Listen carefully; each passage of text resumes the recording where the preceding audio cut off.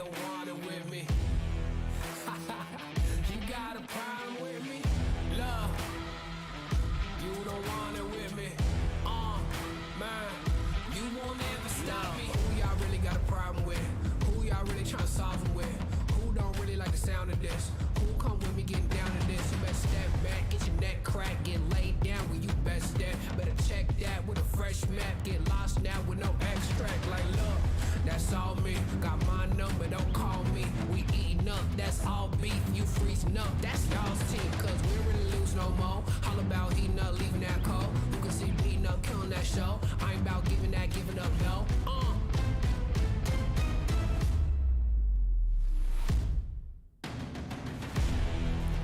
Nah, cause they don't want it with me.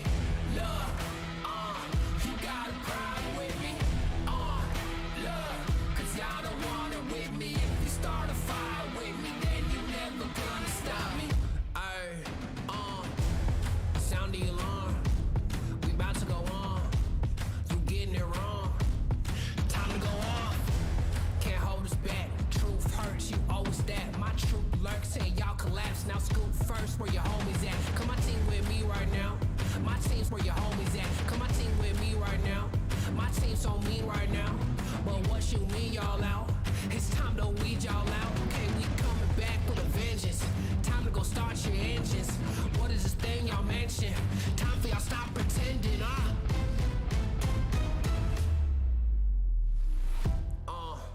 Nah, y'all can't do that. Where your crew at? Y'all can't do that. Nah, where your crew at? Love, man, cause now you alone. Yeah, get out of my zone. Man, cause now you alone. Love, get out of my zone. Nah, cause they don't want it with me. Look, you got a problem with me. Look, cause y'all don't want it with me. If you start a fire with me, then you're never gonna stop me. Nah, cause they don't want it.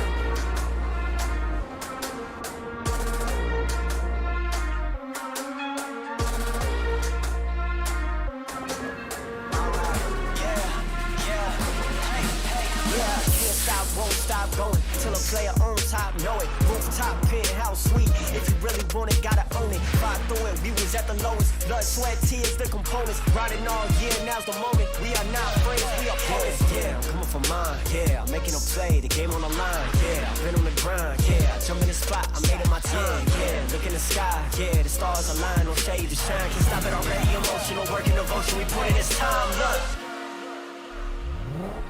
You won't stop.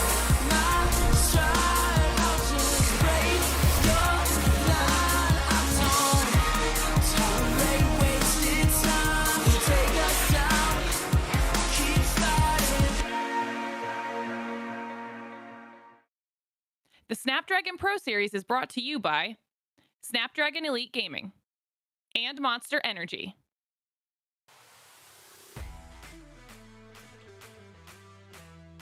A great Sunday morning for some WildRift actions at the Snapdragon Pro Series Open Finals Group Stage for WildRift. This is for the MSPB region. My name is Husky. Alongside me once more is Contra. Today, the stakes have been raised. That's right, and some of the teams will advance for it, but there are those that might just be sent back. So with that being said, these are already at the knockout stages. So Husky, I'm not too sure who's going to be going forward, but there's only going to be 2 teams that will make it forward. Yeah, contrary to what Coach Kaigu of RRQ said yesterday, where he told his team after losing to UDG in Game 1 that there's nothing to lose on day 1. Today is different. For 4 teams, it's all about qualifying to the Open Final Playoffs. But for the other 4 teams, it's about staying alive in the competition. And those 4 teams who are in the lower bracket, they will have to kind of duke it out in a death match, best of 3. That's right, and with that being said, if you guys are brand new into the Snapdragon Pro Series for our WildRift run, let's take a look at the format of the entirety of the tournament. And this is how it's going to play out. We start off with the open qualifiers where teams will try to play through all of their opponents to qualify for the Open Finals, which is where we are at right now. 8 teams will qualify from each region, and then they will play in a GSL best-of-3 format to become the top 4 teams to qualify for the challenge groups.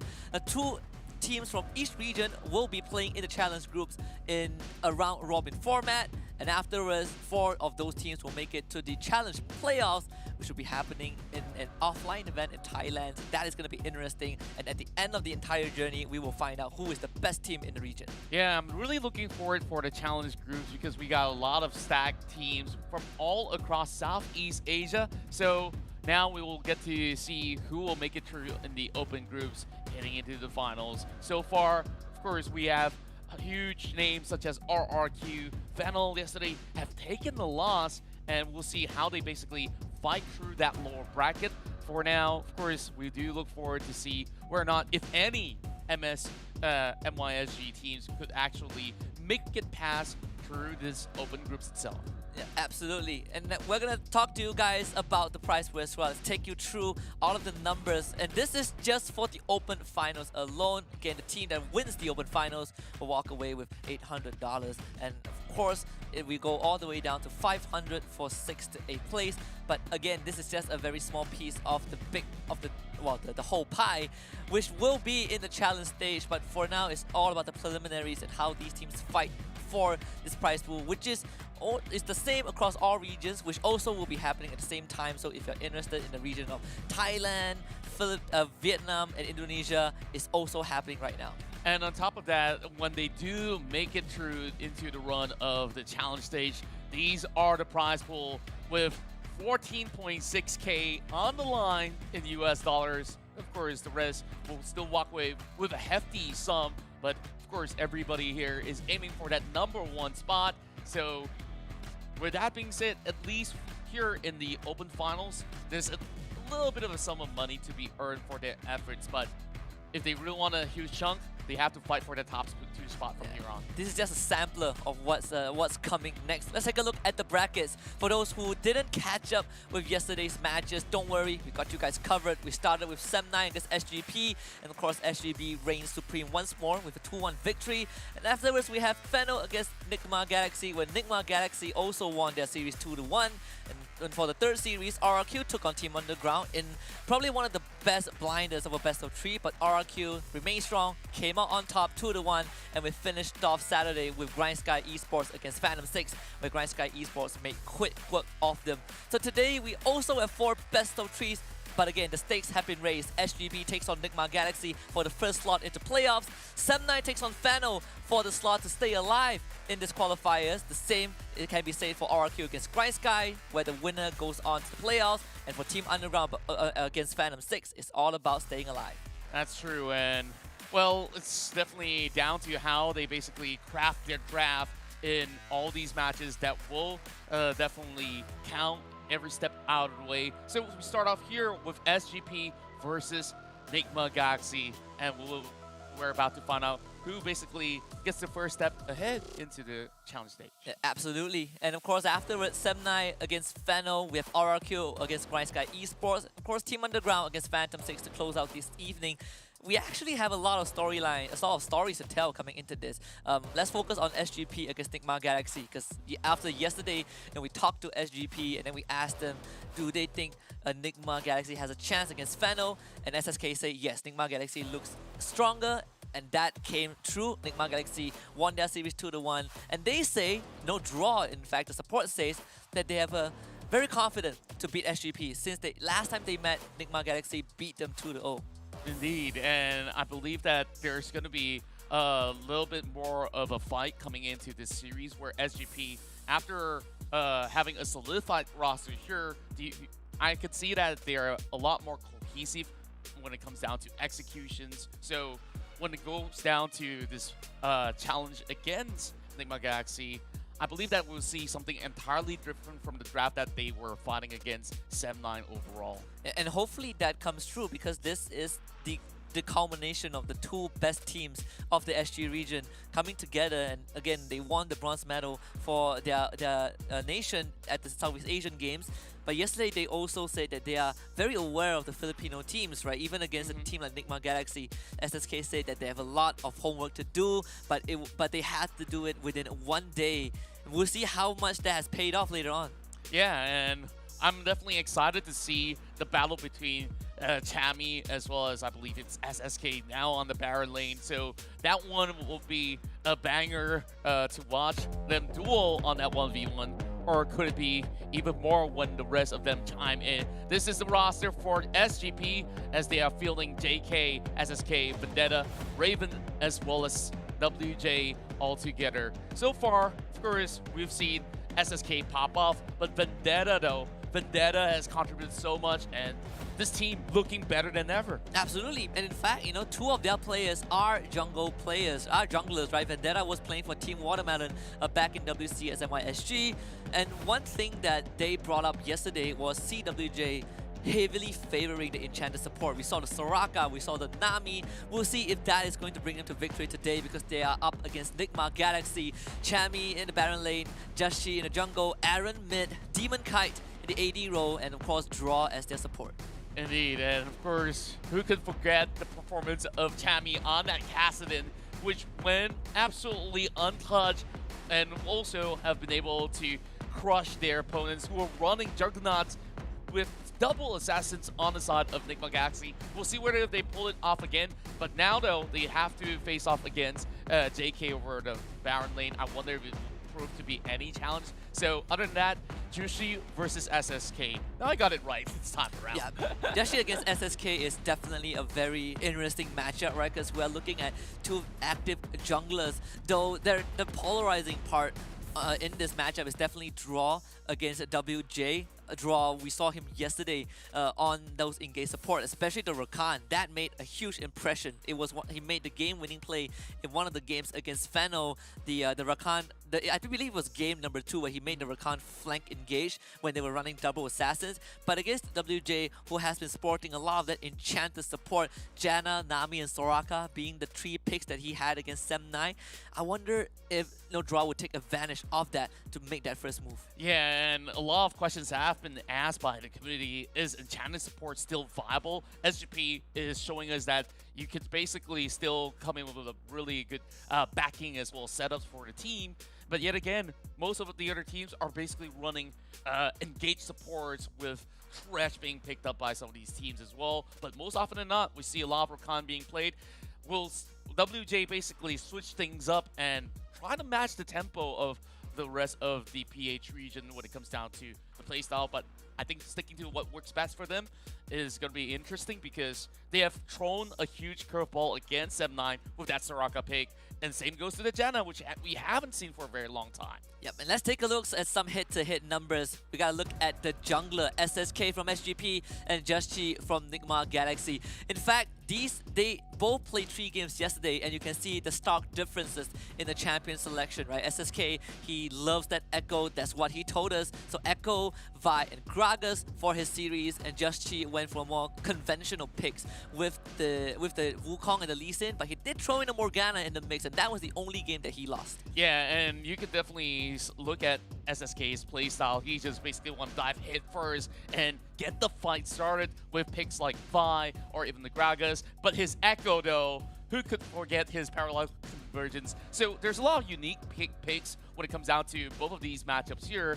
And perhaps we haven't seen the rest of Jashi's pool as he's played Morgana quite a number of times, as we have already seen quite a number of Lee Sins as well as Wukong. So I really wonder if there's going to be any Kha'Zix or other type of assassins. Evelyn? I'm not too sure. Yeah. I mean, a little bit fallen off though. When we look at the Lee Sin, I think this brings up another very interesting matchup that we can look out for in this series, where SSK, he just made it to top 2 Lee Sin off the server yesterday. When we talked about him yesterday, he was top 5. But within just a couple of hours after the broadcast, and he posted that he's now top 2. He's on his way to become the best Lee Sin in the server. And up against Sem9, he was not allowed to play that Lee Sin. Now the question is, will Enigma Galaxy take that chance? Yeah, and I believe that it's either a mental game when you basically post something in social media like, hey, I'm one of the best Lee Sin players around, so are you sure you want to leave that out in the open? So we've already seen Sem9 also investing a ban onto that Lee Sin, but the results remain to be the same. Sure, Sem9 did take one game off, but when SSK and the rest of SGP basically rally up into a team fight, usually it looks extremely clean, and that was against M9. Now against Enigma Galaxy, it's going to be them being challenged in such a way that you have to take fights in a really careful manner. We see Enigma Galaxy coming out with split pushes, a 1-3-1 formation, and there's also a team fight comp, long-range poke comps that has been shown by the team. So Enigma Galaxy, absolutely dynamic. I believe that Joshi still have maybe some other champions that he could still use, even if he doesn't have the Lee Sin on his side. Yeah, and I think you can say the same for SSK, where the champions that he showed yesterday were champions that you don't normally see in the jungle pool, at least the conventional ones, right? So if we want to have him pivot back to the more favorite junglers, I think that is absolutely no problem for SSK. He did address the fact that assassin champions are not as favored because everyone and their family members is buying Gargoyles. Don't play Family members. and their family members, I gotta paraphrase it a bit, but if you guys want to make your predictions in Twitch chat, do drop it down right there. Who do you think is gonna take series number 1? Is it gonna be SGP, putting off the upset, or do you think that Enigma Galaxy is still the favorite? We have our predictions as well, and I gotta say my predictions is on Enigma Galaxy, but I think that SGP will make it a close series. Yeah, and I believe that there's still a lot of fighting spirit being shown by Enigma Galaxy. When we take a look at their previous matchup themselves, they always look to find leads, and whether if they're behind, they will still find a way to bounce back up. So let's take a look at the rest of the predictions as well, coming in from the Gunner casters that are taking a break for this weekend. So we got Hound with SGP and Victor Cax also coming in, but with Pondo putting his vote right there, we're basically outnumbering Hound as well as Cax. Oh, we definitely are. But in fact, I think mine is probably the more convincing one. 3-1 in favor of Enigma Galaxy. I'm trying to figure out what the total prediction score means, but I think that besides the point, I think most importantly is how SGP is going to adapt to what Enigma Galaxy can bring to the table, right? Because if we saw the dynamic of them going for those double assassin lineups, that's something that SGP has not really dealt with before, and I think the support is going to make a huge difference. Again, Draw, he has only shown us a lot on that Rakan, and primarily on that Rakan, but we've also seen a lot of different tank initiation supports from the other teams from the PH region. We saw Ultros with the Leona, we saw Bill with the Thresh, so there's a lot more to be discovered from Enigma Galaxy. Yeah, and with Enigma Galaxy still having so many options available, where Chami, sure, he's shown us that he's not only a player that can play bruiser tanks and something as staple as things like a set. So when it comes down to all the other selections, Kassadin over Baron Lane is something that nobody have expected. So Kassadin remains to be one of the priority bans on the list. I believe that SGP will be looking to ban it if they were ever to be on that red side. So he has to look for alternatives as well. I think something that we have pointed out, that the PH region definitely love their assassins still. Things like Akali hasn't been seen all too much. There was one Akali game to be played out, and it did work decently well, but it's still so hard to shred through all these Gargoyle Stone plays that you mentioned early on. So I believe that some of these other picks have rise in terms of power rankings. Things like a Fiora that could easily shred out all these shields as well as HP numbers. Yeah, we actually saw Fiora and Renekton both taking the Kraken Slayer yesterday. Renekton especially. I don't remember what series that was, but there was definitely one series where the Kraken Slayer was favored, right? And we saw the damage potential from that keystone itself. But I think when we look at the common bans, it's pretty straightforward, right? The Jace is almost perma-ban, only let through for one game. The Yuumi as well. A lot of bans on the Karma, Camille, Wukong also makes it onto the list, Kassadin as well. But I think from this series onwards, I have a feeling that these teams will have to start letting go some of those champions, right? Because we have seen both teams having different dynamics in their respective series.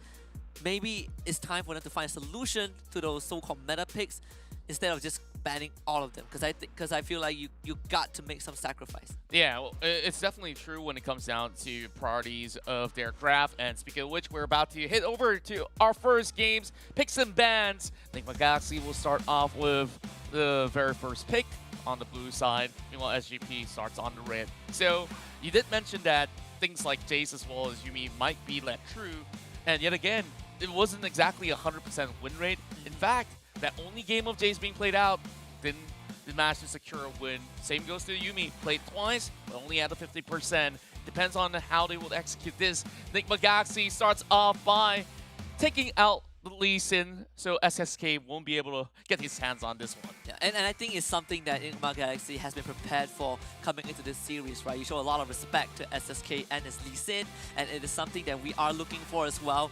How are you going to pivot that ban to suit your team, but also put a stop to what SGP is good at? And Joshi, he is completely fine giving that Lee Sin away. He can still play other champions to engage. We have the Camille that can be considered. We have the Wukong that he has showed in Game 2 against Fennel. So for SGP, it's more on them to kind of find an alternative for SSK. Do they want to put him on a champion that can start fights like the Gragas and the Vi, or do they want to put him on a champion like the Echo who wants to scale into that late game? Well, there's still a plethora of options out there. I believe that Echo isn't the one-size-fit-all option for now, so you might want to leave it for the second phase of the picks instead.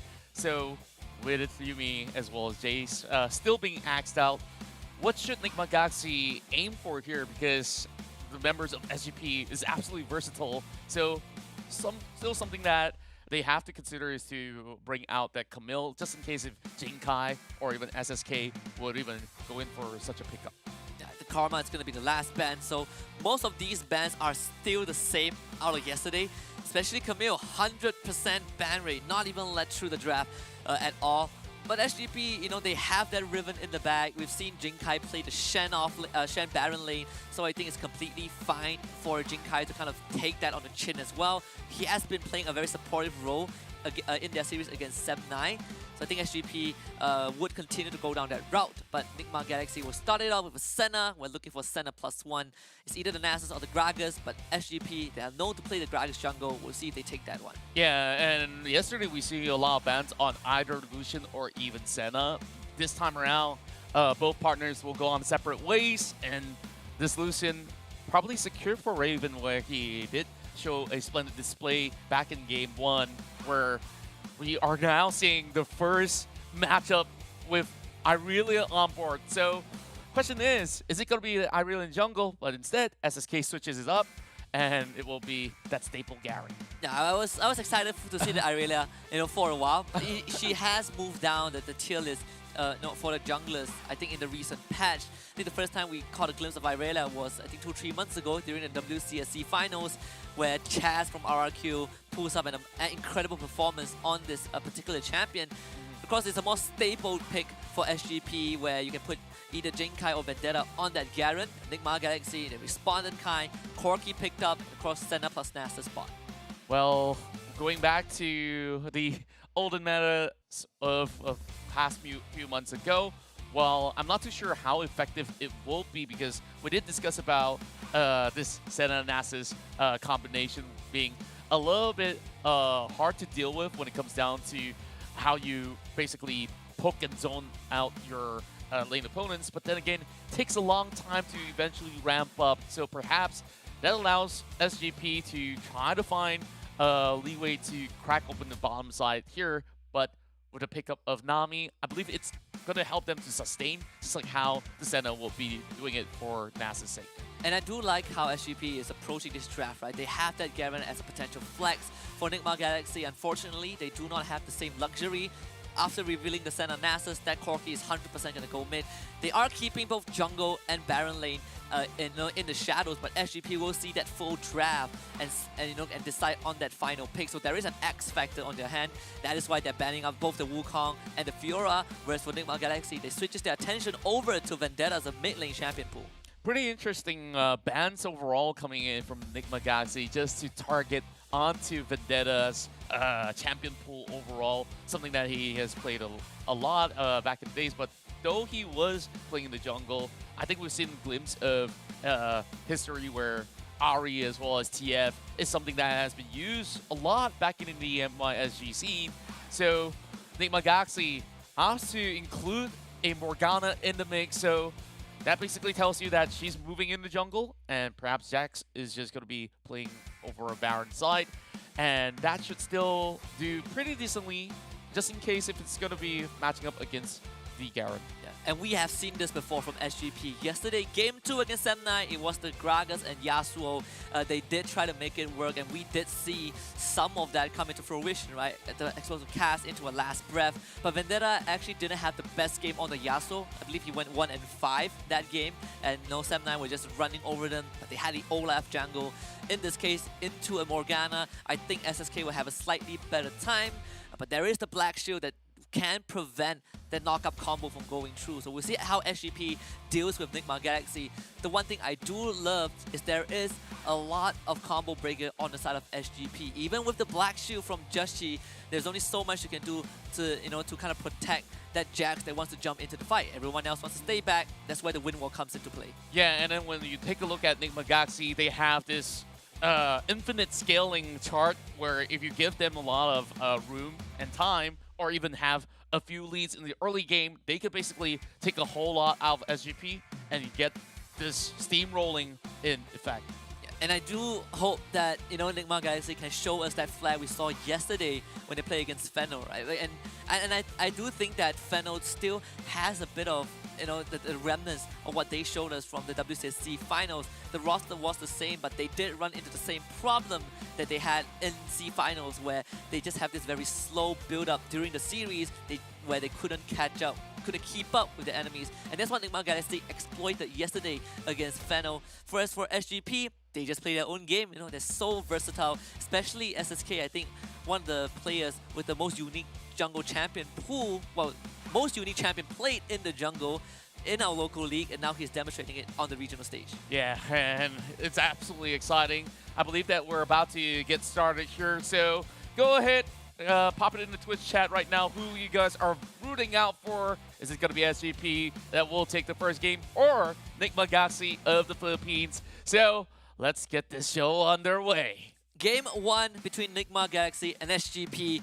A very exciting one, as SGP have shown a lot of respect towards Enigma Galaxy yesterday. But for Enigma Galaxy, it is all about repeating previous victories that they have had over the Singaporean opponents. And this is one of the stages to prove it. Winner goes on to the Open Final playoffs, and losers will have to play that lower bracket next Saturday. Yeah, and this is just SGP just having so many things that they could basically put on the table. So whatever target bans that was laid upon SGP members, especially through Vendetta, they find ways to basically not only adjust to whatever they have, but actually come up with a better solution. Yeah. Porky versus Yasuo over in mid lane, you essentially don't really do much against that Yasuo, and just look at Aaron already getting chunked down. And that's kind of what Vendetta has been doing, right? You can see the trays coming in from Vendetta. He even used that barrier. Aaron forced the flash away with a phosphorus bomb. But thankfully, there's a minute to take the aggro. Vendetta with the dash away with his life and get that honey through it. So a lot of aggressive maneuvers. Both mid laners burning their sums. And something interesting to point out is that Enigma Galaxy is the only team so far that starts the game with either 5 control wards or 4 control wards trinket and a sweeper. Yeah, and usually when it comes down to wards, you kind of want to start with the basic ward where you can put it right there and hope not to be spotted out. But at least by Enigma Galaxy trying to deny vision, it will make things a little bit harder for them to have gangs to come in from SGP. But oh boy! He wants the first blood and he flashes for it. And that one actually goes over, I believe, to Raven, who does have that a bit more extra go off of that, but very aggressive trades from the bot side. Man, it's already telling you that this game is going to be one heck of a series here. Both 80 going down there with a kill. Now Flash coming forward from Jinkai as Joshi zones him away. 2 platings already secured, and there goes Aaron. And a binding onto JK. No flash onto him. He pops the barrier, but does not survive. 4 members of Enigma Galaxy show up top. A lot of priority given over to champion. And just take a look at that with so many members up here. they could just easily crush this turret down in another few waves or so with another good attempt. But SGP, they're playing one of their own. And it's all about taking out Draw, finding a respawn, a body slam into Aqua Prison, and of course Raven grabs the second kill. We're out of that. But SGP though, this goes in for a jungle raid. Couldn't get any plays off of bottom. Meanwhile, Demon Kite has to wait for the moment. A lot of wards being dropped deep into the jungle as well.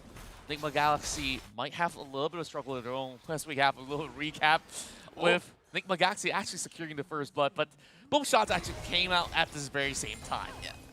Unfortunately, you know, for Raven, you do have a project of travel time. Meanwhile, they do take out Demon Kite down, but Chammy does have the barrier to survive this one. Another dive on the JK that came true. And Joshi just having so much presence over on top side here, giving Chammy the edge. So long as this Jax have the smooth cruise, you know what you can do once you get the Divine Surrender up, and then more and more of all these semi-tank items. He's just going to be unstoppable from here. The only guy that you could possibly see stopping him is to have Shizukai dropping explosive cast, or if Vendetta can find some way to single him out. But just press that counter-strike, he's just going to be remaining alive. And SSK did use that explosive cast just now to pick off Demon Kite down bot. Both NGX and SGP are very close to taking down the first turret of the game. They both forced to reset. And Chammy is very close to the Divine Thunder, and that is what's going to help him to blow through the Garen and the Gragas as the game progresses. And I do like Joshi with his prioritization right, on this Morgana.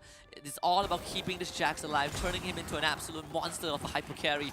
2 times he rotates up top, puts the Black Shield on Chammy, and Chammy goes to work.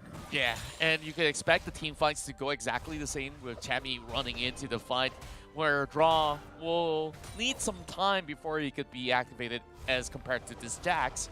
So we'll have to see how much it contributes as Demon Kite currently going on a fasting Senna mode, while the rest of SGP basically matching evenly, and they're only slightly ahead for now, but Vendetta with a challenge. And just Yasuo things.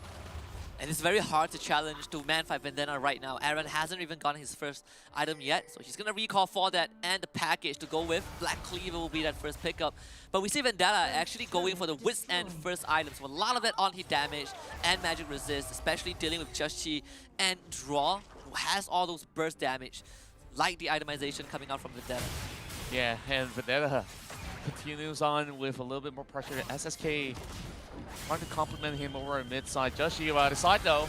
They're going to attempt this. Those Shackles on as well, but you have the Tidal Wave from WJ. SSK not locked down by the Shackles, and both teams disengage. Still have Chammy trying to cut into the scene as he spots out 2 members of SGP, initiating onto the Herald. Meanwhile, Enigma Galaxy should go on for a trade, as we already see Joshi already in the Dragon Pit as well.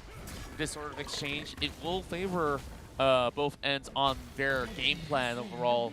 SGP so far hitting the high notes everywhere they go, especially that pressure down on the bottom side where Raven as well as WJ has been able to overwhelm that lane, getting their first turn already, and this is going to be the second one in the back. Nick Mcgoxie opt not to even try to defend this one. Good move from SGP, right? Because bottom lane, you only have Joshi and Demon Kite, not really the best at pushing down structure, so SGP have a lot of room to work with, and Vendetta is going to connect the Tornado for a last breath into a body slam. And of course, they will take down Aaron down mid. Yeah, with this staple combo of Gragas as well as Yasuo, once you get connected with the body slam, it's absolutely over. But here comes the Tidal Wave, gets a clip though. There's an exhaust used on Demon Kite. Joshi also not able to make it out of this. SGP with quick feet gets another 2 down bot. 4 members of SGP trying to find a wave here to shove, but then again, Nick Mcgoxie will have time to be bot, and Chammy still carries on his hot pursuit over top side. But this was absolutely wonderful work coming out of all the members of SGP that were involved in that scuffle, where honestly they didn't really have much more resources to work with. So now Nick Mcgoxie on the back foot, close to 3,000 behind, but then starting to build up a Divine Thunder of their own, so that all these Nasus as well as Jax on the front line won't really get in the way all too much. And that kind of also shows us a bit of the weakness of that Morgana jungle, right? You have incredible control, crowd control and damage, but you do not have the mobility. And if you get caught out in the open, that is what's going to happen. SGP will run you down with their composition. Now, a small reset for SGP. Chami was able to take down that top lane tier 1. It does give Enigma Galaxy some breathing room. But like you say, Contra, SGP are slowly ramping up. Raven is 3-0. Vendetta is Raven is 3-1. Vendetta 2-0, and they're getting their core items very quickly. Yeah, and by having members of the side of SGP now also having great priorities on itemization, we're looking at Vendetta starting off with a Wit's End, looking for the fact that Corki deals mixed damage on top of the Morgana, and when we look at Draw, if he's gonna max his turret spell instead, it's still gonna be dealing a lot of AP damage, so gives him a little bit more survivability, especially on top of that, an exhaust, or maybe even 2 when it comes down to 5v5s. Nick Mcgoxie is still gonna be struggling, especially before they hit mid-game, so gonna buy a little bit more time for that. Package is available, but without any objectives, there's no point of picking that one up for now. SGP being spotted by wards already, as they're just camping it out for now. As we look at the current game state, we are seeing both sides, the support and the jungle, going full AP on this one. Of course, a few more items will come by, and Redemption is already up online from WJ. And that was what we saw from SSK yesterday on the Gragas as well. Just full AP, Rod of Ages, Lich Bane, Rabadons. Just go for that burst. Explosive cast, that one does connect. Get a bubble onto Draw, the damage comes through, forces the Gargoyle, Stone Play, and a flash from the Masters. Enigma Galaxy would not formulate a response. At least they draw them back into the base while they have ample of time to set up for the Rift Herald at this time around. The question is, can Enigma Galaxy even come close to a challenge when they compare itemizations here? I believe if Chami does get a good angle, he might just actually get something out of it. Meanwhile, Vendetta now tries to challenge him back. And Vendetta is looking for that Steel Tempest. Jinkai does show up. Vendetta will try to go for it, but not find it. Chami jumps back in with the Leap Strike. He does have the Sunder and the Blade of the Rune King, so it's not easy for SGP to fight that one, but they do blow out Raven as Enigma Galaxy collapses from both sides. SGP loses 2 members in the blink of an eye. Vendetta might be third as Aaron tries to chase him, but Winnow will block down with a projectile. Jinkai flashes, but he brings the Rune with him, and the last breath comes up from Vendetta, but is it good enough though? Vendetta needs a couple of kills, but he will not find any. Enigma Galaxy with 4 in the bag. SSK tries to salvage the fight, but is only good for 1. Enigma Galaxy finds the ace. SGP was absolutely caught off guard. Great package coming out of Aaron when we saw him cutting into that tri-brush and basically send SGP running out of that area while Chami goes ahead and secure a double of his own. Great team fight overall from Enigma Galaxy, as we have to take a look at it once again. When they start off, they put that exhaust to find their first target. Raven was taken out without even using his summoner spell, and then everyone of SGP just have to retreat all the way, but it was still a dire attempt coming out of Vendetta, coming with a 3-man's last breath, but that's all the damage he could do. SSK at least walks away with a Constellation kill. And in these kind of fights, these are the fights that Just Cheese Morgana works so well when you have the tempo, when you are the one dictating who gets rooted, who gets the black shoe. And SGP, again, it's just a bit of a misstep on the map. They got a bit too aggressive, didn't read it correctly, and now Enigma Galaxy posturing aggressively, a binding lands again, a full combo onto Raven. They try to finish him off, but Raven will be able to escape. Draw once more, uses the Gargoyle Stone Plate, another binding onto Jinkai, and he will have to use his Stone Plate as well. SGP, they do still have those big ultimates, except for the Tidal Wave. Thinking of contesting this one though, SSK, he is getting bursted down by Chami and Aaron, and he's already dead. They get the silence on top of Draw, but no finisher from Jinkai. Chami re-engages with Counter-Strike. Jinkai tries to go for the spin, but it's the Jax with the Golden God Staff. Raven tries to slice away with his sweeping blade, and he will be able to make it out, but it seems like he will be drawn right back into the mix of NGX. And of course, Chami will look for the finisher. A good ebb and flow gets him out. Vendetta slowed down by Blade of the Rune King. Windwall thrown out. He'll be finished off by NGX. Wow, Chami is just doing everything here in his power to just zone off the entirety of SGP, and on top of that, just getting kills after kills. And another team fight that was perfectly executed by Enigma Galaxy as they initially spot out SSK, takes him down, leaving not much chances for SGP to even fight over onto this pit. Take a look at it once again. With immediately having stumbled up, and then they spotted that the rest of SGP moving from the northern end. Well, Tammy initiates again. Doesn't matter if there's a win wall, he just continues to strike them all down with that double stun as well. And there's just no way that Ravens could even actually get into a really safe note. And Vendetta eventually will bow out. And at the same time, I think Enigma Galaxy also ran double exhaust, so it was incredibly hard for SGP to do anything in these fights, right? They just keep exhausting Vendetta. Oh, and JK, he's getting soloed by Chammy. The Redemption is going to keep him alive just for a little while, and the rest of NGX show up. Tidal Wave used as well, but look at SSK, he's getting burned down. And Raven, he's isolated by NGX. You can see that Chammy is looking for him. He does have the black shield, so that Tornado will not bring him into the air. But there is the last breath on the draw. What does SGP have left in the tank? Chammy comes in with a counter-strike, and everyone from SGP gets stunned up. 3 down. And NGX, they did lose Champion Demon Kite, but Aaron will take the rest of them into the grave. A double for the Corki and an ace for Enigma Galaxy. There's no stopping Enigma Galaxy from securing this Baron right now with the perfect ace. And it was just a huge collateral there with Tammy yet again, stunning up to 3 members of SGP as they were trying to come in to contest once more.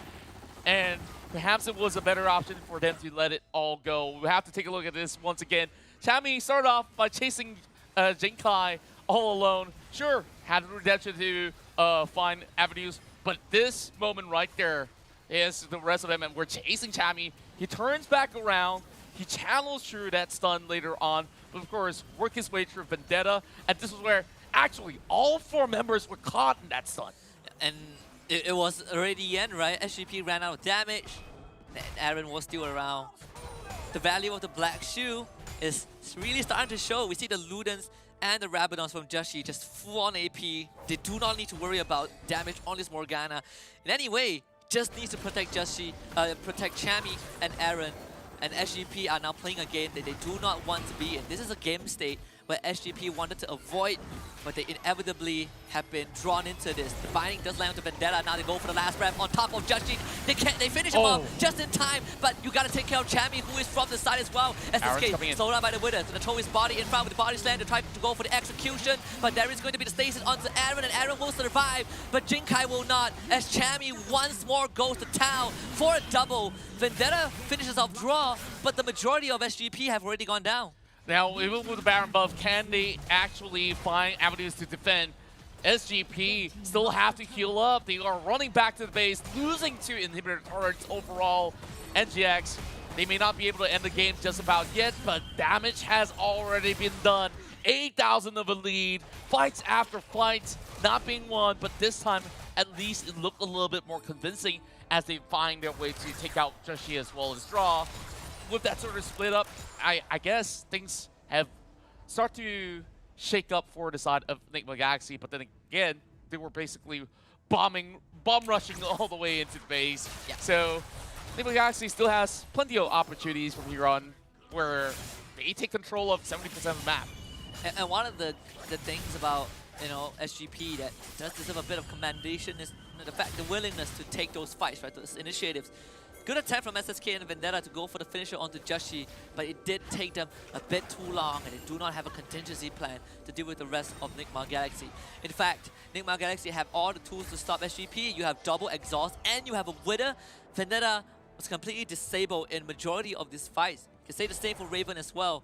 And that is the main damage source from SGP. Yeah, I just love this composition overall. Like, the ideation of it is that you ensure that your hyper carry, which is Tammy, will get all these sort of utilities to protect him.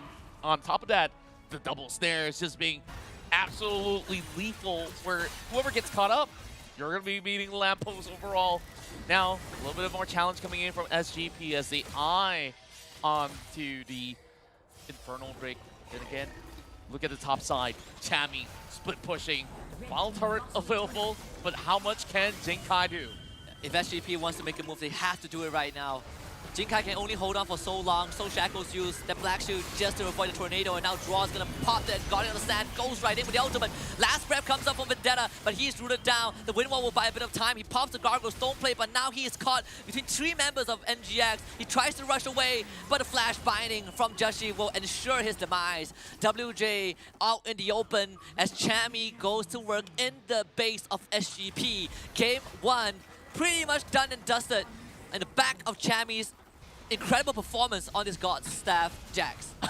Chami does it once again. But of course, as much as we keep saying his name, the rest of the team just looking on fire. Well, I even messed up my words here. Like, they absolutely look lethal in every corner of the map that they basically run all around. And my goodness, this composition here from Nick Mcgoxie just shows that they can basically play the long mile, and in the early game, they still stabilized against SGP, who have found a few leads of their own. But then again, there wasn't any sort of huge initiatives coming out of SGP other than some of the contests over on that river, which have definitely went in the way for Nick Mcgoxie, and there's no stopping from them. And of course, the MVP of the series yesterday for Enigma Galaxy against Fennel was Chami, and he shows us that he is still the MVP material. That early game did go out pretty well for both teams. I mean, SGP are making very proactive moves, but this is the moment where things started to turn very, very south for SGP. Yeah, and look at how Aaron basically helped them get a little bit more of a zone, while the rest of SGP all clumped up together as a perfect setup, basically for a Jax to find his way throughout. And from that killing spree onwards, it was almost a done deal. By the time he gets to the base, gonna get his item, and on top of that, they still got themselves another Herald. So that sort of focused fire coming from Nick Mcgoxie from the get-go on the Baron lane has definitely worked out. But this was that big moment of a fight where, sure, every other member of Nick Mcgoxie were trying to draw attention away. Meanwhile, Chami re-engage, and that 4-man stun is something that we don't get every single day. This game-winning plays after game-winning plays from Enigma Galaxy.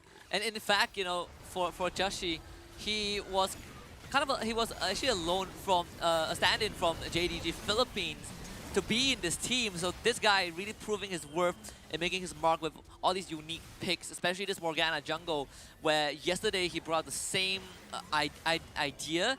They did lose that game against Fennel, but this is one of that game where we see the power of this Morgana jungle when coupled up with a core that can really carry that late game. Yeah, this double support sort of setup is looking to be pretty great overall in how they basically banded the weaknesses of a Jax. And take a look at that. He's been able to tear through 8 of the members of SGP, ending with a score of 8-1. But by the time he finishes all his items, except for the final one, which might be a random wins anyways. So most of the other members, like Vendetta, they're still working on their third item. Nothing that could basically match him up. He's level 15 by the end of the run. Same goes to Aaron. And, you know, it's going to be tough when none of the carries of SGP other than Ravens could match up. Yeah, this is kind of a free farm game for both Aaron and Chami, right? You say double support, I say triple support. Triple support from Enigma Galaxy just to keep those cores alive. And of course, it doesn't make it any easier, the fact that, you know, Joshi and Aaron, the more vulnerable members, have that stasis, right? They run the double exhaust, and they have this wither, all of this crowd control that really stops SGP from having their momentum build up. Every time they go in, they try to kick into high gear, they get slow, they get exhausted, then you gotta start all over again. Raven even committed to a QSS, but even that was not enough. I don't think it's ever enough when you have double exhaust and then wither. That's basically triple exhaust. Yeah. Like, you just can't run from the fight. Like, even if you were to try to steal objectives or challenge somebody on a 2v2, it just doesn't seem to work out all too well. Raven, sure, Illusion can easily dash away and take away all these crowd control in terms of slow. That can only help him once. Not twice, though. And this is where we're seeing a bit of that effect from WJ's champion pool, though it's not really fully kind of put on full display. You know, between the difference of an initiator support and an enchanter support. this time Draw did take a more passive role with the Nasus. But overall, we did see the value that this Nasus brought to the table, right? For SGP, it's all about having enough damage and sustain to kind of just insta-kill their opponents. But when you have all these gargoyles, when you have all of these sustainability from the enemy team, that becomes a very tough task. And we see SGP run on the gas very quickly. Yeah, and SGP, though they start off with some really good picks here and there, it didn't seem cohesive where they wanted those team fights, but they were always overwhelmed because they were dispositioned most of the time. So it's definitely tough to do. But with that, of course, we got ourselves a good game in the series, and we're looking for more. Absolutely. And all of this made possible by our friends over Snapdragon Elite Gaming when winning matters. And for series number 1, it definitely does, because Enigma Galaxy are 1 win away from qualifying to the Open Final Playoffs. But all of this also is made possible by our friends at Monster Energy, helping these guys unleash the beast within them. Check them out at www.monsterenergy.com/gaming. And if you guys want to join us in this conversation about WildRift or any Snapdragon Pro Series endeavors, join us down there at discord.gg/Snapdragon Pro Series. We'll be glad to have you in the community. But with that being said, it's a great opening match, a great showing from Enigma Galaxy, proving true to the name that they are here to beat SGP once more. But SGP has a chance to strike back in Game 2, and we will come back for that after this break. The Snapdragon Pro Series is brought to you by Snapdragon Elite Gaming and Monster Energy. Gangs to come in from SGP, Oh, but Demon oh boy! He wants the first blood and he flashes for it. The zone's away, 2 plating already secured, and there goes Aaron. And a binding onto JK, no flash onto him. He pops the barrier, but the structures of SGP have a lot of room to work with, and Vendetta is going to connect the Tornado for a last breath into a body slam. Of course, they will take down. Gets the clip though. There's an exhaust used on Demon Kite. Joshi also not able to make it out of this. SGP with quick feet, right? He does have the Sunder and the Blade of the Rune King, so it's not easy for SGP to fight that one, but they do blow out Raven as Enigma Galaxy collapses from both sides. SGP loses 2 members in the blink of an eye. Vendetta might be third as Aaron tries to chase him, but Winnie will block down with a projectile. Jinkai flashes, but he brings the Rune with him, and the last breath comes up from Vendetta, but is it good enough though? Vendetta needs a couple of kills, but he will not find any. Enigma Galaxy with 4 in the bag. SSK tries to salvage the fight, but is only good for 1. Enigma Galaxy finds the ace. SGP was absolutely caught. They do still have those big ultimates, except for the tidal wave. Thinking of SSK. contesting this one though, SSK, he is getting bursted down by Champion Aaron, and he's already dead. They get the silence on top of Draw, but no finisher from Jinkai. Still going in. Re-engages with Counter-Strike. Jinkai tries to go for the spin, but it's the Jax with the Golden God Staff. Raven tries to slice away with his sweeping blade, and he will be able to make it out, but it seems like he will be drawn right back into the mix of NGX. And of course, Chami will look for the finisher. A good ebb and flow gets him out. Vendetta slowed down by Blade of the Rune King. Windwall thrown out. He'll be finished off by NGX, right? He just keep exhausting Vendetta. Oh, and JK, he's getting soloed by Chami.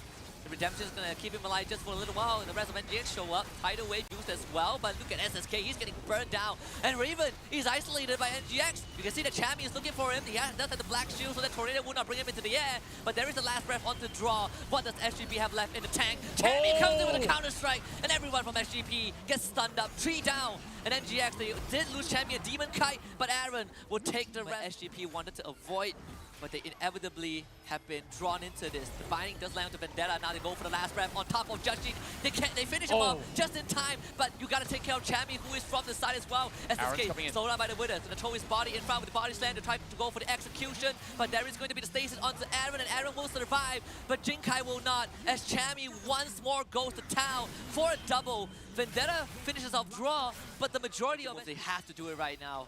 Jinkai can only hold on for so long. Soul Shackles use that black shield just to avoid the tornado, and now Draw is gonna pop that Guardian of the Sand, goes right in with the ultimate.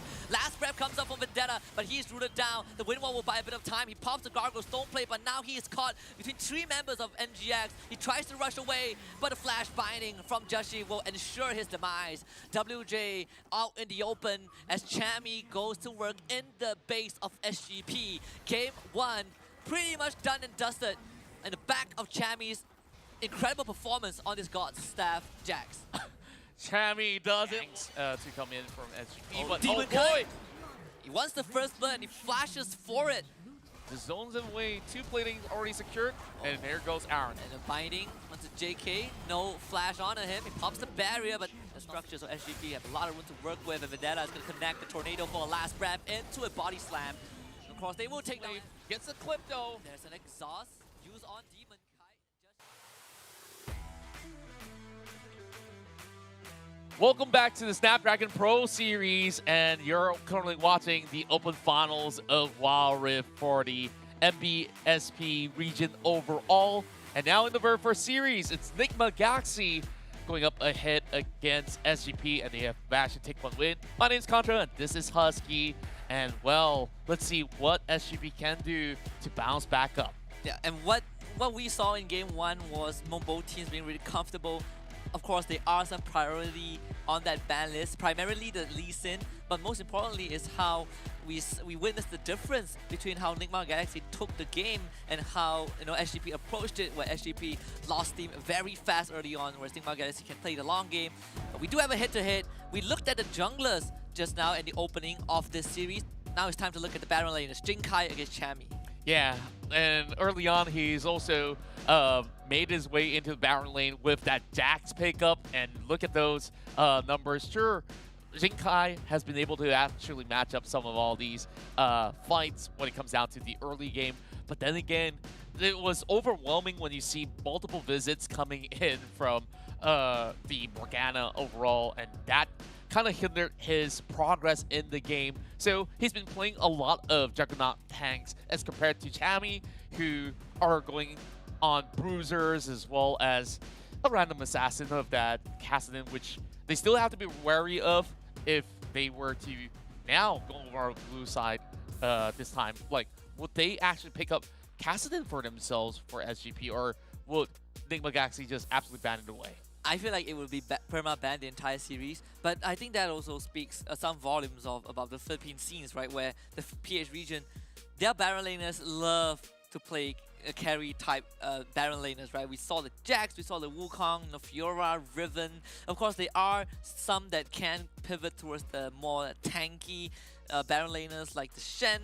But compare that to, comparing Chami to Jinkai, we obviously can see who is the aggressor just based off of the numbers, and the numbers just now on that chart, where for Chami, it's all about getting that damage ramp up. He has shown it on Kassadin, he has shown it on Wukong, and just now he showed it on Jax. Yeah, and the question now is, what else does he have in the arsenal? Because Jax isn't worthy to ban it away, because when it comes down to how Nick Mcgoxie has played this one now, Jax is always going to be a flex pick that could still go inside the jungle. So, in a way, even if you find a counter, they could basically do a switcheroo, depending on what's left on the table. Though, Wukong was not really banned away in that past round, or was it ever a priority to ban that Wukong? None of the teams actually pick it up, and I felt like, sure, it may be a little bit of a decent option to try to stop a hyper carry like a Jax, but with their setup of that double, triple support that we've mentioned early on, like, perhaps SGP might just consider banning away that Senna so that there's not going to be that Senna Nasus combo, and that's at least one problem that they could already address. Then moving forward, you just have to find different avenues to start rallying upon Chami over top side so that he never gets that chance to ramp up. And I think that is kind of the approach that SGP didn't consider in game number 1, right? We did see them mirroring. They were putting Jinkai on an island, and they were just trying to target both Demon Kai and Draw, which did give Raven a significant lead, but it was not enough to make up for the differences that Enigma Galaxy made in that Baron lane. And one thing about SGP that we've seen across these few months is that they love to play fast, hard and fast, right? So that draft is all about getting that train going and not stopping for a bit. And this time they will have the priority on that blue side. Again, for me, I think that for SGP, it's all about being able to play as fast as possible and not let Enigma Galaxy come online. But obviously, Enigma Galaxy have found a way to circumvent that. That's true. Meanwhile, SGP also banned away that cinch, which was played out by Grind Sky yesterday. But Enigma, you can already see how dangerous it could get if you do have a combo of Jax alongside with a cinch, if that ever were to be the case. Yuumi being perma-banned by these two teams overall. throughout the series, heading into the second game. There's still a few more consideration in the back though, especially now with that Cinch ban. There's a few more options to be opened up over onto that pool. So far, Kassadin is something that they will have to take out as well, but Nick Mcgoxie, they will ban that center out themselves. So Lucian's going to be left available. Whether or not Raven want to pick that one up is the question later. And I do wonder, what would Nick Mcgoxie ban out? We have a couple of options, right? We have the Lee Sin, we have the Kassadin, and whichever gets banned out, the other one will get picked by SGP for sure, and Nick Mcgoxie will now have to make that decision. And obviously, I do think that the Kassadin is going to be the a higher priority in terms of getting banned out. Oh but no! Nick Mcgoxie now, they will make SGP choose. Do you want to give SSK his Lee Sin, or do you want to take away the Kassadin from Shami and Aaron? And of course, SGP will have to go for the Kassadin, and that means Joshi has a good chance of taking Lee Sin. It's a better chance overall, and Joshi, sure, he can play that Lee Sin for himself to deny that pick against SGP. Now, on the second pick, though, from Joshi, we'll see if he's going to be able to actually find something to stop this Kassadin from being all too effective, and I think Lucian's going to be a really great answer overall if you were to put it over on mid lane. So Aaron might need to go off of his usual comfort zone just to try to deny this Kassadin from doing much at the early game, while SGP brings up something that we've never seen before throughout this turn run, and it's going to be the Graves, but it will switch it back on something that he's much more familiar with, the Vi. Yeah, and Vi was kind of picked in game 1 between SGP and Seb9, and we did see how SSK was incredibly aggressive, and I kind of do like the Vi pick for SGP for a couple of reasons. I feel like up against the Lee Sin, you are able to play as fast, well, at least try to keep up close with that Lee Sin tempo, and you do have those early to mid-game skirmish potential as well with your Vault Breaker into your Season Desist Ultimate. I think SGP at least will have someone to create the tempo, but then we look at the solo lanes. I think that's where a bit of that problem arises. This Vi pick feels like it's there to complement both Raven and WJ, because Jinkai is going to play slow, and Vendetta will need a lot of time to ramp up. Yeah, and at least there's a lot of protection for this Kassadin if you were to go all in, be it a 1 versus 1 or 1 versus 2. So long as Stand United is going to be up available, it's going to be hard for Nick Mcgoxie to match up against what the burst damage of a Kassadin can offer. But at least with the priority onto the Rakan, it will make SGP think twice before initiating any sort of fight, or Nick Mcgoxie could also start one of their own, make it a lot easier for the setup coming in from Joshi overall as we move forward to our second phase of bans. So Galio is going to be banned by Nick Mcgoxie.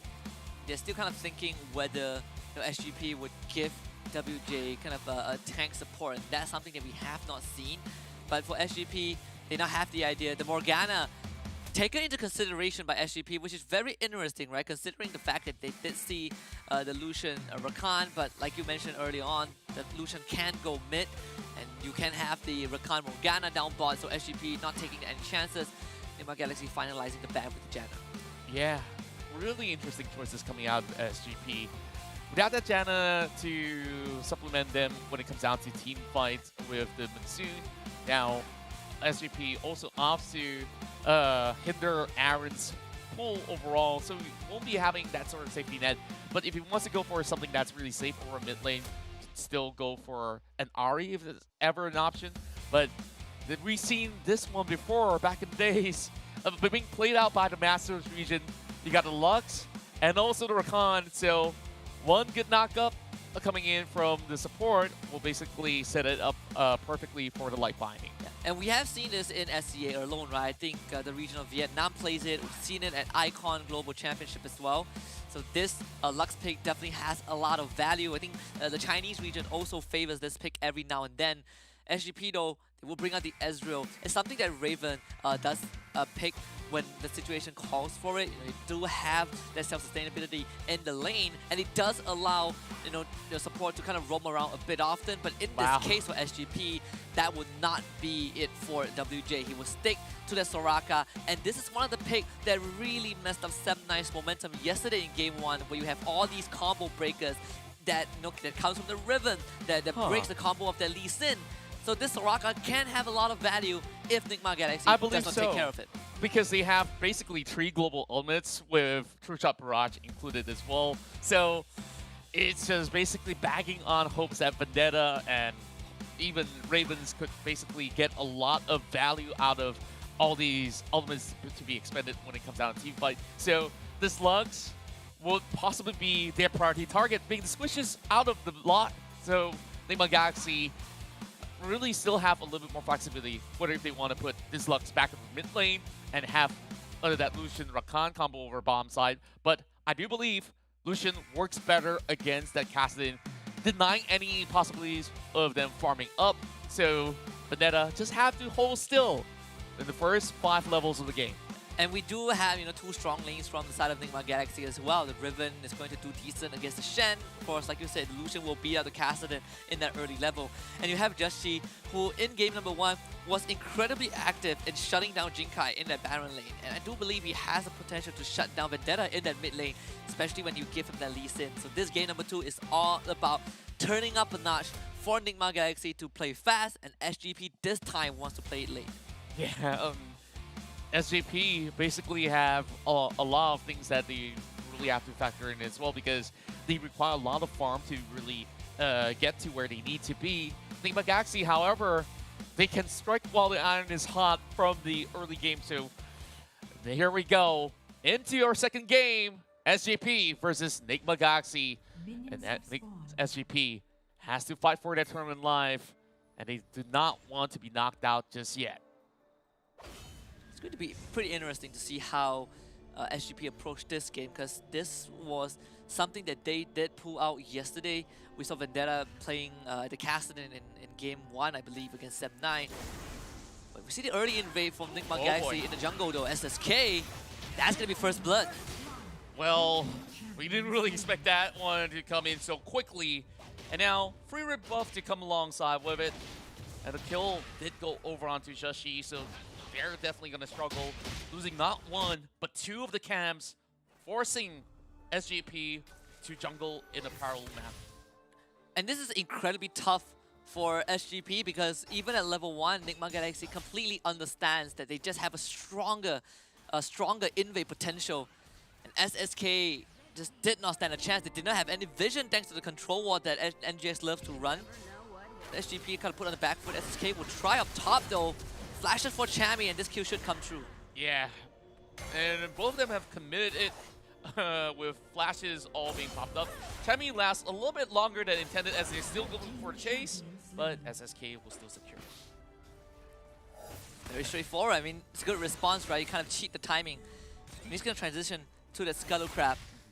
And SGP, or at least will be secured that one. But, for Enigma Galaxy, I don't think they're too worried about it. This is kind of an even trade. What matters is that middle lane, where Aaron is really putting the pain onto Vendetta. Yeah, and on top of it all, at least the kill goes over onto Shinsekai to help him with a little bit more of an EXP deficit early on. But 4 members diving in. And we WJ again with the Sonic Wave on top of him, and Joshi, just a quick movement, gets a kill down bot. And once again, SGP struggles in the early game. And nothing much that this Astro can do to even defend this one. A couple of these plates will be taken out. Meanwhile, they still hold onto this area of play, forcing Ravens to basically lose a lot of EXP. SSK denied again. Gets soloed by Chami as well. Ignite was used. Try to finish off Chami, but the broken wings gets him over the wall. And bottom lane, WJ gets run down. They will get a trade onto Joshi, but that is pretty much it. I mean, NGX, we say they want to play fast, and they are playing extremely fast. Yeah, something that Enigma Galaxy has been known to do for these couple of games. Though the first one, they just require the Dax to really come into effect. As we currently see both of the Baron laners matching up pretty well. Of course, go over onto Chami to get a little bit more lead in terms of goal. Both sides basically opting for a Sungrower start, as the Kassadin already struggling to get his farm going. But here comes Shizukai. Cease and desist on top of Aaron's gonna flash away. They have Joshi with the kick. SSK brought down low. The Stand United will not be able to save him. SSK still goes down. Yeah, and that kill was just perfectly being set up, and even Stan United being committed. Now, that leaves up so much room, open up for top side. And Jinkai again tagged by the Sonic Wave. To follow up with a safeguard into a flash wind strike. Another kill for NGX. And NGX basically just punishing side lanes after side lanes, and you just really got to give it to Joshi because his presence across the map has just been able to complement all these sort of moves coming in from their laners overall. SSK tries to get one by charging up to Demon Cut, but we'll be able to get him snared. Meanwhile, top side. Yeah, Jinkai once more just receiving punishment from Joshi and Chami, and that tier 1 is going down. The same movement from NGX, just like in game 1. It was all about getting Chami online, and Joshi knows exactly what to do. This kind of shows us the problem of SGP's lineup. Very passive lineup that wants to just farm and skill. NGX is not allowing that to happen. Yeah, exactly the point that I really want to bring up is that the real reason why Joshi is always on that side lane is just to deny as much gold and EXP away from the Baron laner as well as their AD carry. So without any of them basically having good function in those team fights, then what's the point of that Stan United? You come in as a weak Shen, not really doing all too much, and we have Raven who have just completed at least one item, still basically sustained, but Vendetta. And Chami wants to kill Vendetta. This was ignited but survives. Slither fell. Close enough. Committed with his final spark as well. Joshi wants WJ to go down. Stan United again used, but just not enough. Not at all. And currently, just look at the disparity in levels. Chami's already level 8. You're gonna look at Jinkai, JK, just hitting level 7. He was at 6 early on. So NGX definitely dictates the pace, secures the first Dragon of the game, while SGP will try to hurry up to get their herald of their own. So at least a little bit of good trading coming over onto SGP to try to find ways to come back to the game. 6,000 gold lead for NGX. 7,000 in 5 minutes, right? Almost 7,000 in fact. But the silver lining is SGP. They do get the Herald, can use it to break those structures. But NGX are just having a massive lead right now. Everyone is getting their core item. And if you look at Jinkai, he's in a state where SGP, they were forced to leave him on an island, and he's getting profusely punished by NGX. Yeah, overall, even with the Herald being popped up, it's not going to get all too much value, but it's just a couple of all these turret plating, at least band-aiding the sort of goal loss for a little bit for the moment. But you couldn't even have a full team of SGP basically storm right through because a 5v5 right now is basically calling for suicide.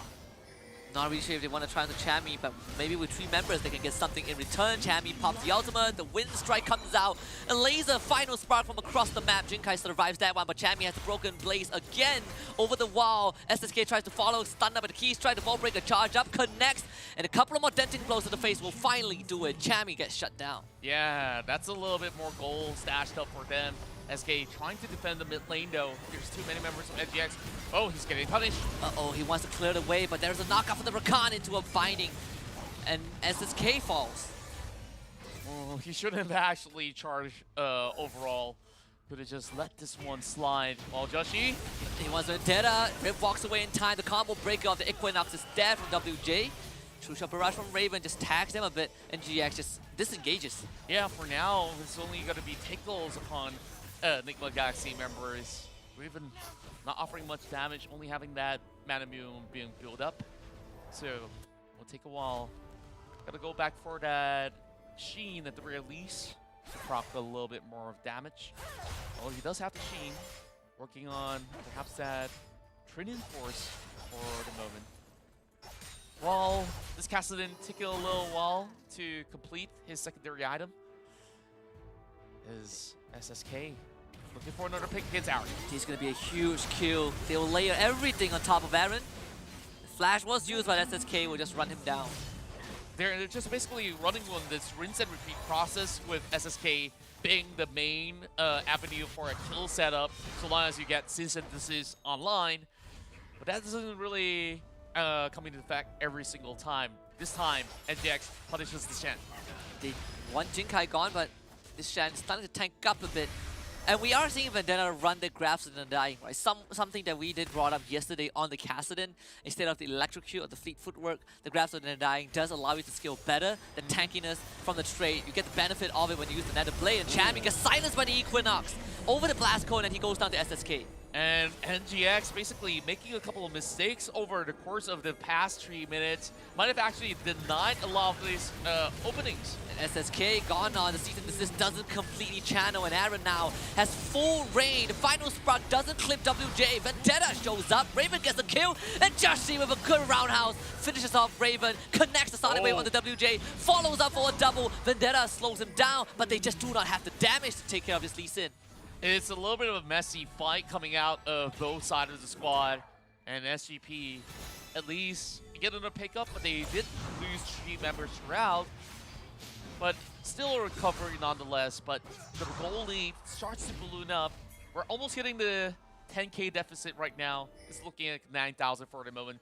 It starts off here with SSK getting into a grand challenge knockup, and then you have the rest of SGP trying to follow up, but everyone was basically caught in the line of fire of the final spark, having to dodge in separate ways. The Redemption did buy a little bit more time for them to look for a pick, but Joshi lands that perfect Sonic Wave all the way to the back on top of WJ. And NGS will get free reign of that Rift Herald. And that Champion kind of has been tamed just for a while by SGP, and they're continuing to put that pressure onto him. And this is why NGX are showing are rotating down bot. They want to have a bit more presence to protect this Riven, but all SGP wants is that turret, and they will get it.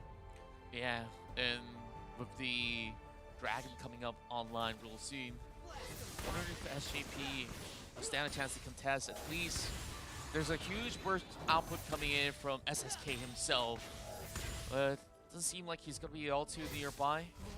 NGX going to break away. No vision setup by the side of SGP. Shot Barrage utilized, and the easy Dragon overall. Nick Mcgoxie now moves forward. SSK challenges. Want to burst Joshi, but Joshi once more with the Dragon's Ray and connects the Sonic Wave on the Vendetta. Jinkai shows up with the Stand United, but SGP are not synchronized to go on for the engage. They will get a flash Vault Breaker onto Aaron, and finally some return for SGP. Well, they have to worry about the topside tier 2 though, because of that channeling of Stand United. It opens up so much space for Tammany to find ways to open up the map, and now at least he managed to match up to the rotation, but we're on to mid side. See a little bit more shelf coming on. Nick Mcgoxie just play it slowly and just bait SGP into a couple more fights. Well, Ultimate being channeled just to try to stop the recall, perhaps. They're not even online. SSK just got the Edge of Night, kind of the one of the common vibe builds right now. You just want to get in, get your ultimate off. I believe SSK even has the ultimate shield as the rune, just to get the extra durability to be able to get the hard engage off. But NGX still keeping up pretty well. 9,000 gold advantage, and SGP have only cracked one of the turrets. Setting up this Death Brush, looking for Aaron again. Sees and desist, the follow-up, Equinox is dead. They get a silence onto Aaron, and the finisher will be dead. But now, Enigma Galaxy comes in for the re-engage. A good ultimate, the quickness, knock up, and the binding with Demon Kai secures 2 kills for NGX, and WJ left out in the open will give Demon Kai a double. My goodness. SSK basically just wants to punish Aaron.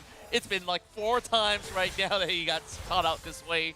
So, sure, even if they do, when they overcommit just for that one single kill, Nick Mcgoxie gets 3 folds in return, and I say that's bang for a buck. And now on top of Raven, easily secures this one as Joshi goes unstoppable. Yeah. And the taunt doesn't even last long enough for Draw to go down. And that's Enigma Galaxy diving past Inhibit turrets for a kill on Raven. And not only that, 3 sides of the lane are also being shoved right in. There's a Herald to worry about. Vendetta tries to give chase against Shammy. Oh, he's got to be on the lookout though. SSK still has cease and desist. thankfully out of range. And SGP kind of running into a brick wall. Constantly wanting to go for all these individual pickoffs, and they do have the tools to make that happen. Unfortunately, it is a lot of commitment to make those kills come true, to convert those abilities into something. And then GX just have more efficient ways to strike back. Yeah, SGP is trying to stall time for this Kassadin to come into effect, but then again, Nick Mcgoxie already hitting onto the Baron, but take a look at the rest of SGP. So far away, I don't think there's any challenge at all. Nick Mcgoxie gets this one for free, and there's just nothing that SGP can do about this. Yeah, SGP, we will see this a bit too late. Enigma Galaxy gets a free objective. Baron power play coming out. The 3-minute timer is going to start ticking. But for SGP, now they got to stop all of these split push. They were able to shove out the bottom wave, but that is pretty much it. There's nothing much that they can do. Let's get a kill off Champion. The recall actually completes for Demon Kai. So now Champion's left out in the open, exhausted with the stone plate just to get some resilience. And now his draw shows up with the quickness. They get a taunt from Jinkai and Chami. He's still alive. Joshi now joins the fight, and everyone is so low. The Flash Tempest to slow them down. They get the Star 4 and a good Fault Breaker to break the GA of Joshi, but watch out for Demon Kai. Flash Binding catches 2 of them, and then GX, they run down SGP up in the top lane. And with nothing left in the SGP tank, NGX will slaughter them, and they are ready to take this series to a win. SGP kept overcommitting for just one single kill, and look where it led them again. 3 more takedowns. That Flash snare coming out of the Lux is just something else. So here comes Joshi again, going for that dive. And NGX have proven their superiority, and they have kept their promise to beat SGP another time. And most importantly, they have delivered the first ever Kassadin loss. It's a competitive tournament. No more 100% on the Kassadin. NGX, the first team to advance to the Open Final Playoffs. Congratulations to Nick Mcgoxie as we see 2 wonderful games back-to-back from the team, and their ideation of how they play WildRift differs from the rest of all the other teams that we've seen so far. This time around, you bring that Lux and Rakan setup over the bottom side, making it pretty hard to deal with from that early game. And then, how do you take down that Kassadin? You basically send that Lucian up in the mid lane and don't even let him farm at all. Yeah, and most importantly, you shut down the side lanes. You do not let SGP have any room to buy time for the Kassadin.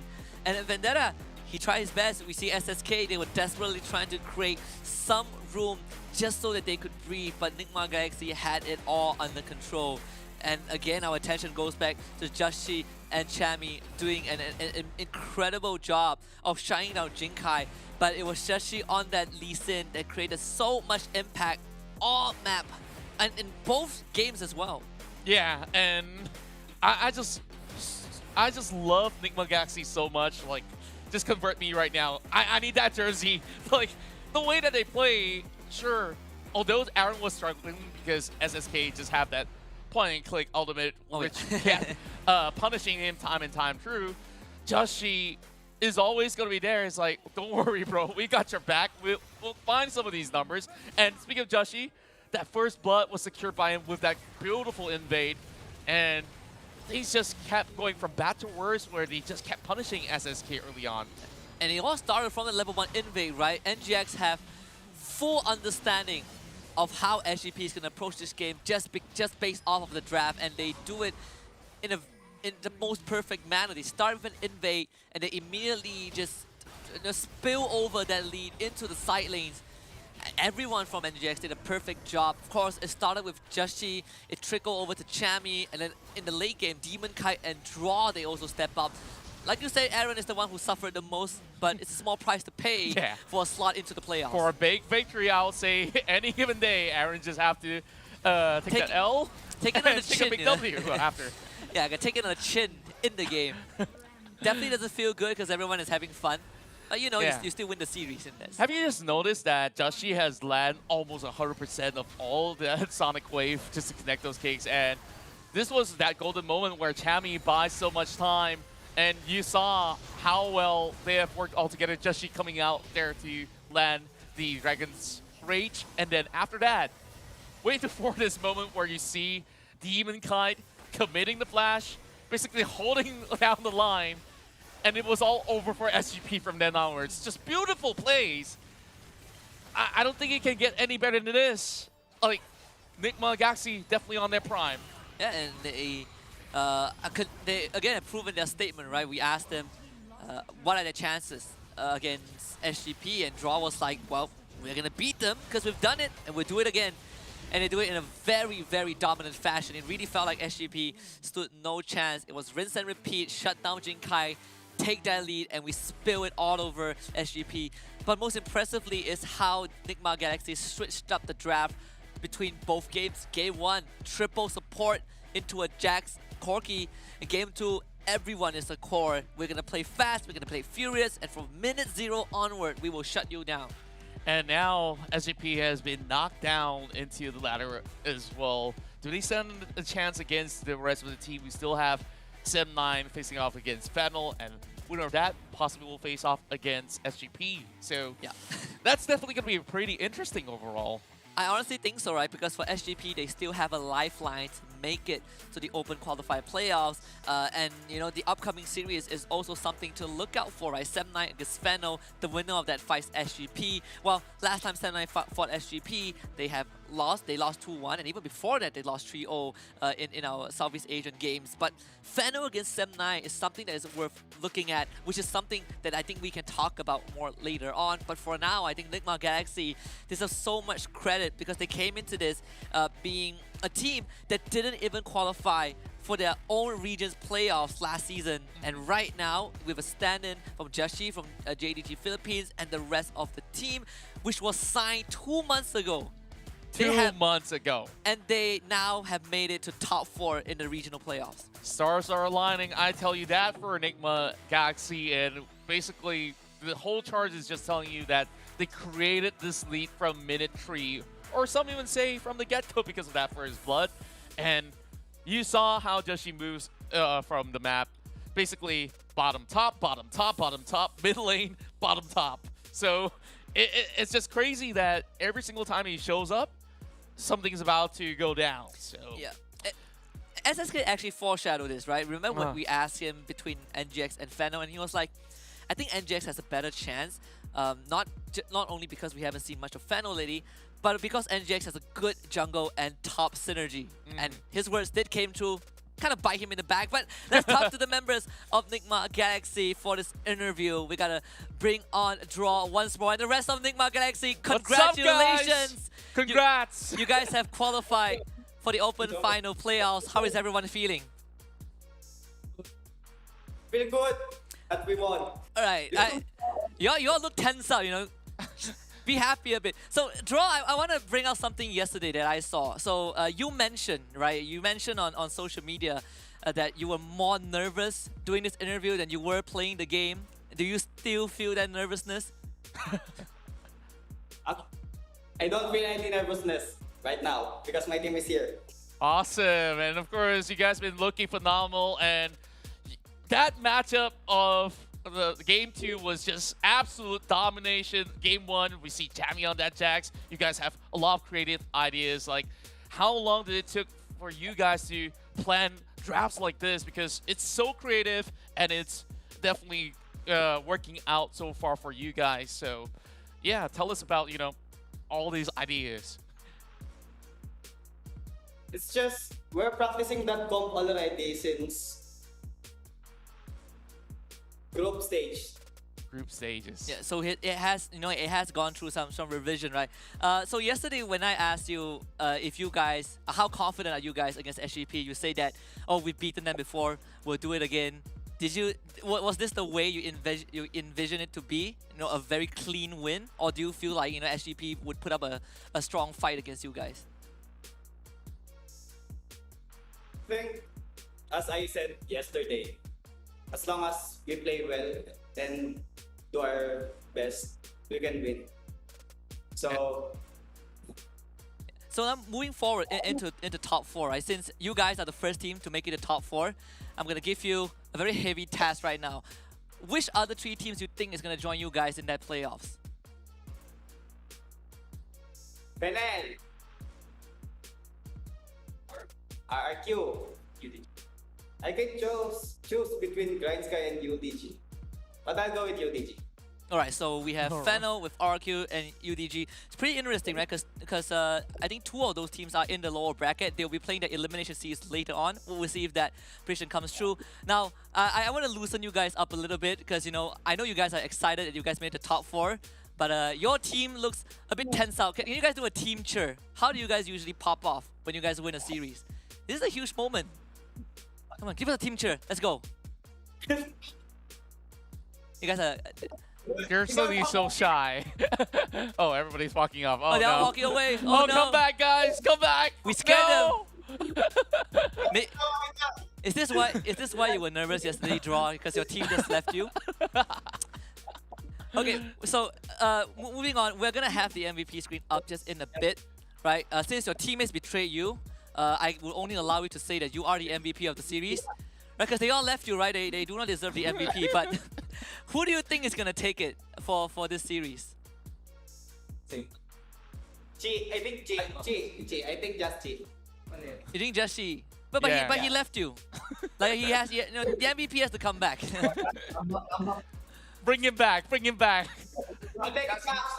And indeed it is Joshi with his insane Lee Sin plays all across the map, and nobody of SGP could have actually handled the heat. Yeah, I mean, it's just a great performance, right? There we have it, the MVP of the series. Draw, you're doing a really good job. I appreciate you here with us.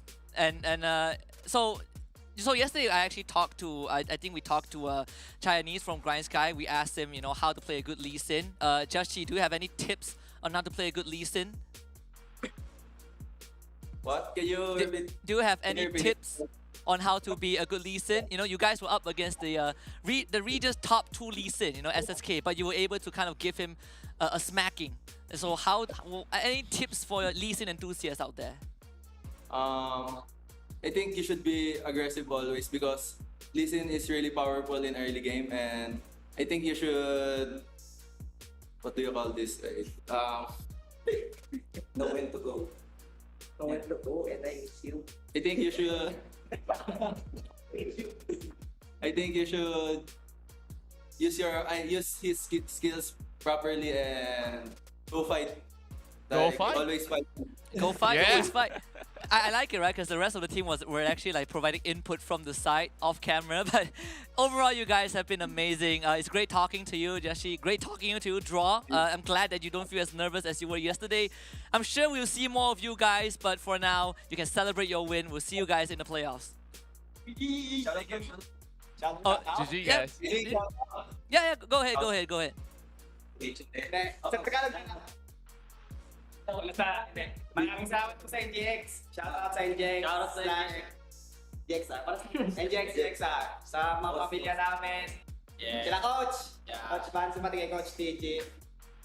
And to all our fans out there in Masters. Mga sabog-sabog.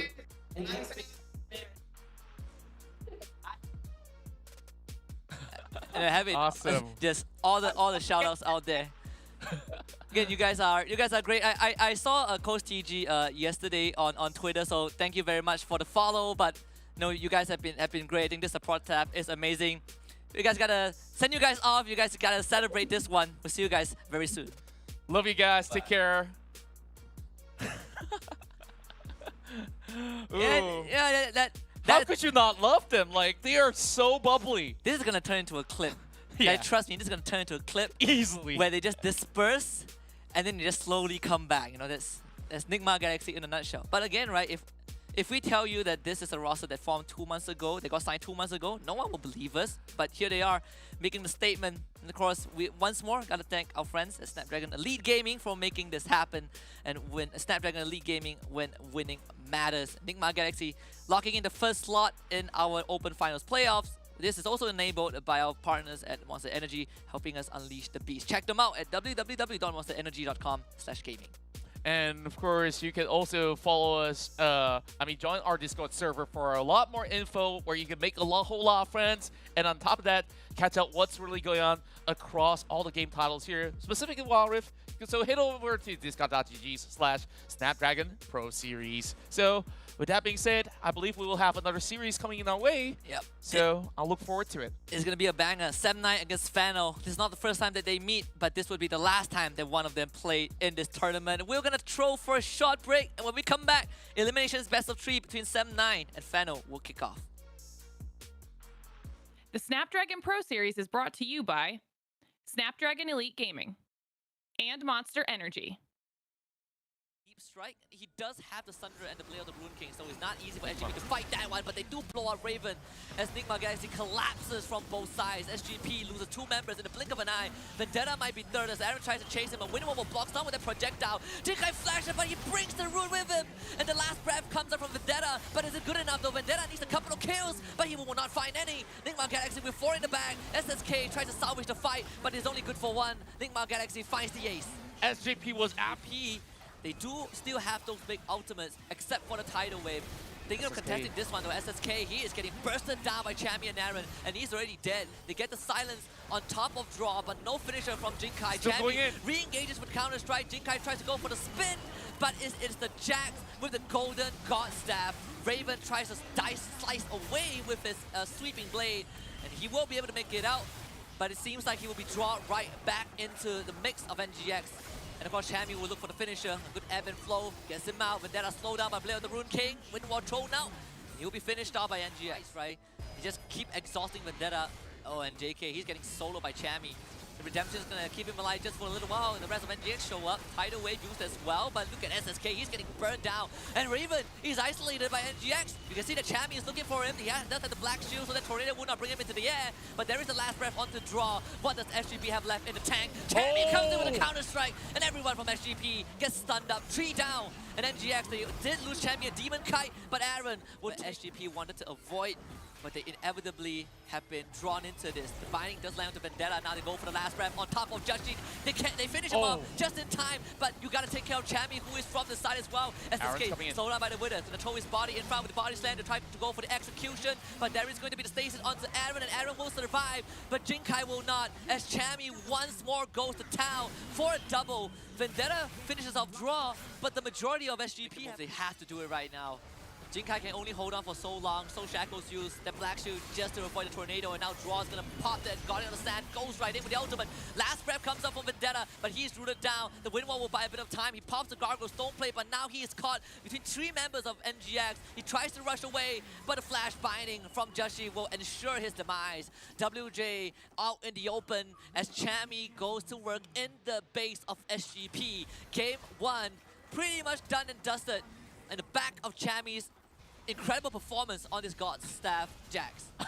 Chammy does it the past 3 minutes. Might have actually denied a lot of these openings. And SSK gone on. The season desist doesn't completely channel, and Aaron now has full reign. The final spark doesn't clip WJ. Vendetta shows up. Raven gets a kill, and Joshi with a good roundhouse finishes off Raven, connects the Sonic Wave on the WJ, follows up for a double. Vendetta slows him down, but they just do not have the damage to take care of his lead. Chammy, the recoil actually completes for Demon Kai. So now Chammy's left out in the open, exhausted with the Stone Plate just to get some resilience, and now his draw shows up with the quickness. They get a taunt from Jinkai and Chammy. He's still alive. Joshi now joins the fight, and everyone is so low. The Flash Tempest to slow them down. They get the Star 4 and a good Vault Breaker to break the J of Joshi, but watch out for Demon Kai. Flash Binding catches 2 of them, and NGX, they run down SGP up in the top lane, and there was nothing left in the SGP. It's elimination best of 3 time between 7-9 and Fano in the Snapdragon Pro Series Open Finals for WildRift for the MSPB region. And we have an important best of 3 up in our hands. My name is Husky. Alongside me, once more, is going to be the one and only Contra. Last time 7-9 met Feno, they lost 0-3 at the WCSC Finals lower bracket. And this time we get another rematch. Feno gets another chance to knock out the Malaysian representatives from a tournament. Yeah, just a little bit of throwback to the WCS as well when they both faced off. It was 7-9 getting those initial leads and suddenly dropping the ball, and they continued to on that best of 5, and it still didn't work out. Have Sem9 found ways to basically hinder Fennel and finally land their final blow onto the Nexus? I'm not too certain myself because Fennel still looking strong despite some of the players out there saying that, hey, they may not have scrimmed as much, they may not have been able to practice, but you still see raw talent shining through where Fennel still gave some really good fight yesterday. Yeah, and I think Fennel, right, even though they lost to Enigma Galaxy, I think it is a loss that they can't take it on the chin simply because Fennel as a team is just cohesive.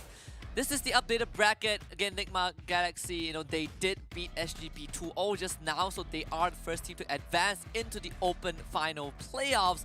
For SGP, even though they lost that series, they still have a chance. They will be waiting in that lower bracket finals for this group stage to face off against the winner between Sem9 and Fennel, and whoever wins the series afterwards will go on to qualify to the playoffs. And after this series, we have RRQ against GrindSky Esports, where winner takes all and advances to top 4, and we end the day with Team Underground against Phantom 6. That's right, and I'm pretty sure that when we look into the series, whoever wins will have to face off against SGP again. So we start off here with Sem9, who's looking forward to that grudge match. So far, the players that we're hoping to look at here is Winter as well as Arhej. Of course, it does involve a lot of Becky as well as Sagi when it comes down to how they set up team fights and basically dish out majority of the damage, and Chili to supplement that as well. But going up against Fennel Adversity, I think this is definitely going to be their biggest challenge yet. And if they do win, they have to meet their nemesis, SGP. Yeah, and honestly for Sem9, right, the entire tournament up to this point when they face SGP and now Fennel, you know, made up of Calm, Domain, Arise, Danny, and Arisen. The one theme that Sem9 has been going through is that deja vu feeling, facing against their most recent opponents that eliminated them from a tournament, right? It was SGP at the Southeast Asian Games, it was Fennel at WCSC Finals. They lost to SGP yesterday, and today is another demon that they were not able to overcome. Yeah, and perhaps this is where they won't be able to conquer their fears from now. And Fennel has been looking great overall. And let's also take a look at the head-to-head matchup between both Baron laners. Sure, RH may not have the best of stats from this run here in the Open Finals, but oftentimes when he does get his openings, he can basically be the one that shines throughout the members of Sem9.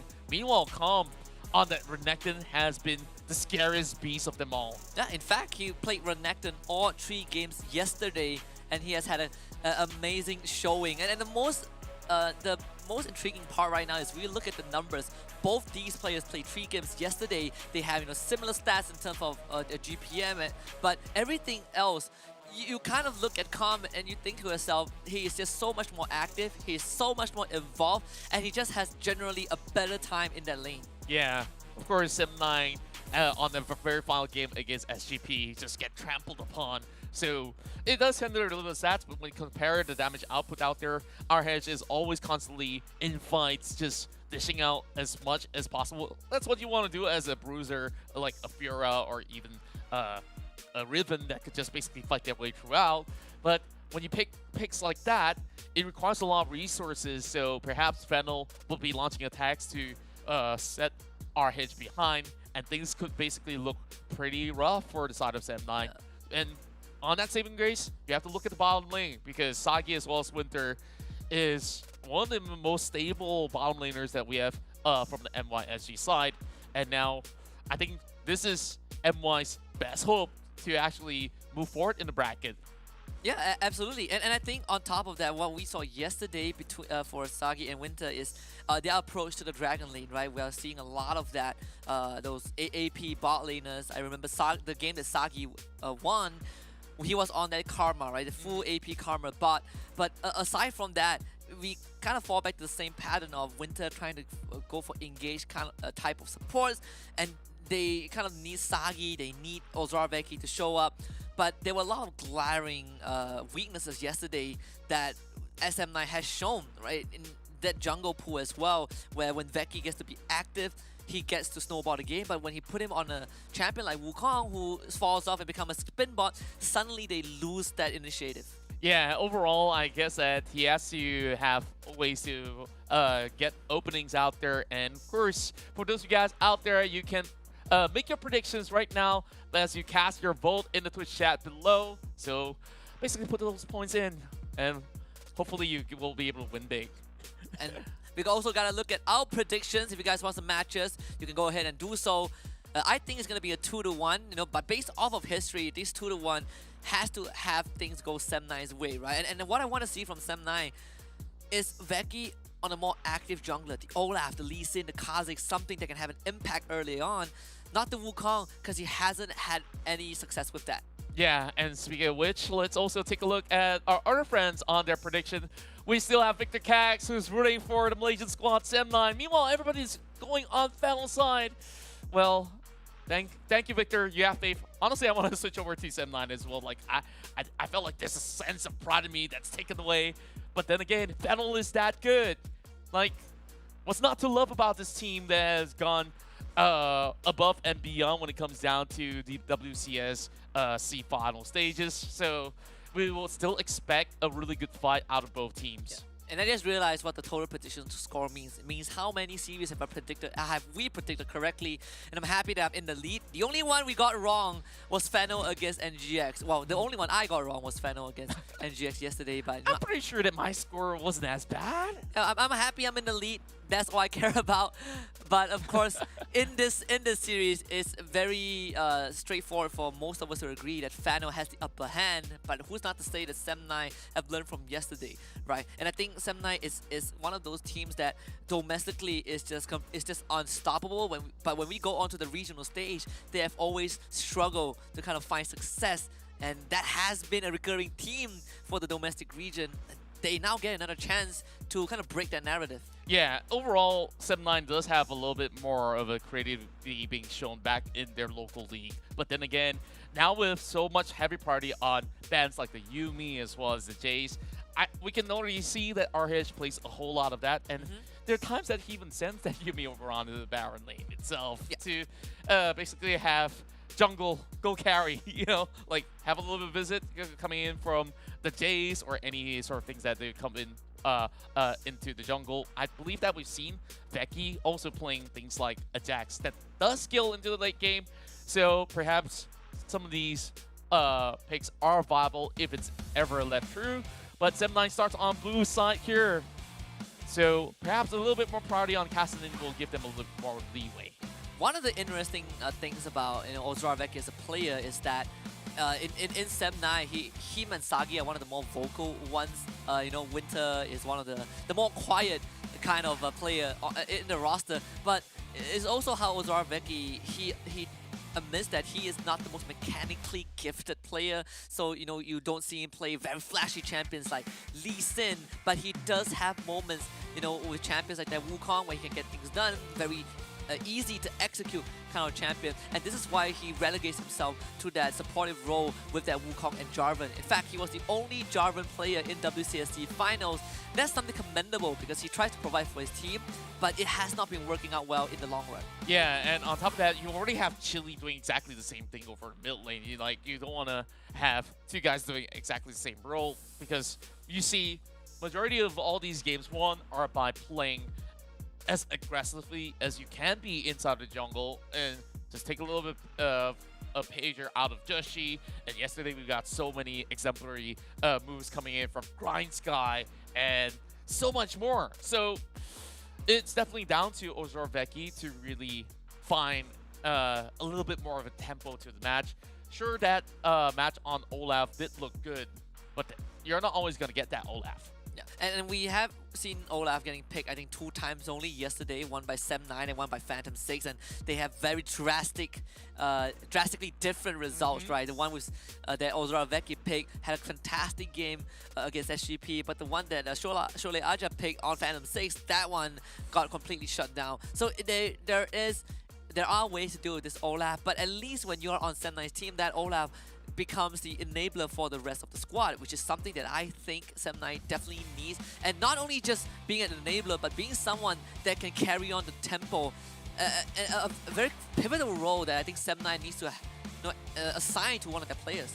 That's true, and now with a lot more things to really factor in as well, they are also banning champions that usually will pick for themselves Meanwhile, Fennel now invests in a ban onto a Lucian. So one more final ban coming out of Sem9 has to be Karma. So nothing too much has changed from the usual sort of axe list coming in from day one. Yeah. Meaning to say, Fennel, they have good access onto all these juggernauts that they run yesterday, though they did lose it out against Nick Mcgoxie. But who's to say that they're not going to use it against Sem9 as they start off here with that Senna. Now, who's going to be the +1? Is it really going to be another set, which they did bring up here time? Yeah. I feel like Set kind of is slower on the priority, right? We always look at the Nasus as a different, well, as the perfect partner for the Senna. But the good thing is that a lot of champions that Sem9 plays, Fennel, they don't really contest, right? They are fine with giving away the Wukong or picking it for themselves because Sem9 don't have much success with it. But Domain is also a huge Lee Sin player, a champion in the jungle that Ozora Veki hardly brings out in competitive. So Fennel have so much more room to wriggle around. That Lee Sin would not be the priority. Yeah, they are just focusing on taking away supports that Winter might want to take for himself. But in this case, it doesn't matter as much because Sem9 is running that Senna. I'm looking at a lot of knockups coming in from Fennel and Sem9. They're really wondering, are they really going to be snatching up that Yasuo and could that actually set them back? Sem9 definitely taking their time to go for their pick as they find themselves having that Galio, which could be a really good pairing over the bottom lane if you basically want Winter to be going on that role. We've seen time and time again. Chile does play a bunch of Galio as well, so it's definitely flexible from here. Chile has only about 8 seconds to decide, and either if they want to match up the jungle or Baron lane, they have to do it now. And that's where we see the Riven, right? Kind of a potential flex between RH and Veki, but it definitely pans more towards RH in that Baron lane.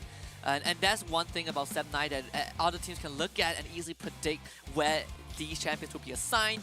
But Fennel, a lot of things are still up in the air. Again, that jungle pick doesn't have to be a priority because they have a flex in that Wukong.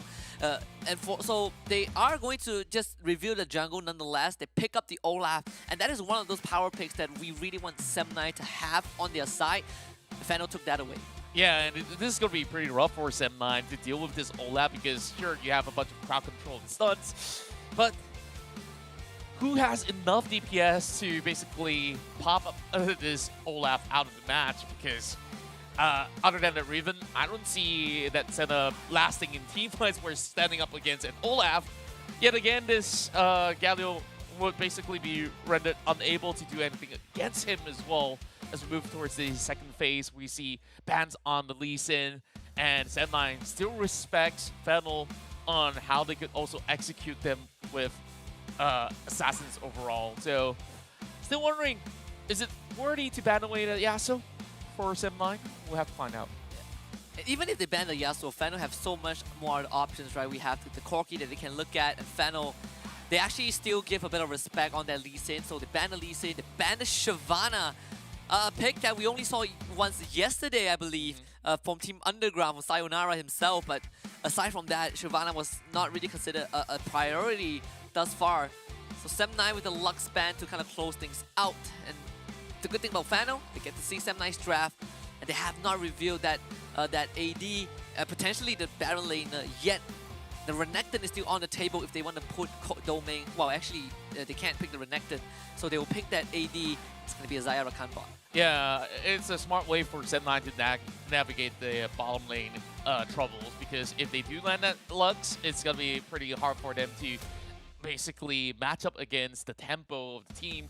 And in team fights, we would see back in Nick Mcgoxie's game, like what Lux could basically do with the light binding. But forcing them to go Xayah and Rakan will still have very strong synergies down bot. Will take a little bit of time to ramp up, but with a lot of all these fellow members coming up with a few frontliners, it does allow them to set up for those team fights. And Sem9 finishes the comp here with Corki and Sin Zhao. What do you think about this? I think switches out for Renekton.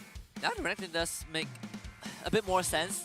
I think Fennel can still pick the Renekton if they want to, right? But in this case, Fennel now, you can confidently say that it is going to be a Corki mid. Again, we still have a Yasuo angle that Fano can go towards for Arise if he really wishes to do so. But he goes for the Twisted Fate to get that long range engage. A lot of potential for Fano to just start a fight before Sam9 can react.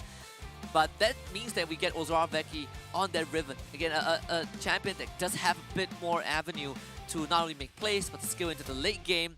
And couple that up with RH on the Renekton, at least you have a winning lane to play for. I actually really like the Twisted Fate pick here because you can already identify that they can single out targets by just going for a pick comp.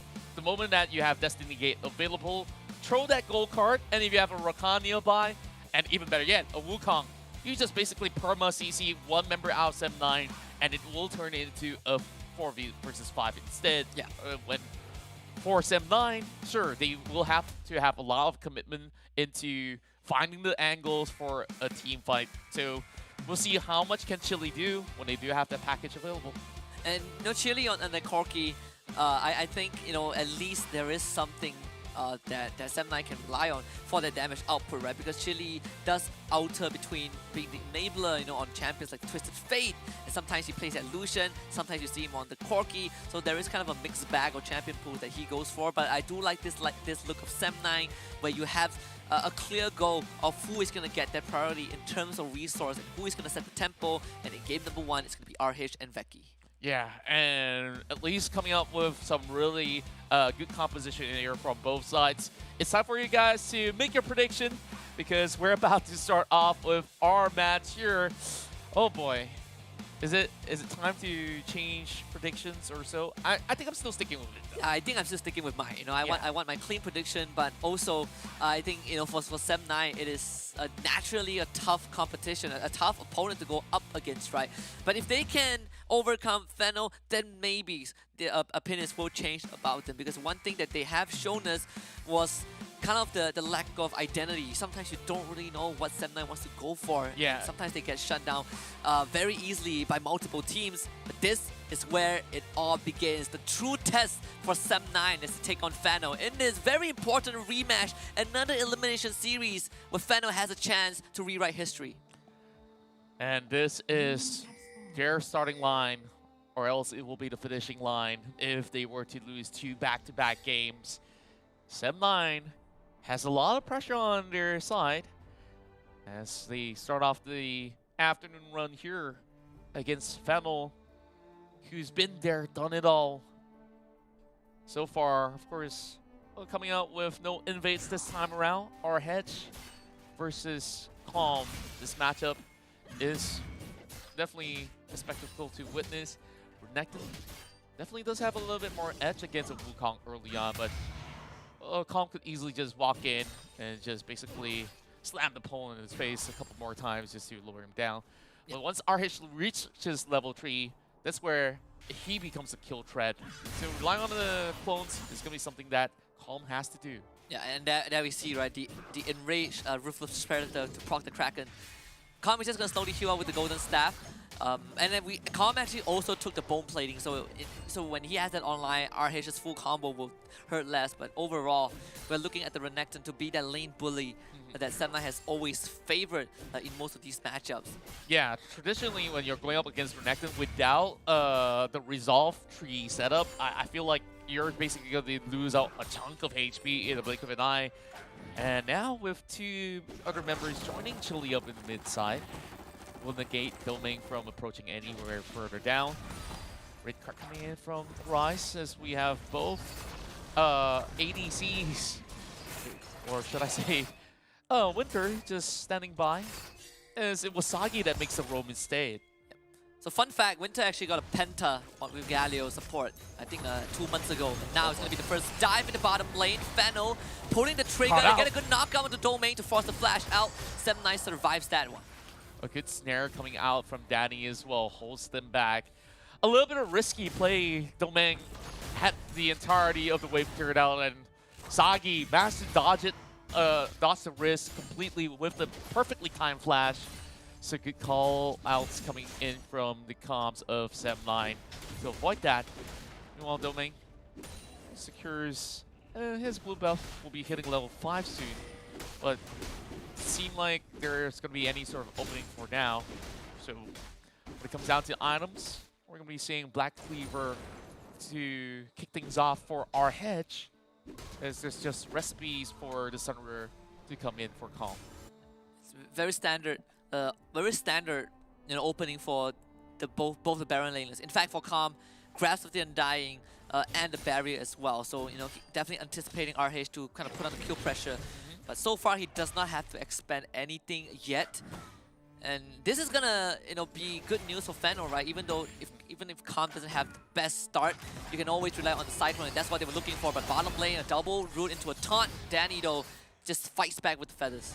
Yeah, it's definitely a little bit daunting when you're basically getting either snared up or taunted. You could both chain react in an instant, and Becky taking a little bit of visit this time around. Here comes Destiny. Top lane, RH gone on with the gold card into a Cyclone Ragnarok prop as well.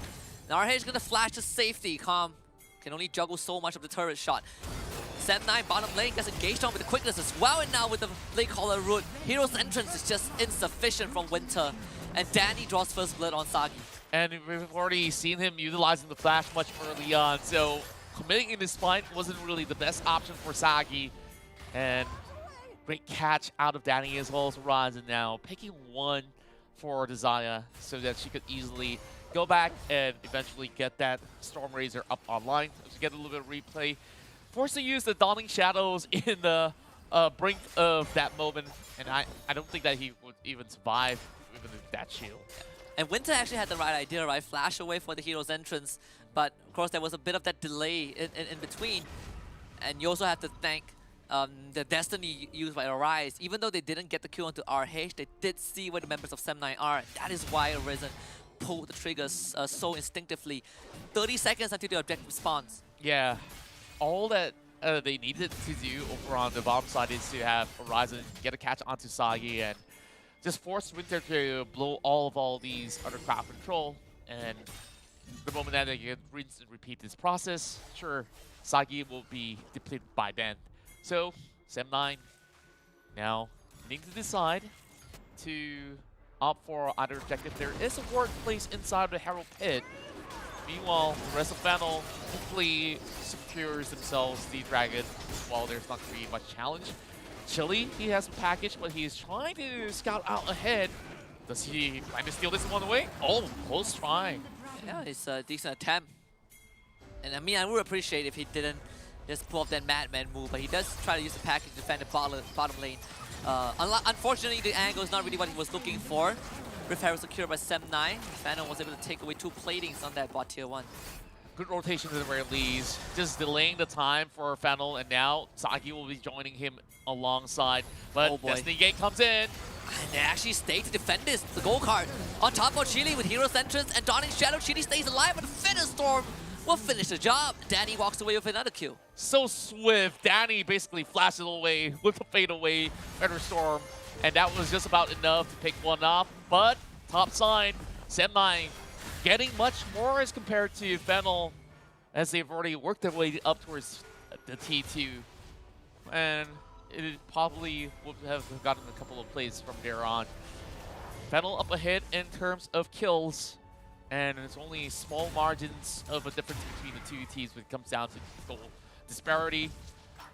While Corky has already secured that Mana Moon, we're already seeing the Twisted Fate, after coming in with a single assist, now walks back, opting to finish up that Lish Bane. Danny completed the Stormrazor as well. So Artist actually had a delayed recall thanks to Arisen with that Gleaming Coil just now in the brush. It's a bit unfortunate, but overall, I mean, RH is having a fantastic game, right? He has almost 1,000 net worth over Calm. Has the completed Mercurial Threats as well. But Arisen went for the Proto Belt on the Rakan, right? It's an item that we have not seen often thanks to Stoneplate just being so cheap and so strong. Yeah. But there are still avenues where you can utilize this Proto Belt, and we'll see if Arisen goes for that. Oh. Chili and Becky are on this bot side, also used by Becky. Actually misses the Broken Wings, but still gets the stun of Arisen. Battle dances to safety. Bit of a misplay from Sem9, and Fennel just disengages. Could have actually found that opening pick against Rakan, but Fennel has backup coming in very swiftly Arise so far has been using Destiny impeccably well. As our hedge, all he has to do is just keep up the pressure over the top side. So a lot of the fights here for Fennel, if they really want to ensure a victory, is to have a perfectly good setup when it comes down to shoving in a certain lane. And then when Destiny's up, just get vision and just basically plot it out. With a gold card, everything will be lining up perfectly because you can have Calm as well as Doming to just run rampant. If anything else, Danny's going to be on the back line. Pretty slow game so far. Only 2 kills in 8 minutes. And both kills happened down in the bot lane. Danny with 1, and the Risen actually getting the 2nd. But this is also, you know, a lot more room for Sem9 to kind of breathe and start scaling, right, with the Chili. Though even if Calm is kind of behind in terms of net worth, he is standing up pretty well against RH. Yeah, and so far things have been looking at least all right for Sem9. So far, with only 1,000 difference, I don't think that they're all too worried about it. It's really down to the next objective fight that we'll start to see a bigger gap to be built upon. While if we look at Sem9, their way of starting fights here has to either come in from Becky or our hedge. No other way around, because you need Winter to come in on standby to land a good hero's entrance in order to clip onto majority of the members of Fennel. Else, him being in the front line, he can still get chunked down very easily. As you speak of it, 4 Gargoyles is already up available for the rest of Sem9 to utilize whenever a team fight breaks loose, to at least hold the Olaf back a little bit. Yeah, it's survive for as long as you can, right? Because like you said, they want to go into the fight. They want to be the one that engages. So you need that durability to deliver the rest of your team in. The Rift Herald spawned. See the Shroud used by Sem9. Sagi escorts his team forward to gain a bit of ground. Fennel does have a ward there. I wonder if they want to contest this. And seems like they're planning to let it go completely and focus their attention over onto the mid lane card instead. And Sem9, they have to quickly prepare for this huge take. Meanwhile, 1-3-1 formation. While they take that Herald down, Sem9 secures it. And they will have to congregate from Fennel adversity. Fennel, still trying to get used to it. Yeah. And that was the package by Chili as well. So they committed a package to protect this middle tier 1. Sem9 will definitely get the turret on the side of Fennel, but there's no package for this dragon fight. Destiny users, they're used by Arise just to get some info. Winter is going to be walking in first. Becky's in. Ultimate is stolen. ready. Uses the spy. Actually was not able to steal the dragon. Johnny Shadow comes out though. Becky blown up by Arisen. And RH is in the middle of the fight. Winter with a good taunt brings back Domain for a 2nd kill. Sem9 wins that fight. Oh, I thought that was a steal. My bad. Like, it looked as if that smite came into the perfect time, but yet again, Fennel, they managed to limp away. Domain sacrifices his life and still get it in the bag. But with Sem9 earlier on dropping this Herald, it's definitely looking a little bit grim for Fennel, although they've managed to secure that objective. Oh yeah. And Sem9 at least finds a little bit more of that avenue to try to challenge the rest of Fennel. Yeah. So far, I think like they just need a little bit more items so that they can make this work. I actually thought Sem9 won that one, but actually it was a 1-for-1 trade. Both junglers went down. And Domain is perfect, reckless swing and smite for the easy secure. But overall, you know, this is as good as it could have gotten for Sem9. And I guess like the moment that they manage to retreat back into the jungle, Sem9 understands that it's too much of a risk involved to continue on with the chase, and therefore putting their majority of focus back over mid lane. That was without package, right? Yeah, if they actually had the package, this scenario would be absolutely different because you could basically cut off that route and force the rest of Fennel to commit. And now, speaking of commitment, they want to find a little bit more of a pick, but they did pick the turret. They don't really have to risk themselves. Yeah, just the demolished prop doing most of the heavy work. Fennel equalizes the game state, and now we are seeing a bit of a bigger goal lead in favor of Fennel, 2,000. A very minor value, you know, in the bigger scheme of things, but in a game like this where Sem9 is kind of playing a slow game and they're not, and Fennel is also a team that is fine playing this slow dragged on match. Yeah. This is completely within a comfort zone. Yeah, both sides being a little bit more methodical, looking for a trade of turrets. Semi will just be slightly ahead in their pursuit.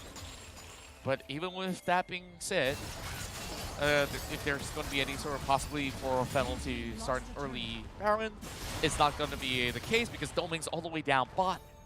And Becky basically looting off his Doming's jungle. And the rest of the members of Seb9 have already been able to recuperate as they go on the 1-2-1 split up for now. Yeah. And I want to quickly look at the map right now because we look at Fennel. The degree of vision that they have on that mid lane is incredible, right? They have one in the brush, one in the side brush near in the jungle, and then one in the lane itself. What? And a 10 from Chile with the package to catch the Risen. I'm not really sure if that's what they want to go for. But so far, the package usage on Seb9 has been a bit reckless. Yeah, and that's like a huge resource being utilized just to try to catch a Rakan. Like, Rakan has so many mobility kit to him. Like, even if you catch upon him, like, he still has the quickness. Yeah, he can still get away. Yeah. Sure, you can pile on some stuns, but by the time that happens, the rest of Fennel will chase them again, and they cannot afford to do that again. Yeah, that was just a little bit of test run.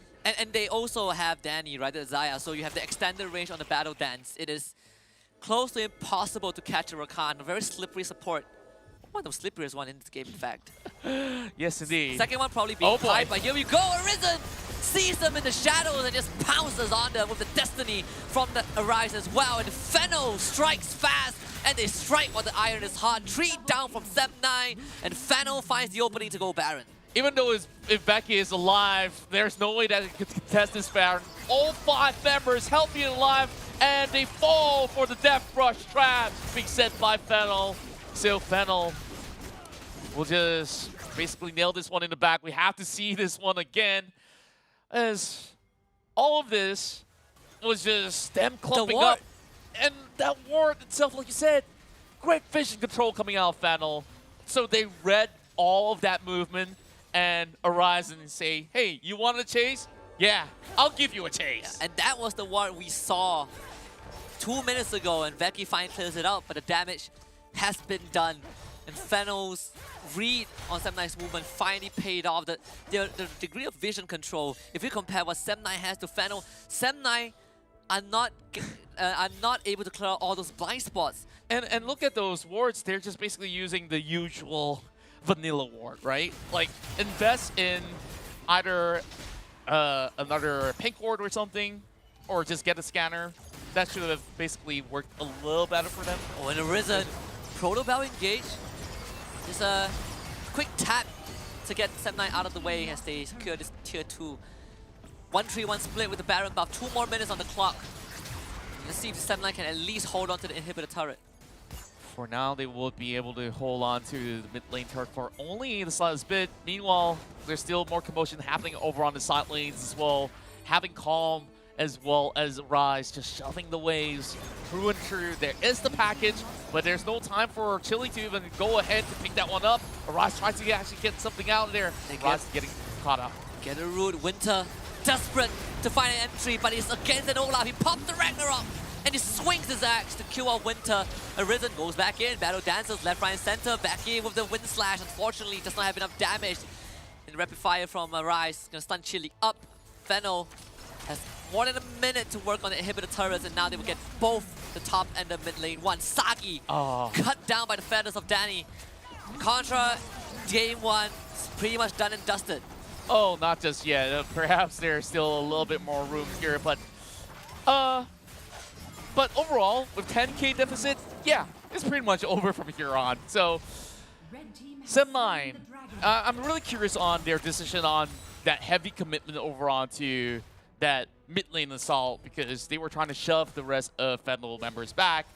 Side lanes were still getting pushed, and by the time they did it, exhausted all the elements and have expended some of these summoners, they have the rest of Fennel to march right in. Yeah, so there are a lot of very weird interactions, right? They attempt to use the package to catch a Rakan, and then just now we saw Winter really trying to commit a taunt onto Domain, who is an Olaf that has the Ragnarok.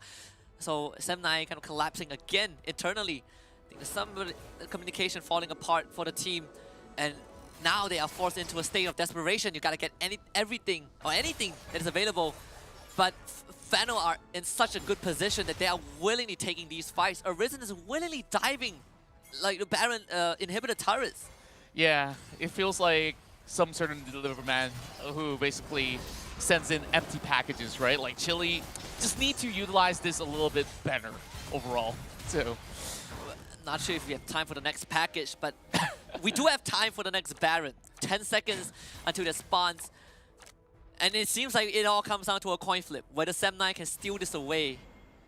but can they though? Like Death another Rush. Death Rush is on the way. And at least now with a little bit more poke coming in from the Corki, that will basically seek out some of these players out.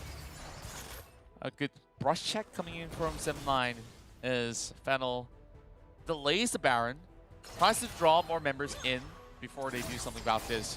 But look at Twist of Fate, continues on the push, and Sem9 will need to send a few members to be drawn over the bomb side. Our Hedge, he doesn't seem to have a TP available as well, so he can join the fight if they choose to pick up Baron from Fennel. But for Arise, he has that Destiny. He can easily use it to go across the map. And look at, and he just chunked RH health down to 60%. Arise, I mean, he has his Rabadon Rapid Fire. No chance for Sem9 to contest the Baron. The best bet here is going to be the Elder Drake, and that's spawning in more than a minute, I assume. So, Fennel quickly goes on that reset. Will continue on their signature 1-3-1 push again, as we assume.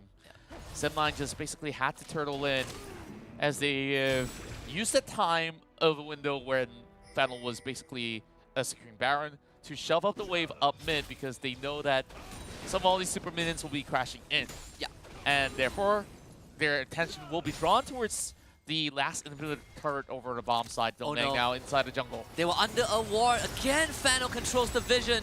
Ragnarok activated. Winter getting chewed through by Domain. As Kong infiltrates the backline with a Cyclone, Saki does not stand a chance. Danny lays down the feathers. Destiny used as well. Arise just shows up in the backline. And Fennel makes quick work of Sem9. A near flawless game from Fennel. And they are one step closer to repeating history. Game 1 in the bags for them.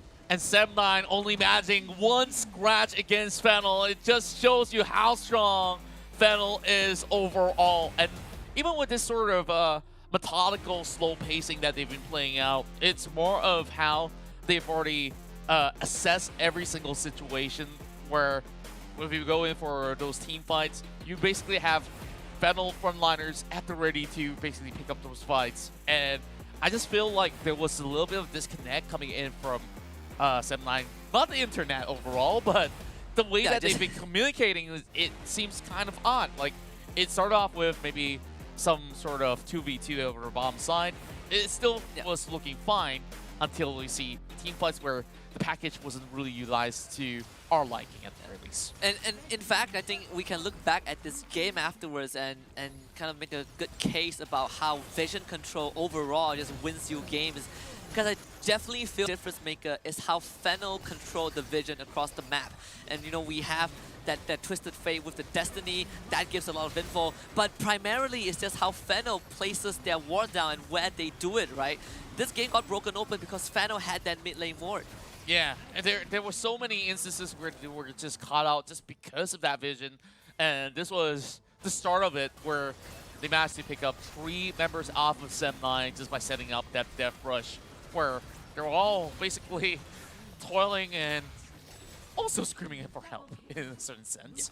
So it was down to their own decision making as well. You take a look at the type of wards that they get, there's only one scanner. So how much can you make good use of one scanner?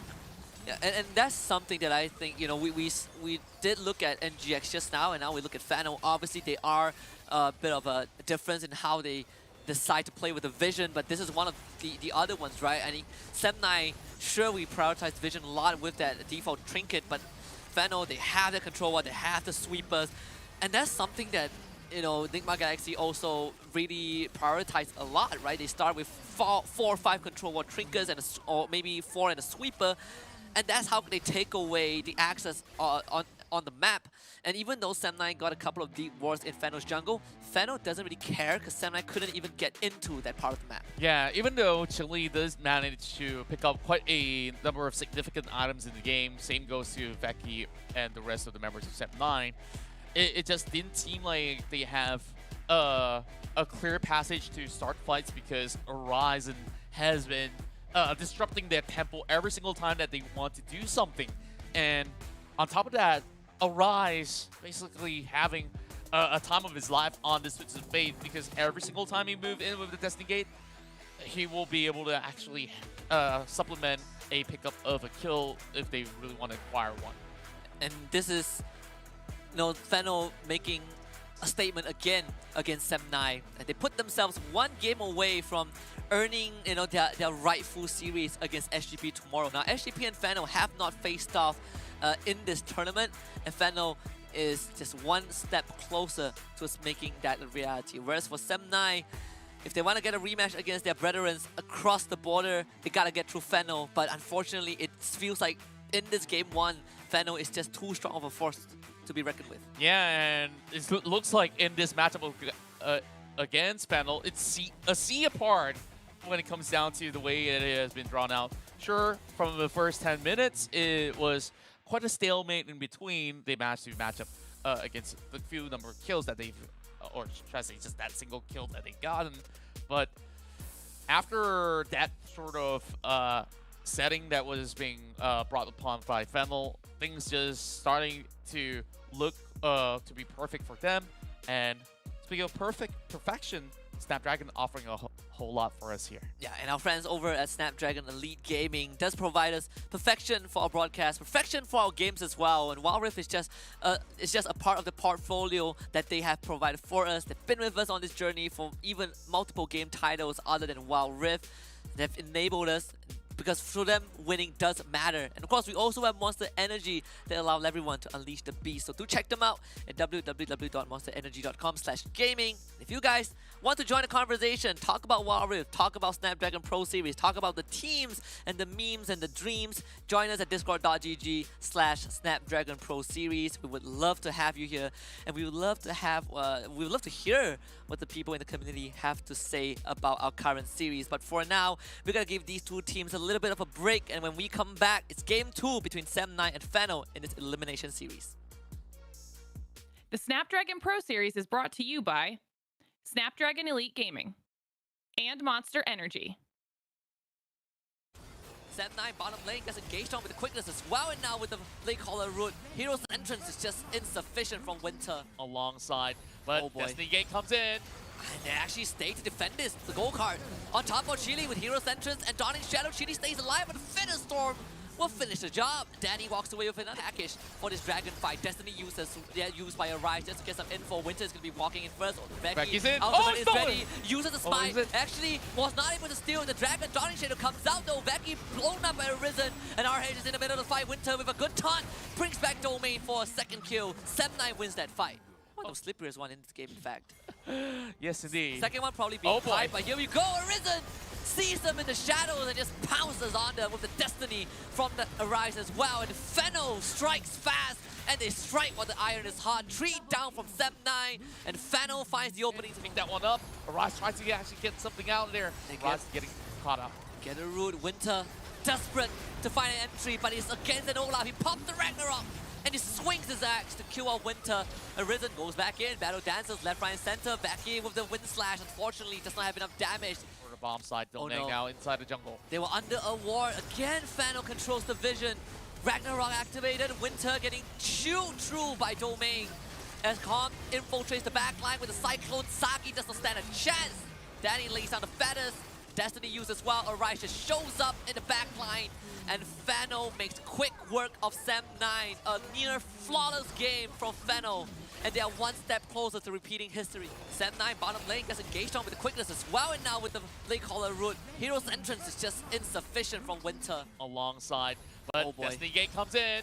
And they actually stay to defend this. The gold card on top of Chili with Hero's Entrance and Donning Shadow. Chili stays alive, but Storm will finish the job. Danny walks away with an package for this dragon fight. Destiny used by Arise just to get some info. Winter is going to be walking in first. Becky's in. Ultimate is stolen. ready. Uses the spy. Actually was not able to steal the dragon. Donning Shadow comes out though. Becky blown up by Arisen. And RH is in the middle of the fight. Winter with a good taunt brings back Domain for a second kill. 7-9 wins that fight. One of the slipperiest one in this game, in fact. Yes, indeed. Second one probably being boy. tied, but here we go. Arisen sees them in the shadows and just pounces on them with the Destiny from the Arise as well. And Fennel strikes fast, and they strike while the iron is hot. 3 down from 7-9, and Fennel finds the opening to Pick that one up. Arise tries to actually get something out of there. Arise is getting caught up. get a root. Winter desperate to find an entry, but he's against an Olaf. He pops the Ragnarok, and he swings his axe to kill out Winter. Arisen goes back in. Battle dances left, right, and center. Back in with the Wind Slash. Unfortunately, does not have enough damage. For the bomb side, Domain no. now inside the jungle. They were under a ward. Again, Fano controls the vision. Ragnarok activated. Winter getting chewed through by Domain. As Kong infiltrates the backline with a Cyclone, Saki does not stand a chance. Danny lays down the feathers. Destiny used as well. Arise just shows up in the backline. And Fano makes quick work of Sam 9. A near flawless game from Fano.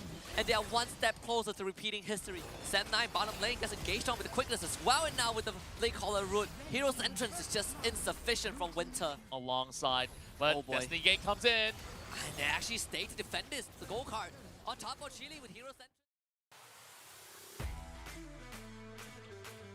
Welcome back to the Snapdragon Pro Series Open Finals for WildRift. This is the Open Finals group stage for the region of MSPB. We are getting ready for Game 2. It's elimination best of 3 between Sem9 and Fennel. And I think we're heading down the same path of history that we have seen a couple of months ago where Fennel beat Sem9 and they're going to do it again. And now Sem9 is just one more game from elimination. And what else can they basically draw out their bag? Is there any sort of strategies that they have yet unveiled to us? And by now, with such a crushing defeat, how do they actually bounce back up? Because they only got 1 kill out of the scuffles, and sure, it was a low kill count game. It did drag out close to 20 minutes, I would say. But Fennel, they absolutely had a lot of clean execution, and they knew what they could possibly get out of all these huge setups just to draw the rest of Sem9 in. Yeah. And I think one of the things we saw in Game 1 is less about the kills and more about how Fennel controlled the map, right? It was all about that vision game. Vision control overall. And Fennel won that by a mile. It was vision that allowed Fennel to even break open the game, which really looked 50-50 at one point. And we gotta give a lot of props to Danny and Cross on that Xayah. A flawless game. I think 4 kills and 0 deaths. Most importantly, he was able to dominate that bottom lane. No thanks to Arisen as well. He was the one who enabled all these fights to happen. Yeah, and Arisen definitely who was getting a lot of huge setups there, especially in the first few scuffle where you managed to get a kill over onto Danny. And after that, all they have to do is just have desire to be joining in those sort of team fights. And she was absolutely untouchable throughout the span of the series overall. Yeah, and I think for game number 2, for Sem9, the drawing board I think looks fine, though we did notice a bit of that disconnect between within the members, right? They were going for very questionable engages. We're seeing them really trying to force fights that were never meant to happen. And again, the way that they were not able to control the map properly, even though we see them set up those visions were generally not being converted into anything because they don't even have a way to access those part of the map. Yeah, and overall, I guess that there's a few things for Sem9 to look throughout that rest of the matchup here is to not only set up good vision control, is to also not face check into one, but they start to learn after that first worrisome attack. So they start to try to at least send some missile barrages into the bush. Like, these are basically fundamentals, right, when it comes down to the competitive scene. So other than that, I just felt like there's just a few more things that they have to address because this whole composition is a very heavy resource heavy type of comp where Riven needs a lot of items. Same goes to Renekton, the Corki, and not forgetting the bottom lane itself. So maybe they need something that can get good activation in that early game, which we did talk about before we even started the game. So we need a facelift for Sem9 overall. Yeah, and the Olaf was the champion that came into the conversation, right? That was taken away by Domain. I think Fano kind of read that pretty well. They even banned out the Shyvana, a champion that we only saw on Sayonara from I believe Grind Sky, Team Underground, excuse me. But that was pretty much it. You know, no teams have been looking at the Shyvana and thinking that and considering her as a top tier pick. But in this case, Fano are just trying to eliminate as much avenues that can allow the jungler of Sem9 to skill into that late game. But overall, they flexed the Rivet into the jungle. I think he did get that item. It's less about the timing and more about, again, back to the Vision War. Yeah, back to the Vision War overall, which I believe that really covers up a lot of the things that have been able to set up successes for Fennel and the lack thereof for Sem9. So just the battle for vision control is going to be really important. That also means that Winter has to do a lot more roams, which we saw with that Senna. You basically can't leave her be all the time. And then Galio could also still be picked off as well. It was a little bit of a risk, and we did see Sagi going on that initial roam, not really getting anything out of that. So I feel like they just need a lot of adjustment here. Can they do it in time? Because we're about to get into the second game here. The draft is ready. And for once, Sem9 remains on the blue side. Fennel, they willingly take red side. But again, right, we can't look at the bans and we expect almost the same champions to get eliminated from the pool. But right now, Sem9, what is the contingency plan? We have seen them kind of showed us that bottom lane is not really the focal point. Sagi and Winter, they're running the Senna +1, they're running the Karma +1. So it kind of is telling that maybe they want Veki and RH to do more of the heavy lifting and Chili being the support. But sometimes, again, we see Chili pivot towards picks like the Corki and the Twisted Fate, and even the Lucian. So where is Sem9 trying to head towards? I think that's what they need to answer. Yeah, and this sort of direction definitely is going to be something that they have to figure out in such a sense that perhaps it's time that Sagi goes back to a traditional marksman instead. He's already tried out AP bot lane, and that Karma has already been taken away. So if there's going to be any sort of AP bot lane, are they going to fall to either Ziggs, a Lux, something along that lines? It's going to be a little bit risky. We've seen a couple of Morganas being played out before. Perhaps something that Sem9 can also consider, whether it's for Chili or Sagi.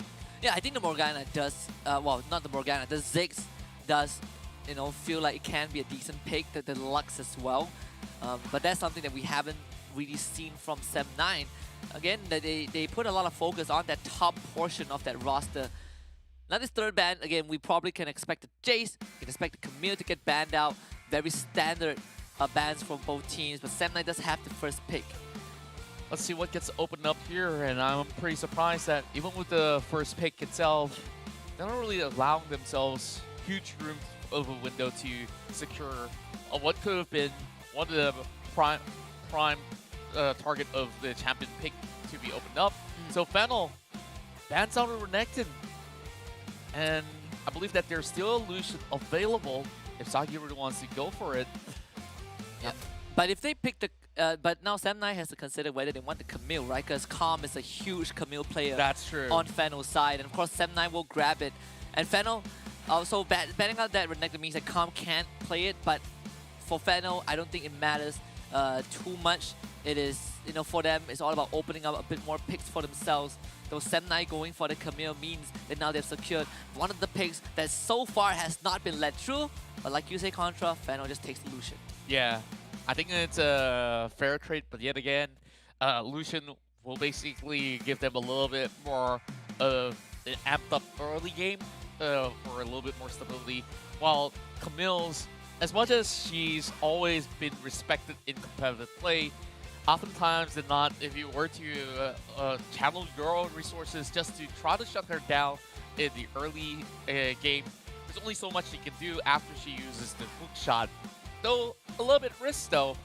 But Fennel, they have better answers to that Camille, and that's going to be the Wukong. So as much as you want to basically drop in with the ultimatum, that could easily be cancelled out. Yeah, and that could easily be a clone, right? So, Akam very comfortable with that Wukong Baron lane.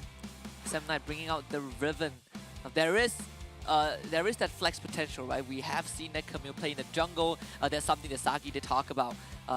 Camille being a very great flex pick for jungle and Baron lane. We did see Becky playing that Riven jungle, and I feel like he's more inclined to stick with the Riven jungle just because you want RH to have that avenue to start fights and control the tempo for the team. Yeah, and I'm kind of curious as well as to why they did not pick up the Olaf, which could have been something that would still work out as well. But falling back to what he's comfortable with, it's still gonna be all right.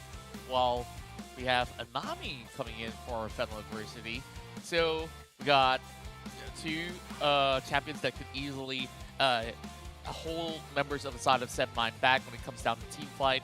As we're gonna see whether or not if Fennel is gonna go for a Yasuo pickup, which I've been hoping to see with that huge wombo combo potential. Yeah, I mean, we saw two Yasuo picks. Both of them were by Vendetta. Both of them have been losses, unfortunately. Fennel taking out the Rakan. Again, we're targeting Winter's champion pool. Very, very straightforward. And I think Winter has gotten a lot of respect as a player that can start those fights, right? The Rakan being his staple. I think the Galio comes in second. But also, they did play champions like the Braum and the Shen support. So Fennel kind of narrowing down the champion pool and seeing what 7-9 is going to pick for themselves. Yeah, it's really down to the final two picks here, and I really want to see how effective is this Camille pickup, be it for Becky or even RH. Most likely RH did not. We've seen the rate that they've been picking Camille back in their previous games. So one final ban here. Two initiator supports have already been taken out without the Rakan, like you said, but the Trash. Something that we haven't seen that much out of Winter, but that's a huge respect ban coming out of Fennel itself. Now, that's going to be a Jax ban, and that opens up Lee Sin. Yep, that's a Domain Lee Sin, one of the classic picks of Fennel in the jungle. We get the Calm Wukong again, and it's all about Arise's pick. For saved for last, right? The Twisted Fate is still in the pool. Oh, actually, Fennel goes for the Nunu instead. So the Lee Sin does get left open, but 7-9 have no avenues to even go for the Lee Sin. So it doesn't really matter too much for Fennel. This is a game that Fennel brings out something different, and I think this Nunu jungle is going to give us a new perspective on how it's going to work out. I want to see how fast he could basically land the first gank. I'm going to count the minute that he will basically secure a successful one. Of course, Horizon, though, he's got options left available. I thought that the Lee Sin will be perfect because you could have not one, not two, but 3 ways to stop the ultimatum and still find a way to stick it out. The first Nautilus game that will be arriving to the Rift will be from 7-9's side, as they also pair it alongside with the Ziggs heading into the bomb lane.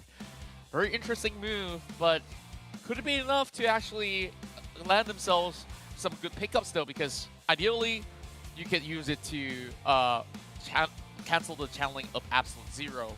That's also if he did not build that Banshee on this Nunu. Yeah, and we see the Twisted Fate of Arise again. That's what we saw in game number 1. It allows you to get a lot of these engages off. And it's actually a pretty good pick for Fennel, right? Because 7-9 is, again, another composition that wants to run in, start those fights. You have the Nautilus, you have Veki, won the Camille jungle this time, and you have the RH. And whoever jumps in is just going to get stunned up by the gold card, and you have all of these crowd control to layer that up, to follow up with the gold card.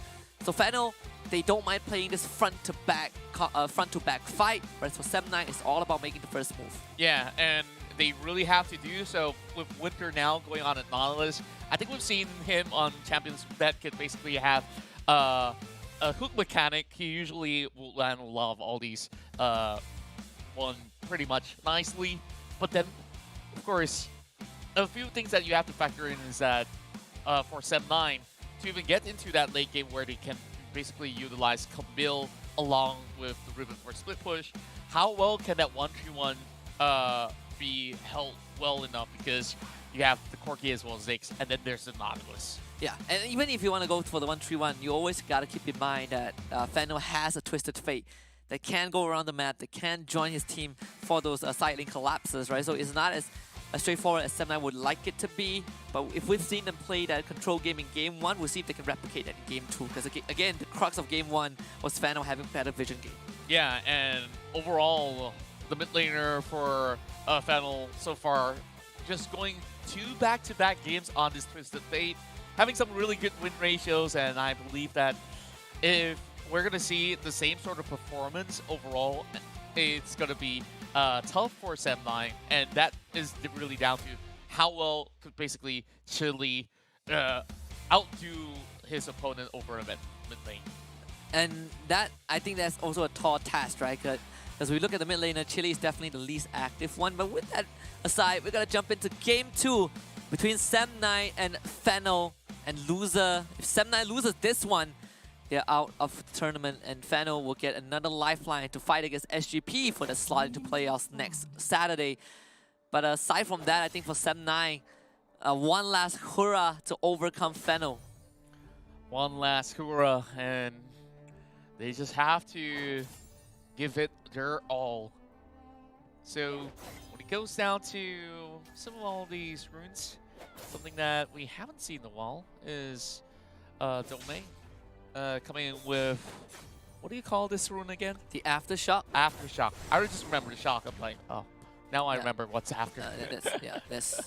You got half of it right. Yeah, so we got the typical airy for Razen here. Just a matchup with the folks. So here goes Winter. Exhaust force Danny back. The staggering blow from the Nautilus at level 1. Incredibly strong, especially when he has the Titan's Wrath, right? The damage over time in his shield does give Winter a very good, trading capabilities. Something that Danny and Arisen definitely did not expect. So a start that Semnai definitely appreciate, especially when you're running a Ziggs bottom lane. Yeah, Winter just being so efficient on all these melee supports. And he's still running up front of the face, although it's just Sagi all the way from the far back. Now that allows a little bit more roam coming out of Winter. To be able to spot out Domain as well. Perhaps this could be a good catch. Still kind of playing around the edges here as we walk straight forward. Uh-oh. The rest of Fennel, they rotate in. Winter has stayed there for too long. First split for Domain. Basically set him up perfectly. Now they not only pick up the kill, they get the sort of free scuttle. That Semnai will get their own over the top end of the river, and that will definitely alert Calm, so he will be able to hold back. So interesting interaction where Veki, did he actually miss that hook shot? Well, he missed the sweep for sure. The sweep, yeah. But I do like Fennel's awareness, right? They have that bot lane priority. There's nothing the Sagi could do to join. The fact that Winter stayed there so long just ended in his demise, but maybe they can take down Arisen. Danny just punishing Sagi with his rotation. So no kills for Semnai. Yeah, they're also getting poked right back. But just look at the mountain bar. It's not really in favor of Fennel to continue on with the trade. But at least a little bit of high kill pressure coming in. They're not even level 5 yet. If they do have that Mega Inferno Bomb, perhaps it will be worth something at the very least. Meanwhile, Veki opting to pay a visit to Calm. It's still Wukong. Yeah, and he has no ultimatum yet. He still needs to wait a while more. And unfortunately, Calm is just going to go for the recall, so Veki doesn't even get a chance to attempt a gank in the Baron lane. Fennel just dodging all of these attempts from Semnai. Yeah, and if you definitely look at a little bit of a slight spike in power, the BF sword as well as a dagger for Danny that could easily out DPS the likes of Sagi. Winter walks back, Domain just making himself known over on the bottom side, while Veki should be ready for the counter, but look at that ward perfectly placed there. He's been spotted out already, and you can see Fennel opting to take the safer route, not to call for any sort of risky maneuvers. Well, Fennel will just go back to jungle, get that red buff, and look for another gang. And that ward was actually placed by Danny, right? When Domain made a first rotation down bot, Danny actually joined in and placed it at the crux. So once more for Fennel, they're winning out on that vision game. And for Sem9, it's more of a default spot for their wards. That's why those trinkets are not getting enough information about where Domain is at with this Nunu. He already has the Bomb Cinder and a Stone Plate. So it is incredibly hard to take him down. He's going to make the rotation to the bot again. This read from Domain is perfect. Vaki engages first, gets exhausted, and now Destiny comes through. They get the ultimatum onto Danny, will flash it to the side to buy a bit of time.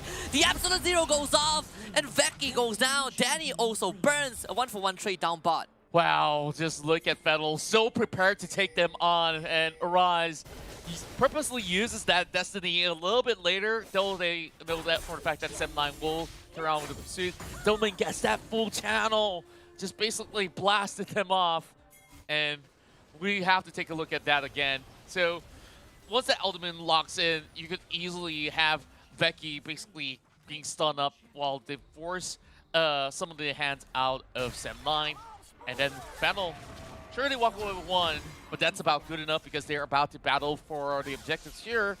Domain should have a hit start, and especially when you're a Nunu, you basically get 2 smites. And you can see Sem9, they really want to get a pick up, but they don't find any. In fact, it's Chili that's the one that gets caught by the Aqua Prison. Calm joins in with a Cyclone, but he does get slowed down by the package. Burn now pretty low. A flash from Chili into a Rocket Barrage doesn't get Calm. The Mega Inferno Bomb also doesn't get the finisher thanks to the barrier and the ebb and flow. But Sem9 have whittled down the manpower of Fennel. Domain looking to secure this Dragon Tidal Wave just by a bit of time, and Domain secures it easily with a Consume and a Smite. Sem9 doesn't get anything. Yeah, and then they have to walk away and either shove it over mid lane. They did get 2 turrets in their favor though, while they try to work on that Herald. Meanwhile, it's just only gonna be 1 as the Lucian comes in to defend. Danny continues on the shove. Meanwhile, they will have to fade now. Placed over the bomb side with a 1-3-1 split up coming in from Fennel. Sem9 took a while to secure this Herald. Becky not really receiving assistance at all. Should be instantly dropping this one over mid lane. In fact, the first turret goes over to Fennel. Arise was pushing bot lane all this while. But like you said, he should be able to take this first turret unless Fennel can blow through Shelly. And Sem9 mounting a good defense to let her charge at least once so that mid-tier 1 goes down. Yeah, a little bit of a slow burner here from the side of Sem9. Being extremely careful in every measure of a move. And despite a little bit of that sort of back and forth coming in against Fennel, they're holding up fine. It's just slightly more than 1,000 that Fennel is going to be up ahead against them. As we see a Sunfire Cape already being built up by Domain. Yeah, you see, again, Fennel having that very deep ward at the Raptors camp at Sem9's jungle. For RH, they really want this tier 1. Sem9, they're bringing in the members to do so. Fennel will give this away. Easy, secure by the Satchel Charge, so Sagi and Fennel not able to mount the response, but it's completely fine. Again, the Destiny will give them very good info where Sem9 members are. And they're basically chasing in just to basically create a little bit more of a room where Fennel could still have a good shove over the down bot side. Veki on this Camille so far getting 1 pick, the only pick that Sem9 has. And his key target could just be either Danny or even the Ryzen for work against the rest. It's gonna be pretty hard to catch the Twisted Fate because he's just gonna be out of sight, out of mind until he moves in with a Destiny. Unless they allow RH to start the charge or Winter to drop in his ultimate to catch some of these key targets. And until then, the ultimatum could finally be put into a certain level of effectiveness because what we saw earlier is how Fennel basically answers back to this Camille pick. And Fennel, they willingly let the Camille go through, so they definitely have, they definitely are prepared. And yeah, well, Veki, even though your ultimatum if Doming is around, he can start channeling the absolute zero, right? And then that's kind of an area you don't want to be in. Fennel making quick work of that top tier 1. Goes out easily with 3 members around them. And unfortunately for Sem9, they could not really find any other avenues aside from this bot tier 1. But Fennel has already made that that first move, already 1 step ahead. Now pressuring this mid turret. Here comes Winter though, he's looking for a peg. RH forces 2 flashes from Fennel. And that's pretty much it. Yeah. As they continue on the chase, here goes Becky. Ultimatum onto Domain. The Aqua Prison doesn't connect. They get the Mega Inferno Bomb, but it's only Domain. And Nunu, a bit too tanky to even melt through. Yeah, they managed to walk out of that unscathed. Forces a flash out of that Nunu, while no objectives have been spotted, but they managed to at least secure the enemy blue buff at the very least. Now, there could potentially be a catch upon Palm if he's not careful enough. Chili really doesn't want to go on that 1 versus 1 against a Wukong that could basically blast his way through. Yep. Enough damage output as well, coming in with the Divine Sunderer, and of course, lost sustainability. Now, Danny comes up with an Hourglass of his own. 2 Hourglass, and look what we have here for that Nami. It's a Veil Enchant. So, essentially, that's an extra Quicksilver Sash that you could basically use on top of your allies. So, It's more like a Banshee's Veil. Banshee's Veil. Yeah, Sure. and that's good against the Depth Charge and also the Ultimatum, right? You can kind of cancel that if you target your teammates before those spells go off. Rift Herald engaged on by Fennel. A fight that Sem9 seemingly wants to go for, and of course Domain secures the Rift Herald and all the crowd control on top of Winter. Finishes him off. Danny goes in, now gets hit by the Ultimatum. He goes into stasis. The Mega Inferno Bomb against goes wide, and Domain starts the channel. The Absolute Zero gets cancelled, but he has bought enough time for Fennel. Fennel walks away with 2 kills. Yeah, and they've already secured the Herald. They should just let it all slide off. Like, they didn't have to fight Fennel Adversity with Winter trying to start a fight, which we thought this will be the best way of actually catching up against the rest of the Fennel members. But his health bars just absolutely get melted out like butter, and 2 of the other members get caught off by the tsunami. And Sem9 was not even ready to take that fight. RH was walking from the Dragon Pit to the Rift Herald area. Again, a bit of a disconnect from Sem9. This Rift Herald now is going to be used in that mid lane to blow through this tier 1. Sem9 can't really stop it. The Tidal Wave also sent forth Becky with the Ultimatum, this time onto Danny once more, but look at all of the crowd control from Fennel Adversity. They still finish off Danny with the help of Chili, and RH gets the kill on to Calm. 2 kills for Sem9 so far, but Fennel were able to retreat. Yeah, a little bit of overstaying of their welcome there. They've already expended so much early on. Meanwhile, Sem9 at least gets to get a few more picks to try to stabilize. At the very least, the previous objective was, just a Herald, which they managed to find a way to defend it. Now, back to the drawing board yet again. At least with a little bit more glimpse of hope. Now, Becky should be building up a Death Dance for his own.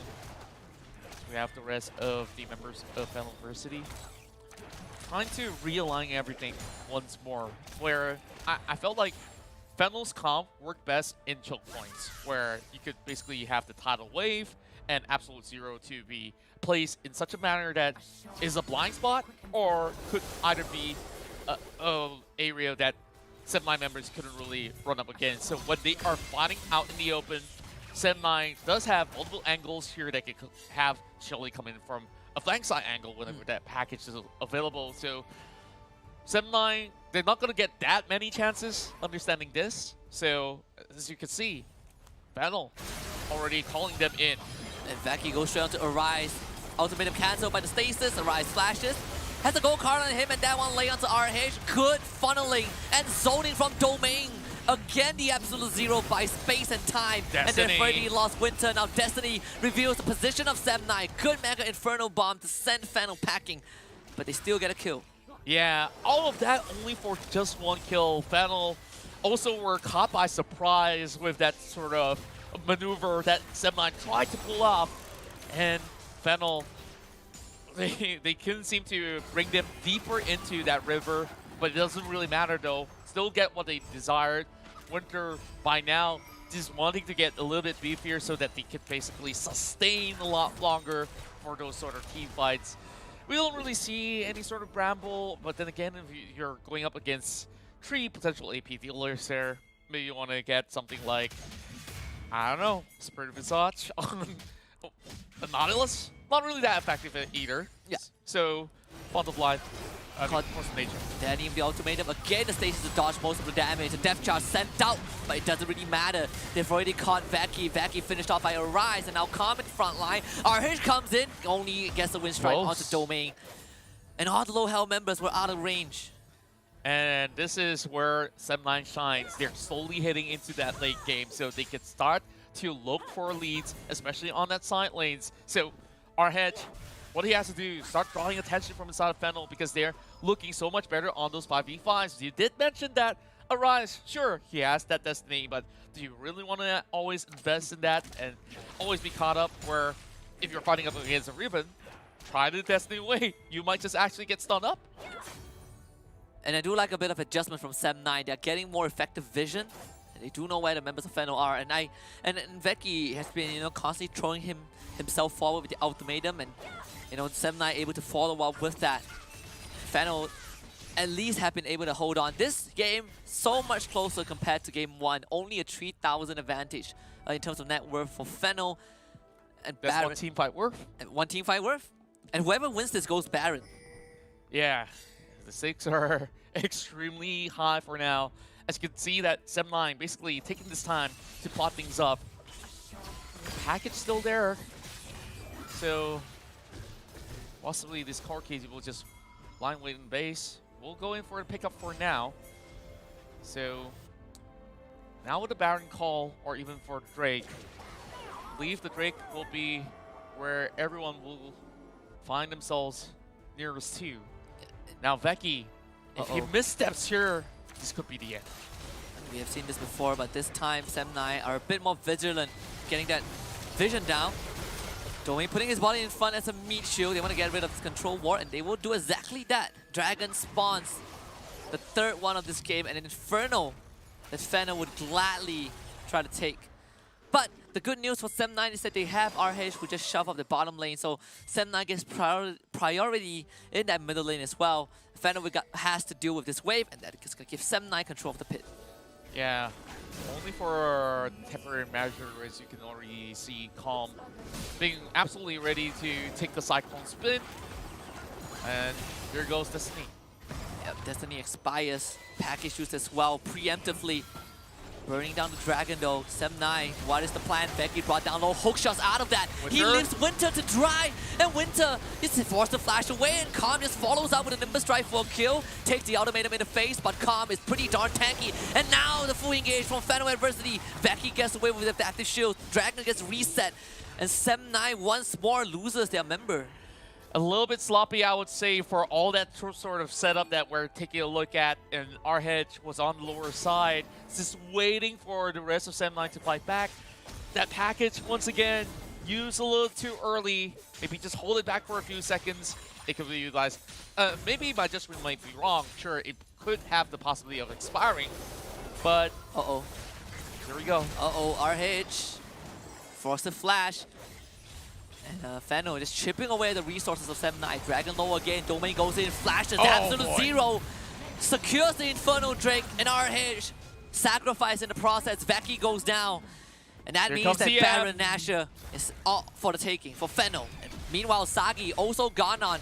The staggering blow on top of the rise, keeping him in place, but you cannot subdue Calm. The Death Charge will only knock the rise out for a ride, but Fennel has their eyes on the prize, and that's Baron Nashor. It's going to take a while, though, and they don't really have that much health bars until this Wukong comes in to basically take this one away. But regardless, I don't think Sem9 can stop this. Even with Winter around, there's no way that there's a Nautilus that can steal this one. So, Fennel Adversity, another clean team fight, and 2 times in a row, Sem9 tries to brute force their way against their will, against this full team, just to try to secure that Infernal Drake. And that might have actually bitten them twice shy. Yeah, I mean, we've seen a few times in the past few minutes where You know, it really felt like Sem9 were poking and prodding a sleeping bear, and you know, Winter, he's the Nautilus, right? Nautilus goes to the full engage, and he has no way out. No one on Sem9 can back up their support, and there's always Winter who gets sacrificed in these situations. And without Winter, it's very hard for Sem9 to get anything done. And look at Winter again, he's caught under vision. Completely out of position. He takes the blast cone, absolute zero, and Culling Winter slowly burned down by the Sunfire Aegis, and Domain just chomps on him. And nobody tried to even help him out. They can't help him. It's a lost cause. He's just absolutely caught out.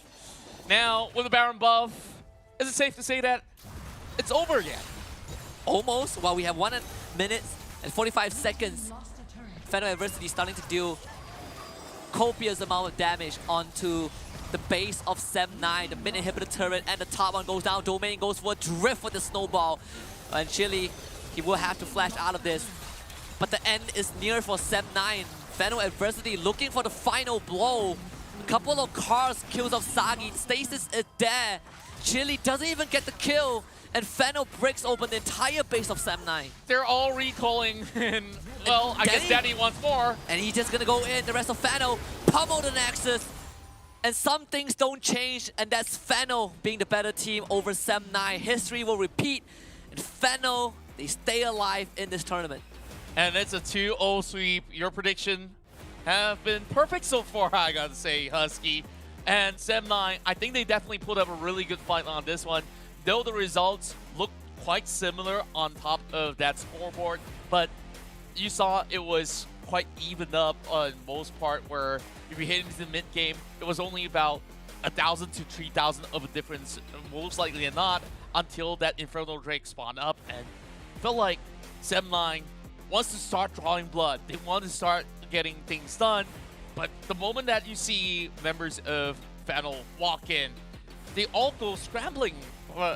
And when Winter tries and tries multiple times, doesn't seem like they were willing to trade bodies overall. And I think that it was really costly that it didn't result to all too much, because they kept fumbling around and really not commit to something. Yeah, absolutely. And I think this, again, right, last time it was the same Sem9 roster against the same Fennel roster, and they lost 0-3.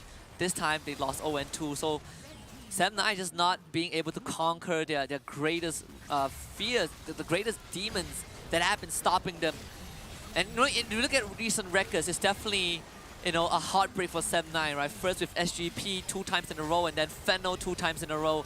But at the end of the day, we just have to give it to Fennel for being such a controlled team. There were some criticism of Fennel being a slower team compared to, you know, Grind Sky, Enigma Galaxy, and RRQ. But these control fights are so well done from Fennel when we put them in a vacuum against Sem9. Yeah, it definitely feels like some of all these other regions, like how the Masters region play it, or even comparing it to the Koreans overall. Like, it's a very solid way to basically assess every situation. Like, what's your win condition once you manage to find that opening pick?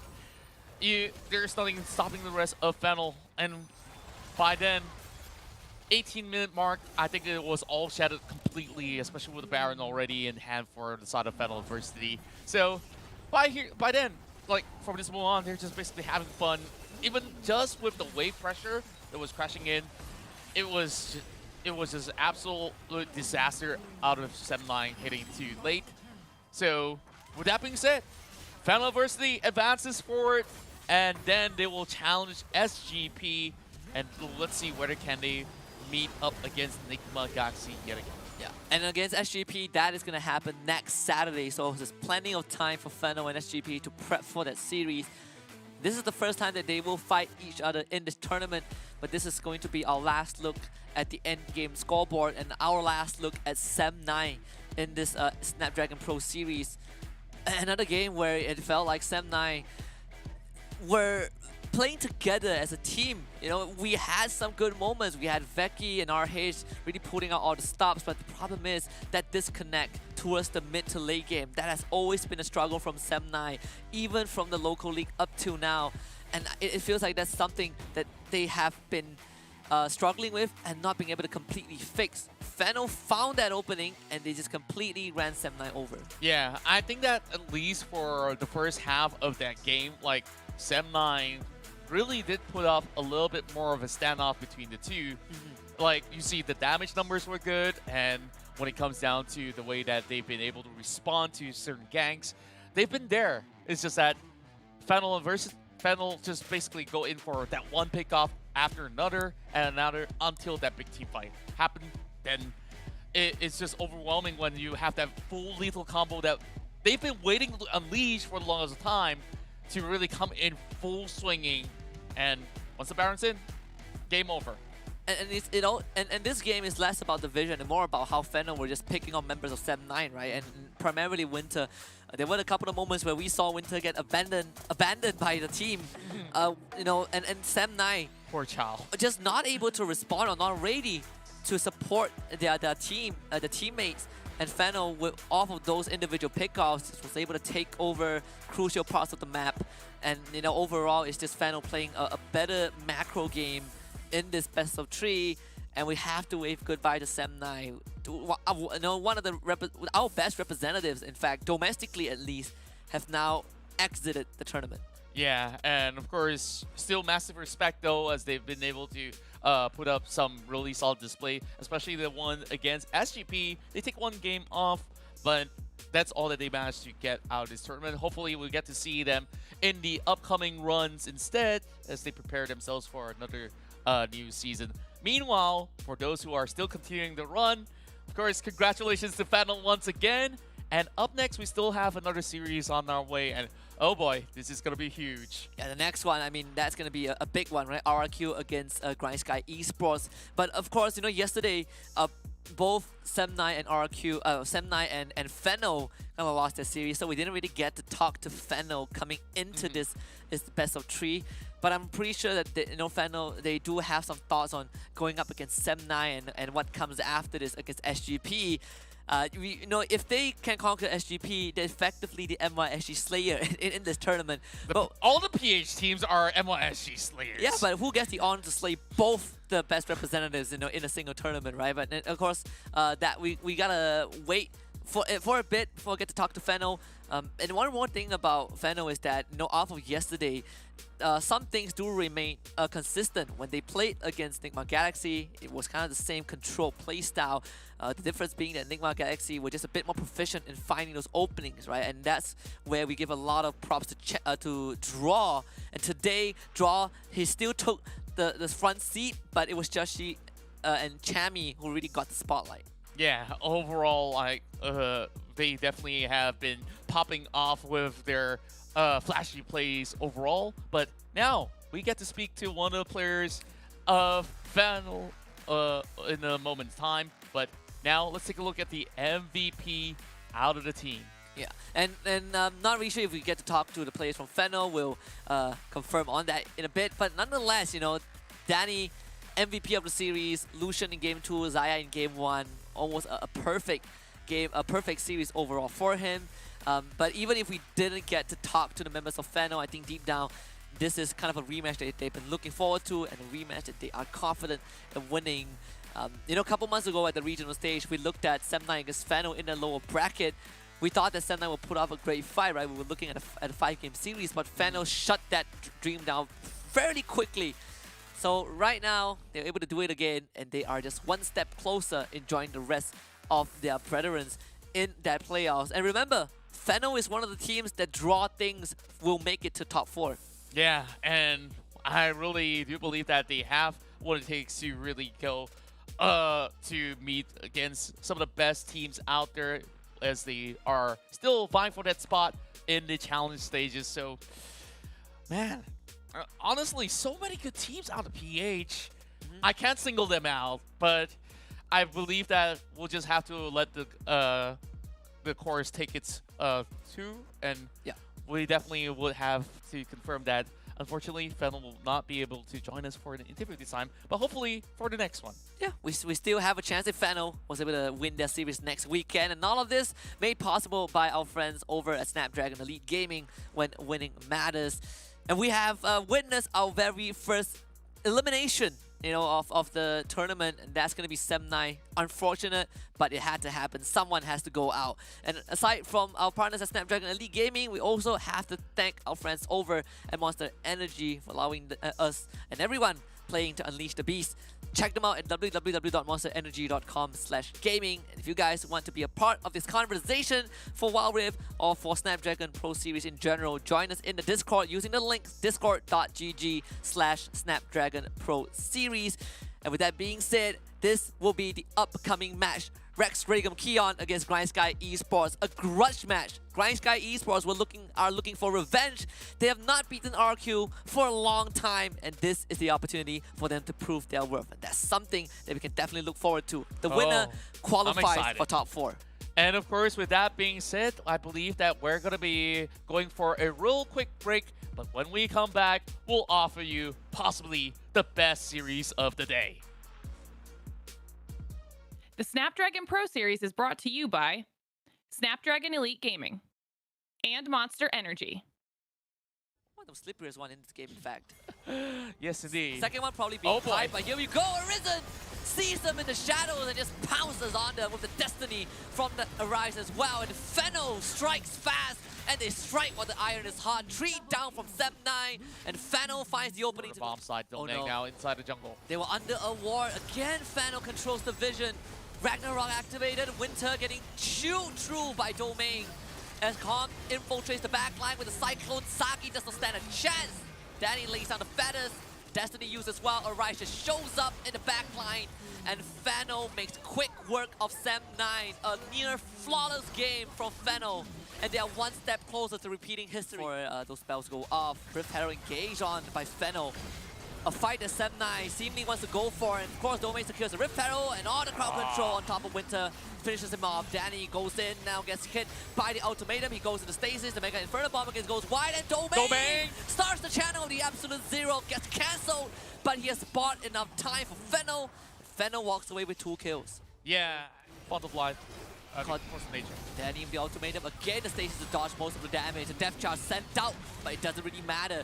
They've already caught Vaki. Vaki finished off by Arise, and now Comet front line. RH comes in, only gets the win strike onto Domain. Wants the flash. And Fennel just chipping away the resources of Sem9. Dragon low again. Domain goes in, flashes Absolute Zero. Secures the Inferno Drake, and RH sacrifice in the process. Vaki goes down. And that means that Baron Nashor is all for the taking for Fennel. And meanwhile, Sagi also gone on the staggering blow on top of Arise, keeping him in place, but you can't. Very hard for Sem9 to get anything done. And look at Winter again, he's caught under vision. Completely out of position. He takes the blast cone. Absolute Zero and Culling Winter slowly burned down by the Sunfire Aegis, and Domain just chomps on him. The mid inhibitor turret and the top one goes down. Domain goes for a drift with the snowball. And Chili, he will have to flash out of this. But the end is near for Sem9. Fennel adversity looking for the final blow. A couple of cars kills of Sagi. Stasis is there. Chili doesn't even get the kill. And Fennel breaks open the entire base of Sem9. They're all recalling in, well, I guess Danny wants more. And he's just gonna go in. The rest of Fennel pummel the Nexus. And some things don't. The slipperiest one in this game, in fact.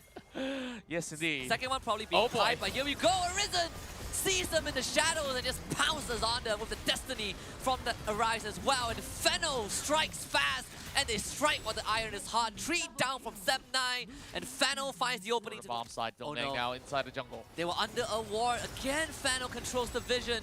Ragnarok activated. Winter getting chewed through by Domain. As Kong infiltrates the backline with a Cyclone, Saki does not stand a chance. Danny lays down the feathers. Destiny used as well. Arise just shows up in the backline. And Fennel makes quick work of Sem9. A near flawless game from Fennel.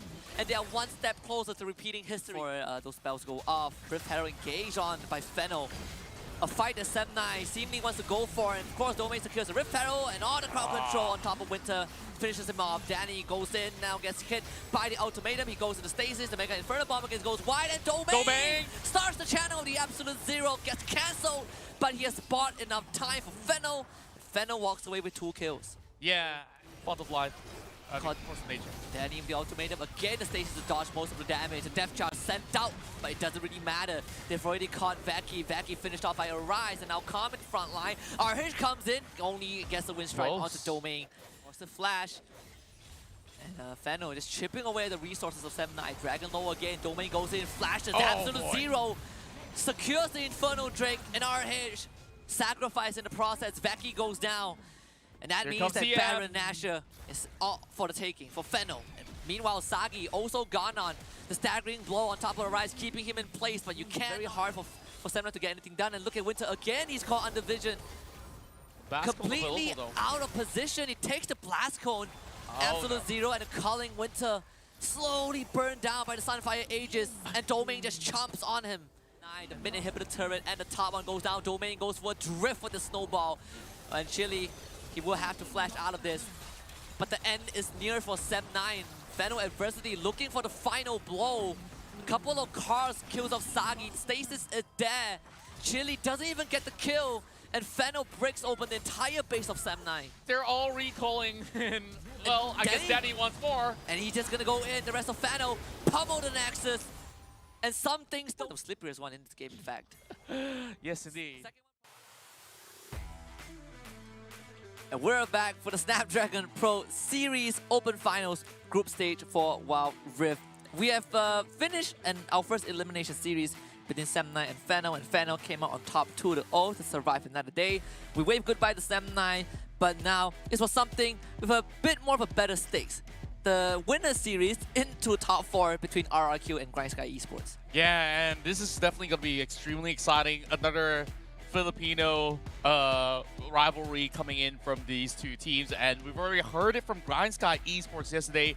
They've been waiting for this very moment to take on RRQ and hope to come up with a huge win, because they're definitely having a lot of all these sort of contests back in their home ground, where there were times that RQ, sure, they may look not as formidable, but after a little bit of revamp and adjustments, they have been unstoppable heading into the world stages. Yeah, and even with a slightly different roster, right? With Hyde in the Baron lane, with Viper as the ADC, everything else about RQ is still the same. And Kaigu did say yesterday that, you know, one of the biggest things that took away from Icons was the confidence boost that they gave them to make plays, to take initiative. And I think that has been the core of RRQ. That's why they were so fearless. That's why we see Helios and Chaz is making plays that seem impossible, and that's how they beat Team Underground yesterday. Just having a glimpse back at some of these moments from yesterday's run, he managed to steal not one but 2 Elder Drakes, right? Like,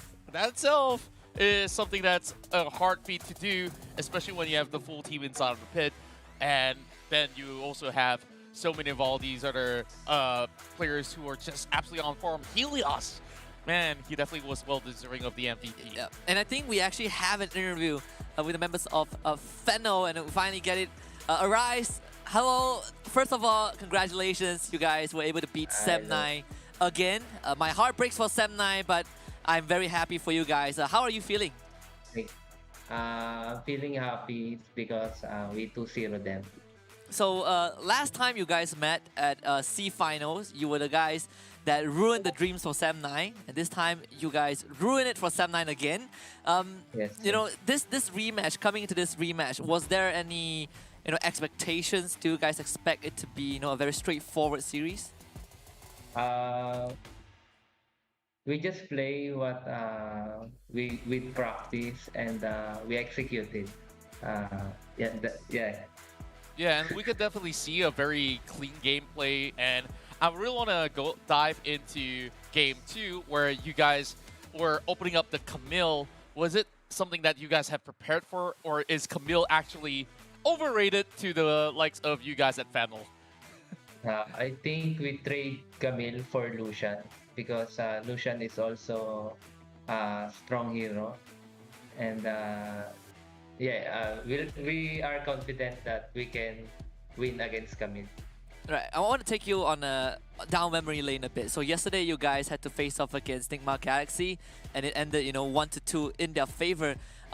What was kind of the takeaway from yesterday? What do you guys felt like went wrong against Enigma Galaxy? Sorry? So yesterday you guys played Enigma Galaxy, and of course Enigma Galaxy won 2-1. What was the takeaway from yesterday, and what do you feel like was the biggest challenge against them? I think the game 2, the Kasadin is very OP, strong champion that we got outscaled, like we are ahead in early and mid game, but that hero will destroy you if the game goes late. So I guess it's going to be perma-ban for every single series, no casting it at all. Unless you guys get to hold it though, maybe you get to play it. Yes, maybe. Right. So just now we talked to Draw from Enigma Galaxy. When they won their series, we asked him who does he think is going to qualify for playoffs, and your team Fennel is in the list. And up next weekend, in fact, you guys would face off against SGP, and this is the first time you guys would face them in this tournament. If Sem9 was kind of a cakewalk for you guys, what do you think your odds are against SGP? We're still confident that we can beat them because it's like we beat Nigma, and I think we can win Nigma if Kasadin is not open. So, and Nigma 2-0 the SGP today, and I think we can beat them. All right, I want to kind of pull your attention a bit. So just now we looked at the MVP. It's actually Danny who got the MVP. I just want to quickly ask you, do you agree with that? Do you think that you should be the MVP instead? I don't know. I just want to win the game, and You guys got what you want. I don't care about MVP. I just want to win the series and game. Fair enough. So next series, I want your insight on this. RRQ against Grind Sky Esports. Now Grind Sky, yesterday we talked to Chinese, the jungler, and he said that they are here for revenge. They want to beat RRQ because RRQ always beats them. What are the odds of Grind Sky Esports getting that upset? Since RRQ changed the Dragon Lane and Baron Lane, and Grind Sky didn't change the roster, I think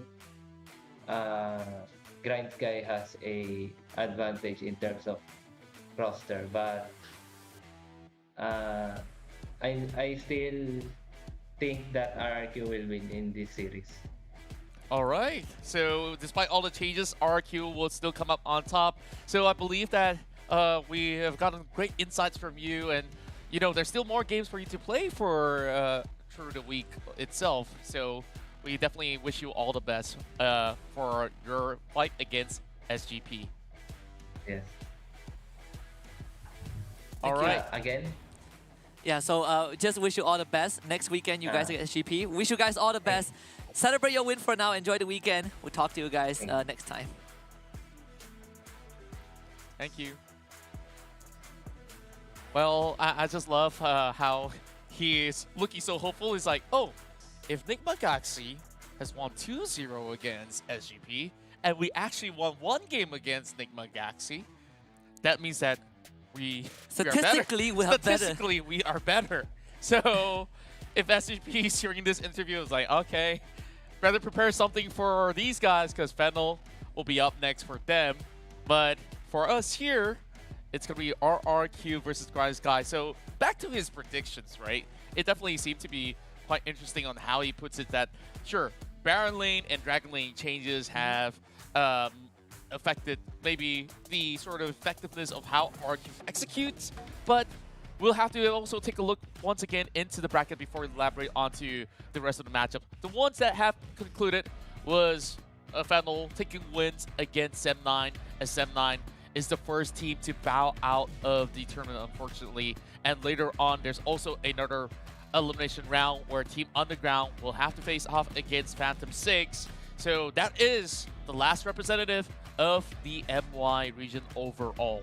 Yeah, I mean, it's, I feel like it's an overstatement to say that we did not expect to get to this stage, but obviously, the last hope of the region, it really hangs in the balance. But that is for later on, right? We're saving that for the last series. Right now, we got to look at RRQ and Grind Sky, and we start off with the roster of RRQ. Again, we've highlighted Hyde and Viper being the two changes of that roster. Hyde rejoining RRQ after a short stint at Persis Esports in the Indonesian region. But right now, he will be joining Chaz, Helios, and EXO, and of course Viper to fill in the shoes of Marquee.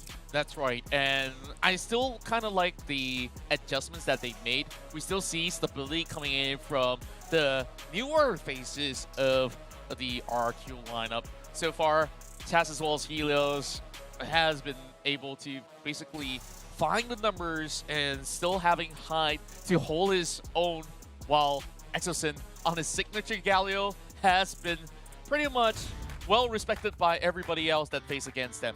Yeah, and this is a team that plays WildRift 7 versus 5 with Tonti, with Chinese, with Bambi, with Tactical, with Bill, and we also have their two Teemo and Lucian. with Teemo and Lucian. So they have two default champions to start the series. But in all seriousness, yesterday it was Grindsky Esports creating a highlight montage for themselves against Phantom 6. It wasn't a fight at all. It was just Grindsky Esports performing a choreography for us, right? Chinese on his Lee Sin, Tonti having fun with the Jax, and Tactical having fun with the Lucian, and yada yada yada. And of course, Bill showing on the trash. That is something that to be remembered. This is something that we gotta look at. Bambi against Helios. Two very polarizing mid laners, at least just based off of yesterday, where Helios has showed off his chops on the assassins like Kali and Zed, also brought in the kill. Bambi plays a more stable role with Singe and Oriana. Yeah, this time around, I think that we might not see that much of a cinch, where in that sort of matchup, you can definitely tell that Grindsky has the pure confidence heading into game 2 to pick something that is a little bit off the wall. But now against RQ, I think it's just going to be their best picks throughout this whole best of 3. And sure, with the inflated KDA to be matching up against Helios, Bambi says, yep, I got a better stats, better damage output, and everything else to book along. But RQ says, maybe I could basically challenge that after this matchup. Yeah, I mean, your KDA is always going to look good if you are just farming enemies, right? So that's what Bambi did yesterday on the Singe. But, you know, on a more serious note, I think that Bambi's role kind of, at least when we look at how he plays that Singe and Oriana, it does give us a bit of a reminder of Coyote from Team Flash. And I know it could be a long stretch for us to draw that parallel comparison, but we do see some remnants of that more supportive role in that middle lane coming out from Bambi. Yeah, both sides are really exciting teams to watch, and I think like there's another thing that I really want to highlight is that both junglers really do love their Lee Sin. Oh, yes. So yesterday we've seen so much out of Chinese on his Lee Sin prowess. Now going up against Chaz, arguably one of the best junglers here in the entire Southeast Asia. Not that they have been unfamiliar with each other. I think there's going to be a little bit of contest for some of these picks out there. So it's really down to how they really set the tempo up. And other than that, we have the matchup between Bew as well as Exosin, which we saw a lot of great hooks out of that trash on that very first game. On the second game, well, he does what he pleases. Yeah, he whatever Bill wants to do, right? And let's see if they can do it against RRQ. Let us know in the Twitch chat what you think is going to be the results. Will RRQ still gonna stay alive? Will RRQ make it to top 4? Or will Grindsky pull off an upset? If they do, it's a huge statement from Grindsky, but at least for us, we think that RRQ is still the better team. Well, I think that for now, it will remain unchanged until like Grindsky would basically start off on a really good run. But then again, I think like just echoing on what we've had in the interview with Arise, like it's RQ. Like usually they find their way out to readdress the situation, and when it comes down to draft, you just basically can't challenge Kaigu. I like how Victor is just going against everyone, right? The guy is like, all the teams that Victor has predicted so far have lost. So, you know, for Grindsky, I think you guys... Let me guess the last one, Phantom 6. Yeah, he's going to guess Phantom 6 for the last one. I tell you, if Victor guesses Phantom 6 for the last one and Phantom 6 wins, then, well, I'll think of what to do by then. But I just want to keep my clean prediction, near clean prediction.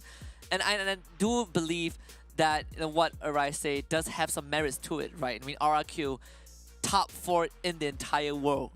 But there's a reason they reached top 4, and even with this bit of adjustment, and it's fair to say that, yeah, Grind Sky Esports, they didn't make any changes to the roster. They do look better in that sense, but RRQ have shown that resilience, and a big part of it is also because of how Kaigu mentors the team and how he resets their mental when they have a bad game. Yeah, and I think like even when it comes down to a lot of back and forth fights that they had in some of all these matchups, like RQ still looking to have level-headed composure throughout the course of the game. Like they can still assess a dangerous situation and still spot, okay, this is that opening, and that player that is the best at that has always got to be Chaz, because not only he starts fights, sometimes when it comes down to really clutch situations, he always lands it. Like, Yeah. this guy, he's definitely the best, if not one of the best, that we have to offer in the entire Southeast Asia. I dare say if RRQ were to challenge some of the best teams out there from, say, the TH side of the Snapdragon Pro Series, or even from VN, I think by now they should be quite ready. Yeah, I think there's a lot of respect for Chaz, right? Again, less than a year ago, he was the up-and-coming star, right? We categorize this, we kind of give the title over to players like Lara 1, we give it over to Chammy, who's topping the leaderboard. But before Chammy came about, it was Chaz in the jungle that really showed a lot of promises. And right now, you know, looking at him alone brings a lot of, breathing space for RRQ, where they are a team that is not afraid to run at you and cause chaotic fights, because that is what RRQ thrives in. Yeah, I think that they usually have multiple win conditions as well. Like, sure, come contest me at Dragon, I'll still have somebody pushing on the side lanes, and you even see like there are instances where they're basically knocking on the Nexus already, and they absolutely distract everybody else. And these are the way that RQ rocks and rolls. And now we are in for a treat, as we got our first grab up and ready. Yep. And if anyone still has questions where how good is RQ exactly at coming back, remember they made the best comeback against Team Flash at WCSC finals, and it all came down to one Baron steal by Chaz. In fact, the whole series, I think he stole 2 Barons in 2 consecutive games. And yesterday he stole an Elder Drake to close out a comeback against Team I felt Underground. like it was 2. It was just 1 actually. Oh. Yeah, it was. Oh, I think my he bad. secured the first. They secured the first one, and then he stole the second one. That one was supposed to be series ending for RRQ.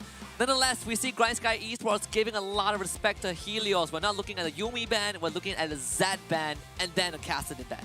Yeah, I think that it's pretty much standard from here on. Grind Sky Esports is giving respect to RQ, understanding that they would usually run a double assassin composition. So, a few things to factor in, right? Like, depending on whether RQ really want to go for either the Chazix, the Chassin. I'm going too far with this. Yeah, well, it's okay. You know what they saw. Well, I think Chazix is probably the one that we're familiar with. Yeah. So now with very standard bans coming out of RRQ, Grind Sky Esports will see a few options out there that RRQ might actually take. They can start off with a Karma if they want to, and is that the sort of direction that RRQ would really optimize themselves into? Because when you pick that Karma, you can see that there's a few areas of play, but instead of that Karma, they opt for that Yumi instead, which could basically see a potential of having that Jin down in the bot lane. Yeah, and that's what I believe was it. I think it was Grind Sky Esports, right? I think what Chinese would say is that, you know, it was all planned. Right? If they take Yumi, we take Karma, and vice versa. That was what happened yesterday against Phantom 6. But RRQ, they do play that Yumi, though it's slightly different from what we normally see from Exosun, where he loves to play those engaged kind of support.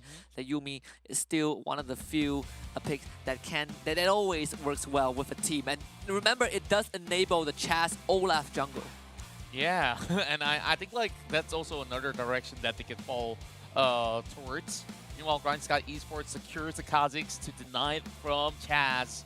So Chaz in response, we'll have to come up with something. Well, they have Jax available, and even better, Renekton to be secured. Could still go over the hands of Helios. We've seen him play this a few times before. are traditionally back into the Baron lane where Hyde could utilize this. Yeah, and then, of course, the Riven is going to be brought out, and that's one of Chaz's special as well, right? It doesn't have to be the Olaf. The Riven has that scaling into the late game, and you pair it up with, Yuumi, who can rotate between the Renekton and the Riven. A lot more options for RRQ to go for, and this is the Thresh that we have been marveling over yesterday. Bill, He's just crazy. the only Thresh pick yesterday, actually up to this point, but it was a splendid display. Yeah, and I think like it was also against a Yuumi matchup, but also keep in mind, in the PH region, there was, once upon a time, a Yuumi Baron lane. Oh yeah, there was. And I think that that angle can work when you do send that Riven in the jungle, mid lane, Renekton. I'm just throwing my wild touch, right? Yeah, like, I mean, it can't go as well as that. It can, it definitely can, right? In fact, when that happened in the Philippine region, we were trying to claim it as our own, but we gotta give it to the PH guys. They Blame were the Z9 guys, and then they took them down. yeah, exactly. Well, to be fair, like you can't claim it as your own if you've never shown it before. I think that's something that the Philippine region has shown. But in all seriousness, that era probably has long passed us because we have so much more hard-hitting Baron laners that Yuumi just finds it a bit more difficult. So many changes as well. It's so hard for him to survive. The Chaz Lee Sin banned out, so it means that GrindSky, they are still unsure if Chaz is going to go on that Riven, which is pretty interesting.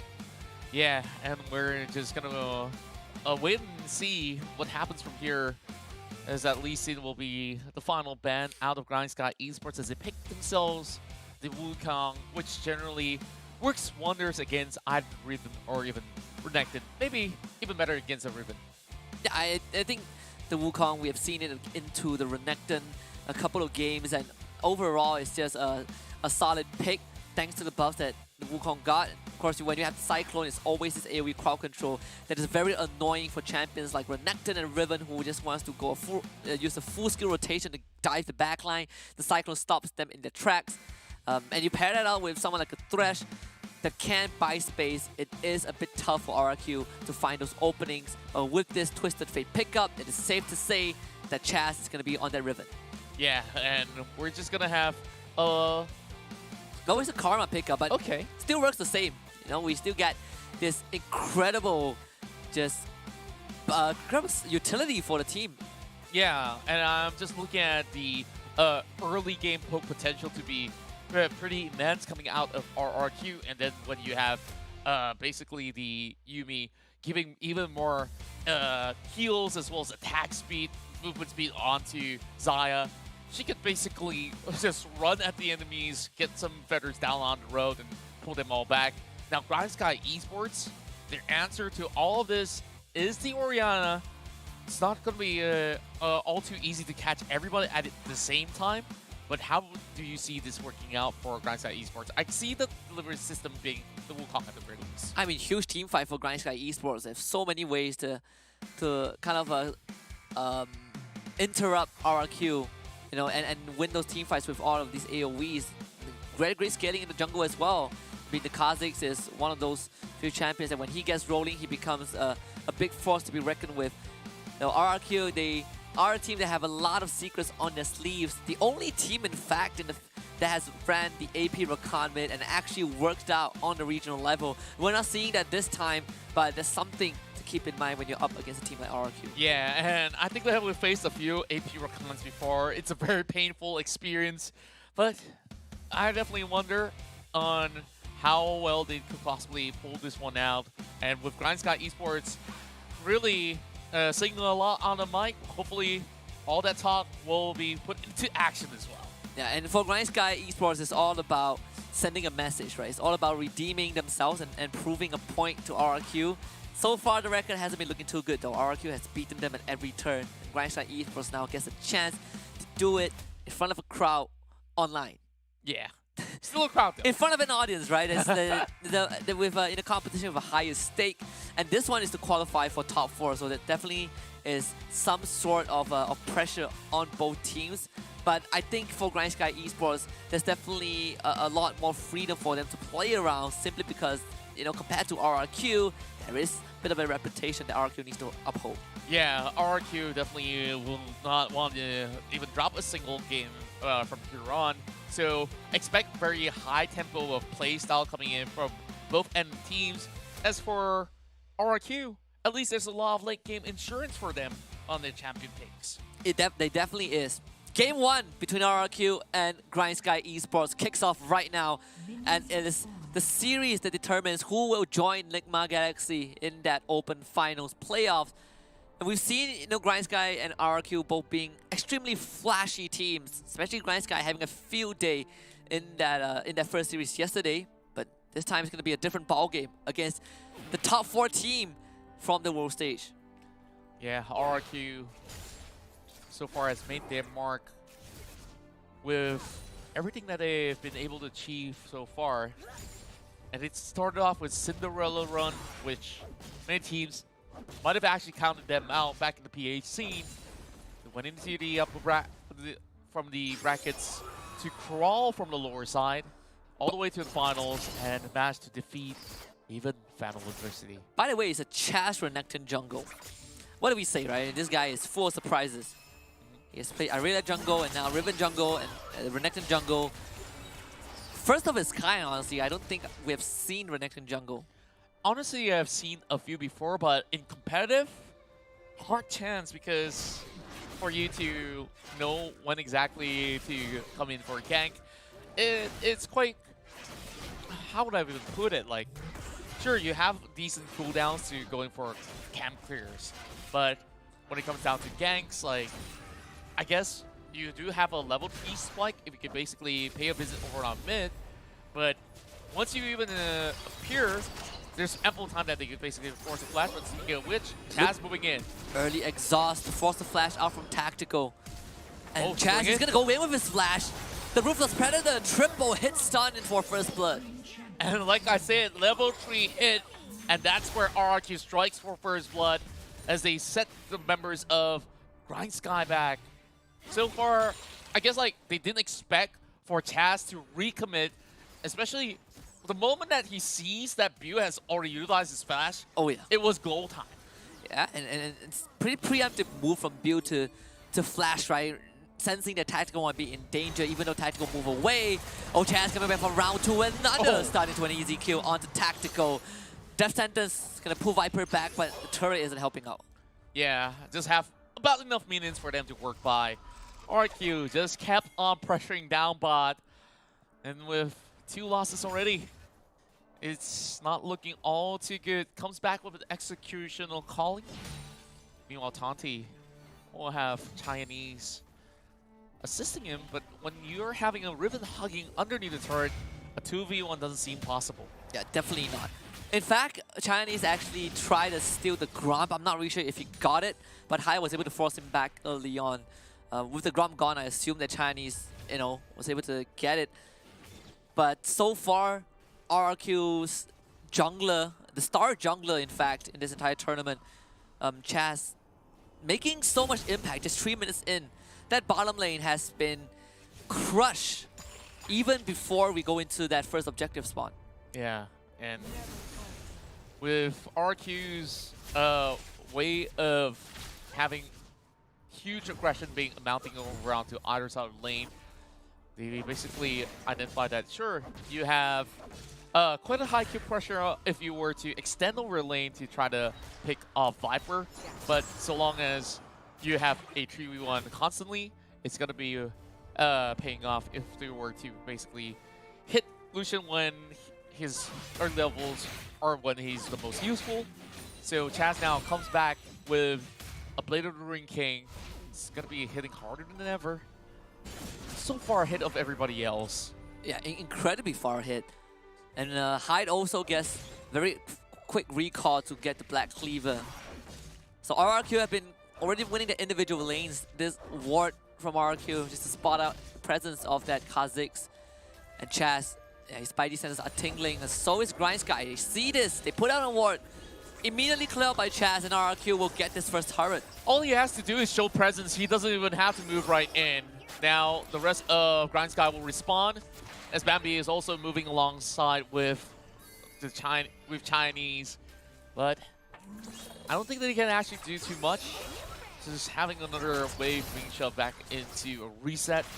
But We got less than 15 seconds from here on for them to fight for objectives. RQ retreats, get some big items in. We got a BF sword running for the Zaya, and make that a Storm Razor already 5 minutes into play. Yeah, and Exos even got his Ludens Echo, so perfect timing for RRQ. Everyone getting their first core item online for this objective. Hyde is going to show up, flash away, doesn't want to contest Grind Sky, but RRQ will easily and willingly trade the Rift Herald for the Dragon, and Grind Sky now wants to push that advantage. He has to let go. And Hyde lets go of it. He already utilized his flash, and Grind Sky has identified that this is going to be the cleanest window of opportunity. Dragon being traded out, and while they're still working on it, first turret will still belong to RQ, as they've already got so many platings early on. Yeah. And RQ able to catch up to that, being one step ahead of Grind Sky Esports, but nonetheless for Grind Sky, at least there is some sort of trade. But this is one of the few times that we see RRQ kind of take a more passive approach for both Helios and Exosen, right? Lesser playmaking potential in terms of getting those engaged off, but it's all about empowering the rest of the team. And Hyde and Chaz will kind of be the two early members that gets that benefit. But when the game progresses, Viper will also get to enjoy it. Yeah, and overall, Grind Sky doesn't really have a designated tank unless you really want to turn this Wukong into one. Hitting the late game, I guess that's very much doable. So long as Chaz plays the exact same way he's playing, and you will have Helios, who may not have participated in some of all these shenanigans down bot. So once that does, so you can imagine that Transcendence Embrace to really help Viper line it all up.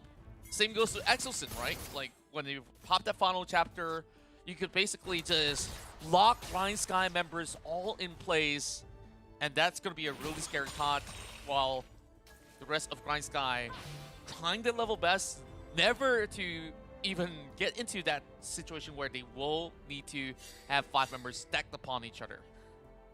And we actually saw Chinese pivot towards the Black Cleaver.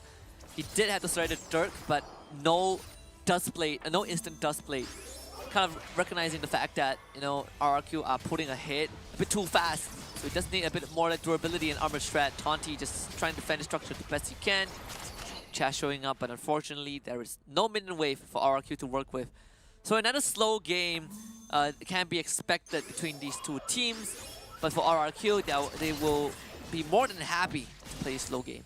Yeah, pretty interesting as to how Grind Sky pulls this one out.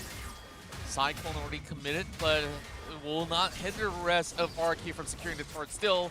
Got the Lantern from Bew to save the day. So, over the bottom side, Hyde kind of in trouble, 1 versus 2. As the ultimate goes on the tactical, the full combo not able to be unleashed. Chinese finds the isolated kill. Yeah, that's all that he could possibly pull up with.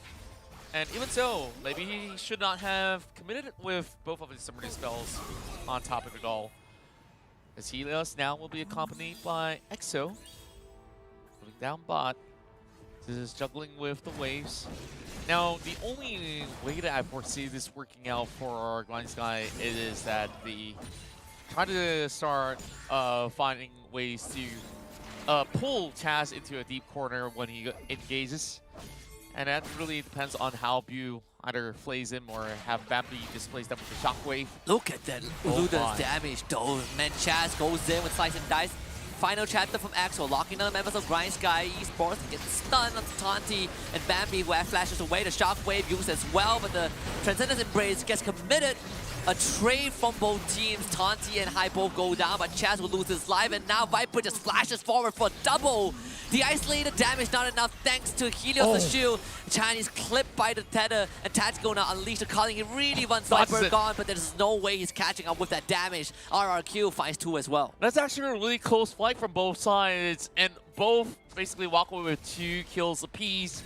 And you saw Bew basically zone them off with the box, and that has allowed a little bit more spacing for Grind Sky to try to go in for recommitments. Very low health bars on the members of Grind Sky, but they are still basically going for the Herald, and they managed to secure it regardless as we go back to the fight. As we see those sort of situations, whether if RQ starts to fight or not, you always have EXO ready to pop that final chapter. And so long as they manage to catch a few members off, it's go time for RQ. Yeah, and we saw how Viper just aggressively flashes for a kill into Bambi early on as well. But that's also because that they have ways, they have the resource to enable those kind of aggressive maneuvers. Thanks to Helios and EXO again, just the amount of healing and shielding that they provide for these core players. Yeah, well, with all that sort of utility of shields, RQ did lose to. Chinese have gotten himself a shield of his own, and that definitely will be the goggles don't play for the tree. Slight edge for RRQ, while Grand Sky ready to basically take them on. Chinese comes over the wall. Uh-oh. And they are now looking onto Bambi. Yeah, try to leash him down. Grind Skies and Rift Arrow didn't do anything. Cast though. Second Dragon has spawned. Chaz looking for a way in. Transcendence Embrace pulls Tonti back. Dominance in the final chapter. Chaz and EXO commits again. Rooting out 4 members of Grind Sky Esports. Bill wants to run away. The Cyclone comes through. And Tactical actually flinches off high. Chinese flashes over the wall, try to get an exchange, but nothing comes through. And again, both teams trade that Baron lane. Now they're also trying to trade one right back. Grind Sky, they're ready for round 2. Bill doesn't have the health to work with. Can he get a hook at least to start things off? Chaz will secure the Dragon. Chinese goes for the attempt, but RRQ just turns on Grind Sky. And everyone goes down. 3 dead. EXO gets a tag. And it's going to be 4. Viper takes 1, Chaz takes 3. That definitely wasn't worth the cost. Grind Sky, they thought that they have a chance after having a little bit of a casualty being suffered up. And now it's only leaving Tonti behind. They got Ace earlier. That's all that RRQ could possibly get, and that's way more than enough. Yeah, absolutely. And it's pretty interesting to see how Grind Sky really still thought of attempting this without major resources. It's kind of a free one for RRQ. And just like that, pendulum swings. RRQ gets a huge lead.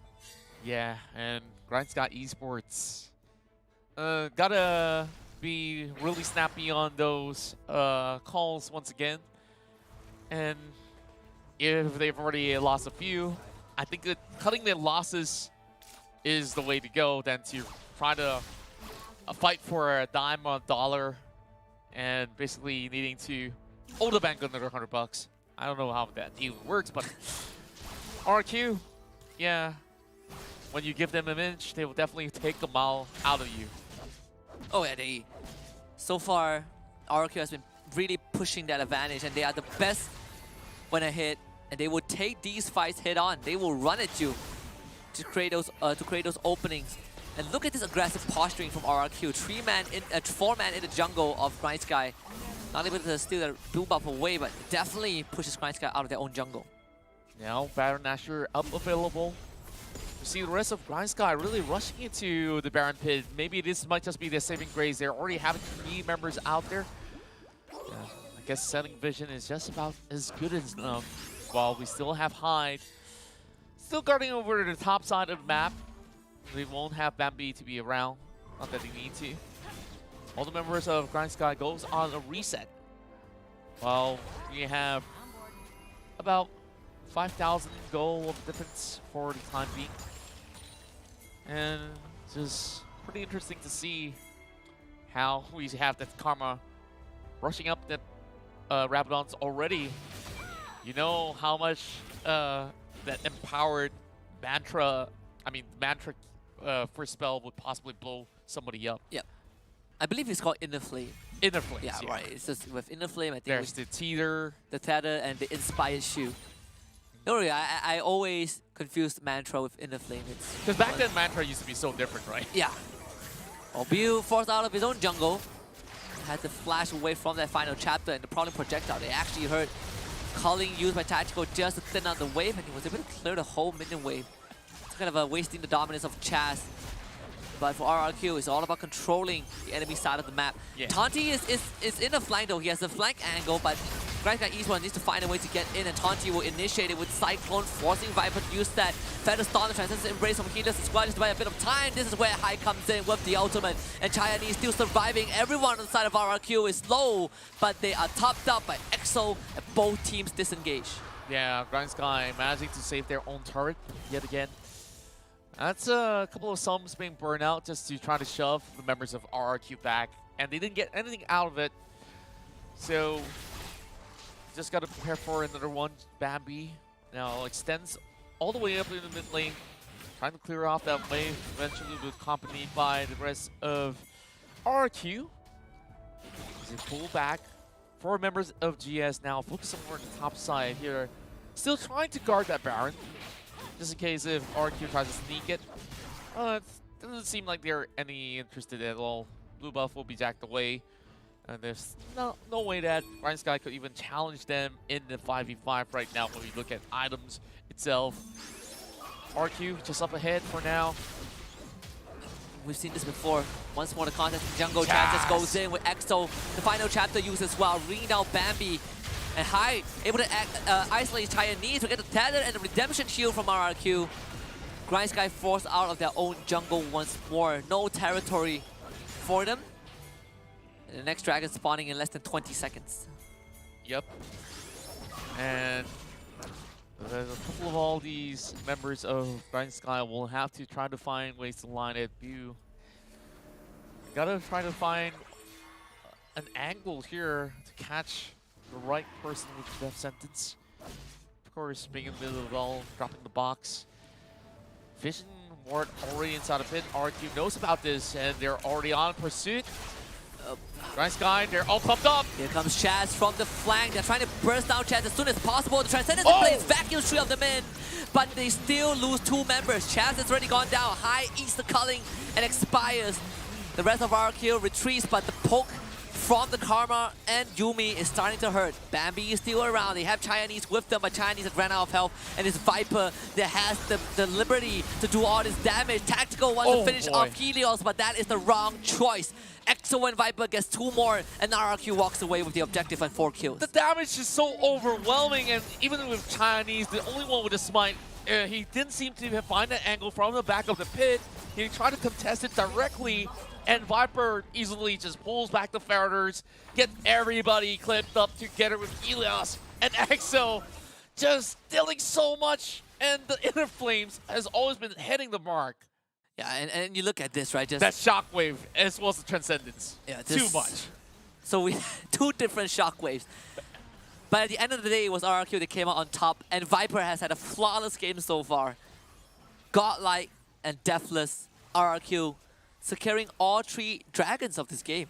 Yeah, and on top of it all, good timing on that redemption as well, is to try to draw it right back. Viper absolutely unchallenged. Like, I think that by then, Grindguy should have just let go. Because, again, they've been losing all these straight fights, and it has costed them so much. For something that seemed to be a gap that could be closed up, now it has been widened by the rest of RRQ. And it's all due to some of all these shot calling in effect.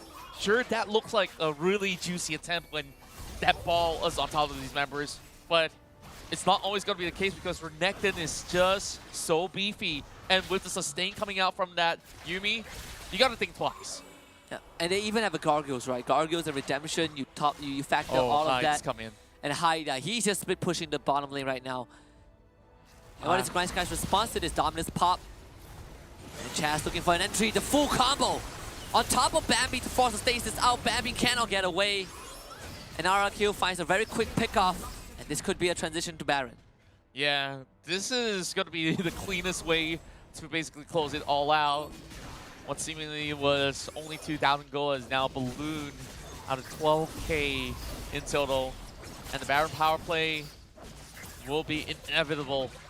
Lots of Feather already stacked, and Grindguy a little bit too late to the scene. This is done and dusted.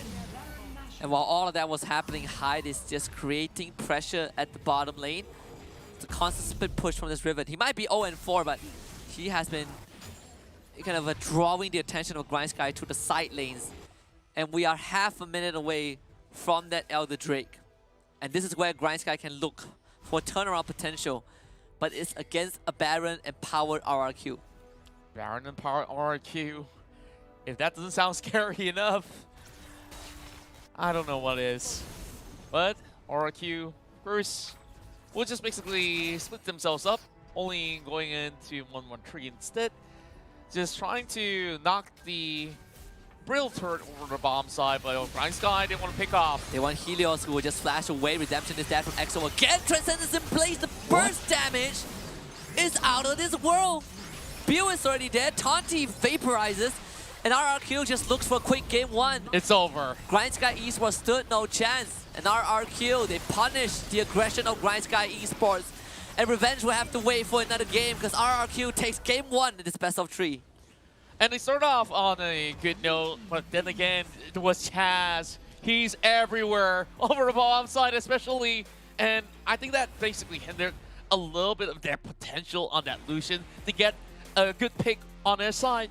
But you can't basically have him running around the map, especially you getting damage done, then no point having that Lucian in the game. It was the bottom lane was already destroyed before the game even progressed, right? 3 minutes in, 2 deaths in the bottom lane, all thanks to Chaz.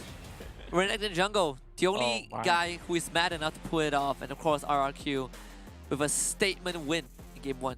Yeah, and you see that he was on so many of all these camps on perfect timing as well. Like, moment that he blast cones over, okay, he managed to get the scuttle immediately. So everything was so on point that it has basically eased up everything else for Viper to play his role in such a smooth manner.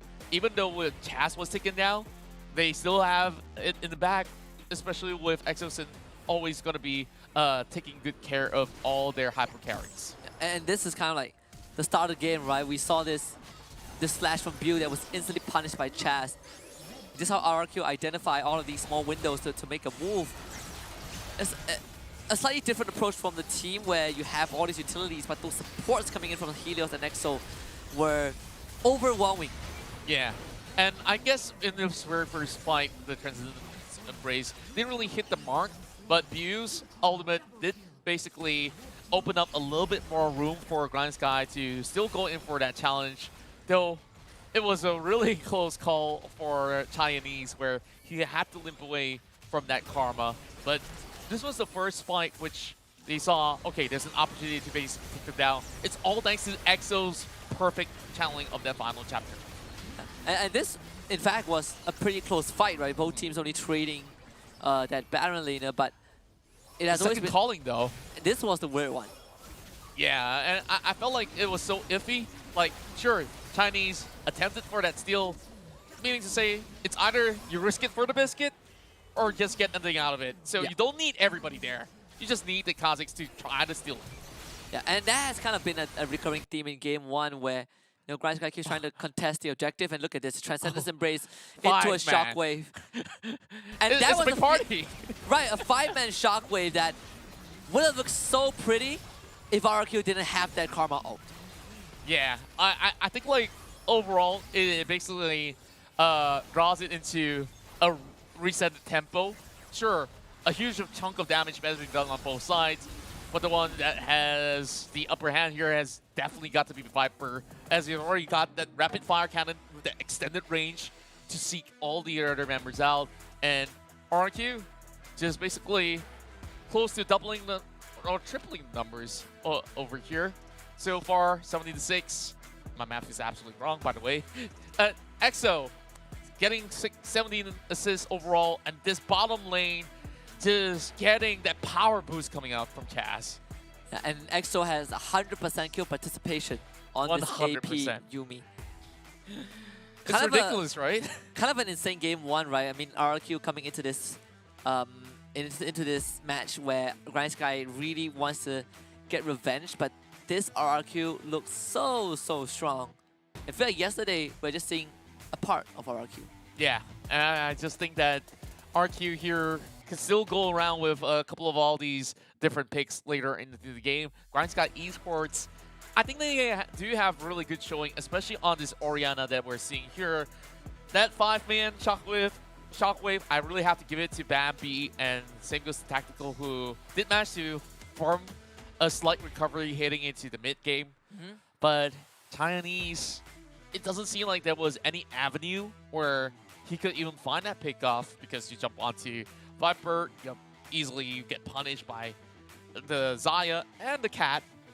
Well, good luck even trying to face off with Renekton. Yeah, and also, I think, you know, in this game one, it was just RRQ making all of the proactive moves, right? Contrary to what we saw yesterday, when Grind Sky Esports went up against Phantom 6, where they have all the room in the world to make those engagements, to make those early rotations with the support. RRQ did not let that happen this game. First of all, they punished the bot lane severely, they forced Bill to stay put, and this gives them a lot more room to kind of farm up. Yeah, and I think like that was a crucial move, and it was basically Chaz dictating who stays put, who gets to go, or, you know, he basically singles everybody out there. And then after that, you start to see a lot more out of the mid lane to also contribute into all their team fights. Yeah, absolutely. Of course, when it comes down to competition, winning is important, and it's the only thing that matters. This is all made possible by our partners at Snapdragon Elite Gaming, when winning matters. But I think, you know, they have been great people. They've been with us, and WildRift is just a part of the journey. They've been with us for so many of our game titles prior to this and in the future, and we are great to have them on board. But we also are very grateful for Monster Energy for helping everyone unleash the beast. Check them out at www.monsterenergy.com/gaming. And if you guys want to join the conversation, you want to talk to us about WildRift or just Snapdragon Pro Series' endeavor in general, you can join us in our Discord channel at discord.gg/Snapdragon Pro Series. But of course, this is just Game 1, a sampler of, like you said, potentially the best series, but it can only be the best if Grind Sky Esports pull it back in Game 2. We'll see if that happens after this break. The Snapdragon Pro Series is brought to you by Snapdragon Elite Gaming and Monster Energy. Chaz moving in. Early exhaust, force the flash out from Tactical. And Oh, Chaz is going to go in with his flash. The Ruthless Predator, triple hit stun in for first blood. So, over the bottom side, Hind kind of in trouble, 1 versus 2. As the ultimate goes on to Tactical, the full combo not able to be unleashed. Wave. Look at that Luda's damage though. Man, Chaz goes in with Slice and Dice. Final chapter from Axel, locking down the members of Grind Sky Esports, and gets stunned on Tanti and Bambi, where flashes away. The Shockwave used as well, but the Transcendence Embrace gets committed. A trade from both teams. Tanti and High both go down, but Chaz will lose his life, and now Viper just flashes forward for double. The isolated damage not enough thanks to Helios the shield. Chinese clipped by the tether, and Tactical now unleashed the calling. He really wants Viper gone, but there's no way he's catching up with that damage to anything. Chaz though. Second dragon has spawned. Chaz looking for a way in. Transcendence Embrace pulls Tanti back. Dominance in the final chapter. Chaz and Exo commits again. Rooting out 4 members of Grind Sky Esports. Bill wants to run away. The Cyclone comes through. And Tactical actually flinches off high. Chinese flashes over the wall, try to get an exchange. Bill doesn't have the health to work with. Can he get a hook at least to start things off? Chaz will secure the dragon. Chinese goes for the attempt, but RRQ just turns on Grind Sky. And everyone goes down. 3 dead. Exo gets a tag. And he's going to be 4. He has a flank angle, but Grind Sky Esports needs to find a way to get in, and Tanti will initiate it with Cyclone, forcing Viper to use that Feather Storm, the Transcendence Embrace from Helios as well, just to buy a bit of time. This is where High comes in with the ultimate, and Chinese still surviving. Everyone on the side of RRQ is low, but they are topped up by Exo. Ahead for now. We've seen this before. Once more the contest in jungle, Chaz just goes in with Exo. The final chapter used as well, ringing out Bambi. And High able to isolate Chinese to get the tether and the redemption shield from RRQ. Grind Sky forced out of their... Grind Sky, they're all pumped up. Here comes Chaz from the flank. They're trying to burst down Chaz as soon as possible. The Transcendence plays vacuum 3 of them in, but they still lose 2 members. Chaz has already gone down. High eats the culling and expires. The rest of RRQ retreats, but the poke from the Karma and Yuumi is starting to hurt. Bambi is still around. They have Chinese with them, but Chinese have ran out of health. And it's Viper that has the liberty to do all this damage. Tactical wants to finish off Helios, but that is the wrong choice. Excellent. Trying to knock the brittle turret over the bomb side, but Grind Sky didn't want to pick off. They want Helios, who will just flash away. Redemption is dead from EXO again. Transcendence in place. The burst damage is out of this world. Bew is already dead. Taunty vaporizes. And RRQ just looks for a quick game one. It's over. Grind Sky Esports stood no chance. And RRQ, they punished the aggression of Grind Sky Esports. And Revenge will have to wait for another game because RRQ takes game one in this best of 3.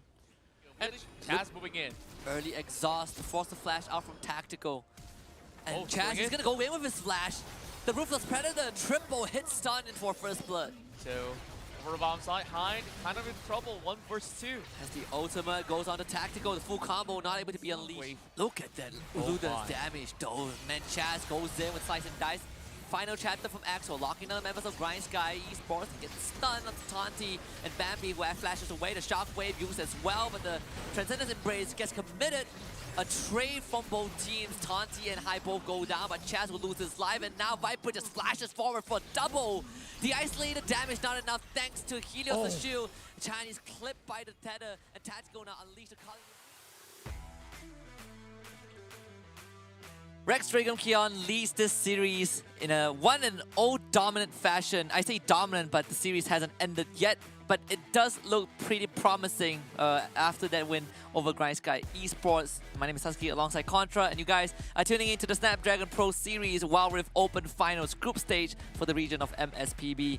And it seems like Grind Sky Esports' mission to get revenge over RRQ will have to be extended a bit. Yeah, and that sort of extension is also due to some of the decision making that they opt for, like especially on those dragon contests, which sure they may have stabilized somewhere in mid game in order to challenge, and we've seen a lot of glimpse of great plays, especially from Bambi with that 5-man shockwave. But even then, it wasn't really enough because of how the way they have been able to try to reposition, still trying to brute force their way in. Sometimes you just have to give way when you can't find that pick. Absolutely. We do have some statistics to look at.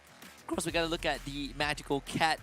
AP Yumi, courtesy of Exozen in that game number 1.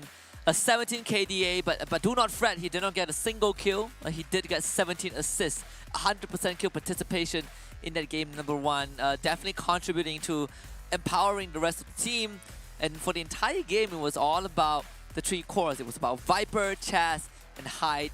Hyde obviously getting the brunt of it. He didn't have the best game on that Riven, but overall the contribution of EXO and Helios on those utility champions have contributed greatly to their win. Yeah, Father EXO was sheltering everybody, healing themselves up, but most importantly, like the moment that he attached himself into players like Chaz, you can basically enable that Renekton to just safely slice and dice without having too much of a repercussion, and I love that sort of interaction. And even when he does get himself dropped down low, he could easily pop his own Dominus. Like, there's just so much in that kit that it was very well thought out by the side of RRQ. And so far, the island has worked out for them as well. Hyde just doing his own thing over on top side, and Teamfight is where he shines. Yeah, we don't even kind of need the Olaf in this situation, right? I mean, Chaz found a minor alternative to that. But going into game 2, I wonder if Grind Sky will still stick with kind of the playstyle that they have, right? We did discuss a bit about Bambi and Helios and how different they are in the middle lane, and we did see that difference in game 1. Yeah, and I foresee that 2 of these picks won't be left available.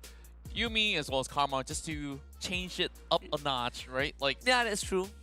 And just on a matter of fact, then they have to let a few things slide. We see bans on, say, Lee Sin or even some of all the other picks that is being denied into the pockets of Chaz himself. I felt like Grind Sky need a different sort of approach here. So what that option will be is that maybe you gotta try to open up room by banning something a little bit more peculiar, and then you get your first pick. If it's not going to be a Kassadin, if it's not going to be a Jace, it will still be something that perhaps give them a little bit more comfort. But then again, if RRQ is going to be on the red side, you might have to give leeway to RRQ for 2 picks as well. Something dangerous to consider. And we'll see how that's going to pan out. Grind Sky Esports now takes charge of that blue side for this game number 2. And right off the bat, again, another Helios Zed ban. Zed, once again, there's just so much respect to what they could possibly potentially do, because you understand what are the circumstances here. So if they go in for 2 picks in a row, you can basically see maybe both Kazakhs as well as that Zed being locked in all together. Then like, okay, now we have to worry about immense pressure that can come from all sort of direction in the map, and just knowing the playstyle of Chaz, it's either the side lanes getting hit very early on. So Grand Sky Esports just get rid of the necessary. Though they can actually open up the cast. They ban it up from themselves. Yeah, and you know, for RQ, they're gonna ban the Yumi and the Senna. So it feels like it's Grind Sky's turn to make a judgment call again, right? Do we have a couple of priority pick that can be considered: the Jace, the Karma, the Camille, the Wukong, if they even want to go there. But just like you pointed out, the Karma will be eliminated by Grind Sky. So it's RRQ, either Jace or Camille. One of them has to go through. Yeah. So I guess like when you factor in all of that, I think Camille can still be led through. I think that RQ has plans to find ways to eliminate her if that goes through. So without the Jace, I guess Grind Sky Esports can still fall back to a few things. They did try out that Lucian on the very first game, so they want to go for it again for tactical.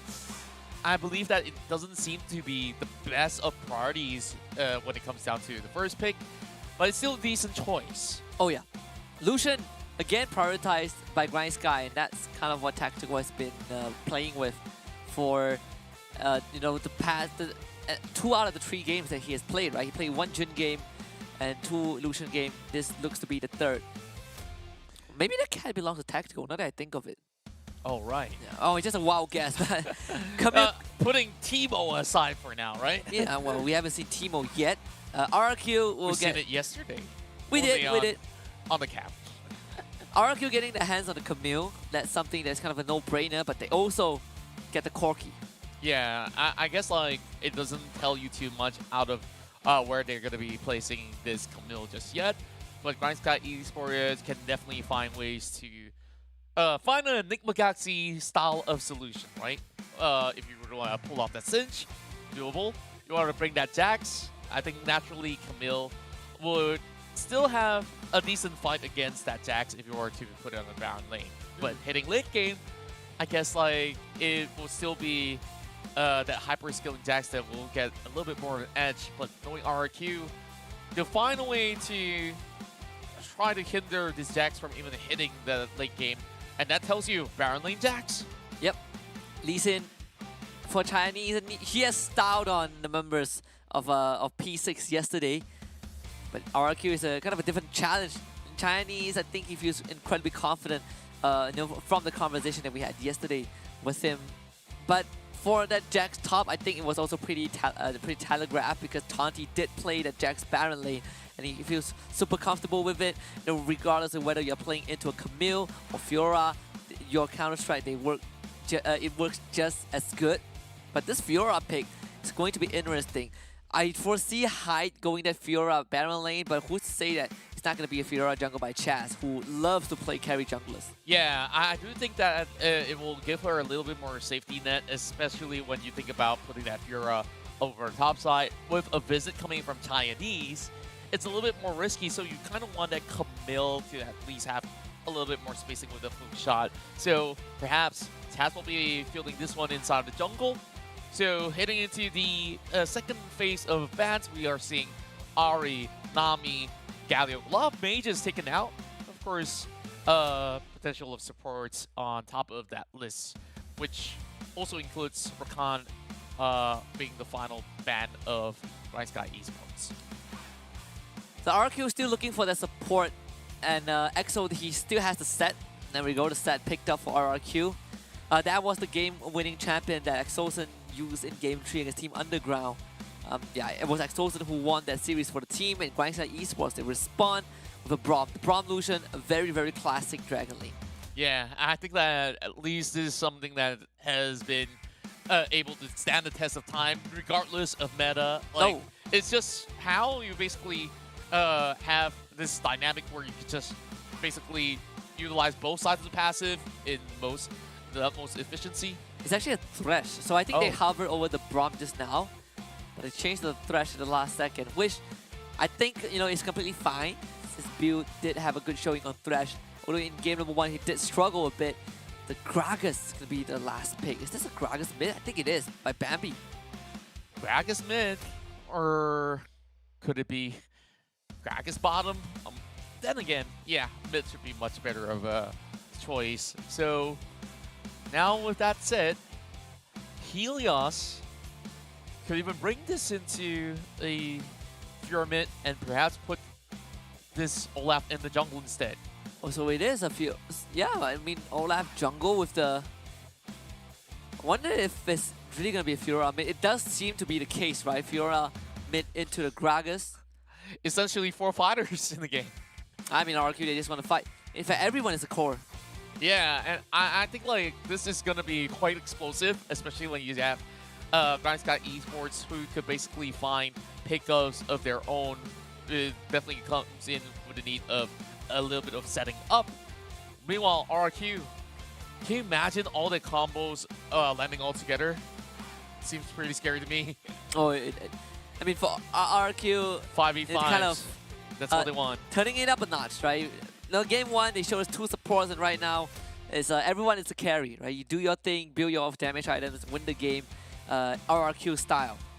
Yeah. And I wonder how is Sky going to deal with this, right? Because it feels like when we get to that mid-game, if RRQ gets off to a great start, it's going to be pretty tough for Sky to contest that. Yeah, I guess that really we need to see a few players here from Sky to step up, especially when we come down to some of these roles. We'll have to take a look at View because last game, denied from being able to roam. Is it going to be the same exact case? Sure, you get a little bit of Lucian as well as Trash combo that does work pretty well in tandem, but I don't think it's a wise idea to leave Lucian B because you know what this task could possibly pull up, and that could be a big part very early on. Yeah, and you know, RRQ is one of those few teams that would have Chash cheat the jungle timing just to get those early kills, and we've seen that a couple of times.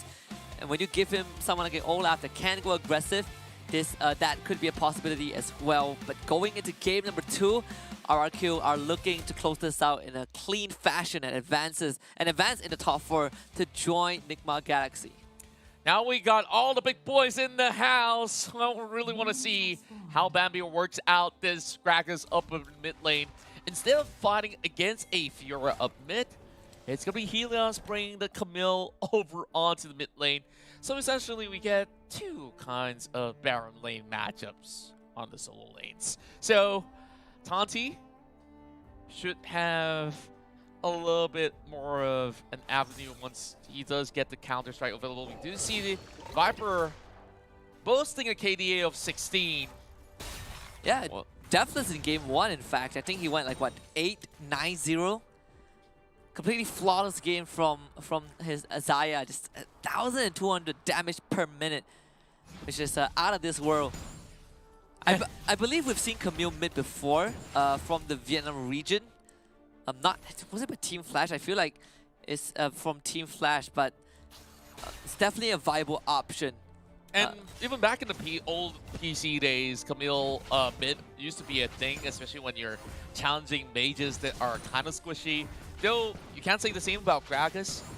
But the thing is, for Helios on this Camille, every time you basically hit some of all these procs of the first spell, you can just take a huge chunk of HP bar, and you're about to, please, have a little bit of meeting up mid.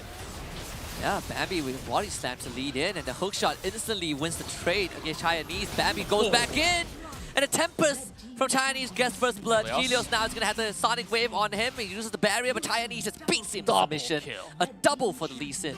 Wow, at least things have finally worked out for them. They does draw a lot of spells just to get this done. Chinese now need to utilize this lead as much as he can, while both sides of the skull will be secured by Sky.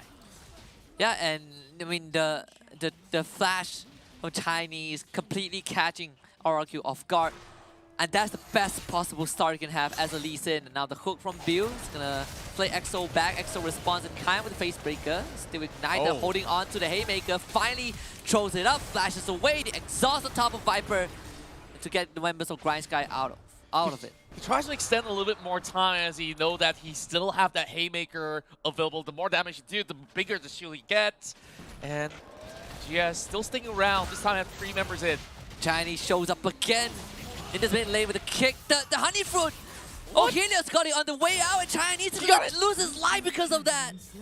Oh no, just a little bit of a small little error, which I don't think that he could basically even predicted it well enough. So I guess that kick kind of saved his life. Yeah, and it force feed Helios some honey fruits on the way out. Force feed? Like Forga? Kind of, yeah. Okay. I've never had it before, but I do intend to try it one day. Well, some people don't like it. Some people say that they love it. But it's a little bit controversial on that topic, so let's skip the part for now. It's exotic food. We can keep that for another day, you know. Yeah. But that could have been, you know, the lead. That was the lead that Grind Sky was looking for, right? If they shut down Helios, I mean Chinese, does he want to try again? This time it's going to be EXO. Bambi brought back EXO with a showstopper. The Sonic Wave misses. The Helios can be gone on. Bill now joins in. Not able to follow up with the death sentence, and Helios gets out.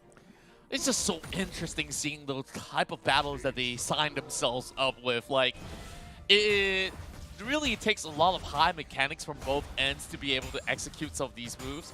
Well, can't say the same for Chaz on Olaf, but Helios always needing to ensure that this hook shot has to be available whenever he needs to get in or get out. Meanwhile, over the top side, it's all about timing as well. Because riposte, it's the timing. Same goes to the Counter-Strike. While the bottom side does a little bit of tug of war. I gotta say that I'm still liking how Chinese continues to be so aggro, looking for openings out there. Sure, he gives himself away. Could have been a kill though. Oh yeah, 2 attempts in the mid side that didn't result in any kill, though one of them was just something that you can't fault him for, right? It's just an unfortunate event that gave Helios a bit of breathing space, and he does now have the Sunderer first objective spawn. We see if RRQ goes for the Dragon contest. It really does feel like they would, especially when you have the package. There's a stronger 5 versus 5 element available for RRQ if they were to choose to form up over on either side of the objective. I don't think it's smart of Grind Sky Esports to ever go in to challenge them. Only a pickoff would suffice if Grind Sky could find one. Definitely not against Exocet though. Meanwhile, Mew coming in from the edge, as they have Bambi pretty far over bomb side. So Grind Sky will have Chinese moving in, almost getting the facebreaker on top of himself. EXO, a lot of damage on him. He's still holding on the Haymaker. Now RQ playing a very patient game, but unfortunately for EXO, he will have to use that honey fruit to kind of top back up. Only 50% health left in the tank for the set. As the rest of Grind Sky, they will mount themselves around this top side. RRQ start working on the Rift Herald. Yeah. Coming with a little bit more zone control hide. Stops the entry, and they do get a hook on top of Helios. Helios takes a lot of damage. Still has the ultimatum to work with. Unfortunately, Taunty was not able to contest that Rift Herald. It goes over to RRQ, but Exosen did lose his life. 14 seconds on the clock. Grind Sky Esports now makes their way to the Inferno trade. Yeah, a huge worthy sacrifice being brought forward by the support of RRQ. But Grind Sky, they hit quick, they hit fast. 2 objectives in a row. They do get the first turret and also the Infernal Drake. Pretty much well worth it, especially catching, I believe, Hyde, pulling the flash away. Chinese dropping low though. We'll need some help. Yeah, we'll get it regardless. Yes, very quick decision making from Grind Sky Esports. Of course, even though EXO's sacrifice was worth it, for RRQ at least, Grind Sky was able to get the Inferno Drake and that mid-tier one in return, which does help them open up the map. But if you are RRQ, you are completely fine with the state of the game. 3 Device Thunderers with Hyde, Chaz, and Helios. Now, this is the fighter build that we're talking about here, which I guess they're going to do a lot of percentage damage. It doesn't matter how much HP warriors they will be able to mount with Bambi building into this Rod of Ages. And Chinese, which is opt for more armory instead, if that's going to be the case, or just go full AD. Oh, here comes Chinese. An attempt with the Helios is life again. EXO with the flash face breaker into an ultimatum showstopper. Chinese still flashes to safety. Bill pulls Viper back with the Death Sentence, but Chaz gonna show up in the back line. Bambi getting away, but Bill might not be so lucky. Ragnarok is there from Chaz. And pop the Gargoyle just about a bit of time. Chaz still tanking on the turret, goes down. And that's gonna be claimed by Bill. Yeah, at least coming up with a pickup on their own. Kind of greeted there, especially he's all alone, no minions whatsoever. It's like, okay, perhaps this is gonna help me out. It doesn't have the Starrock though. So, guess with a little bit of that plating, it's well worth enough. Now, Bright Sky up ahead ever so slightly. This is the first time that we're seeing Bright Sky surpassing RRQ in this matchup. And Chinese finding his way over onto the plates, trying to get the Demolish down. Ultimatum. The Chinese is going to kick Helios out of the ultimatum. Taunty comes in, just quick response. Can EXO get there in time? And he can't. Does have the face breaker, doesn't use it. Yeah, I felt like now it's starting to fight back members of RQ. They're starting to have a little bit of a dip. The moment that Bright Sky tries to stick together, they just really have to look out because Lee Sin, natural counter to Helios's Camille's ultimate overall, so long as he saves it, but here comes the dive. Chaz Ragnarok popped again. Grand challenge on top of Tactical. Hyde wants to kill to pop that ultimate, and they will get it with the help of EXO. The showstopper is around, and everyone gets topped back up. 2 kills for RRQ. And maybe even more, and View still lying on weights. This Chinese so far away. Good sort of pickoffs coming out there as RQ have been able to brute force yet another dive. So far, every single time, getting something in return. So let's have a look at it again. Like, you see that explosive cast being tossed in just to push a Cadminion while they try to move right back in. Though Grind Sky felt like they were pretty ready to take them on, they couldn't basically take out the Hellfires. Members of RQ starting to beef up. And the Referral will spawn as well. The second one of the game.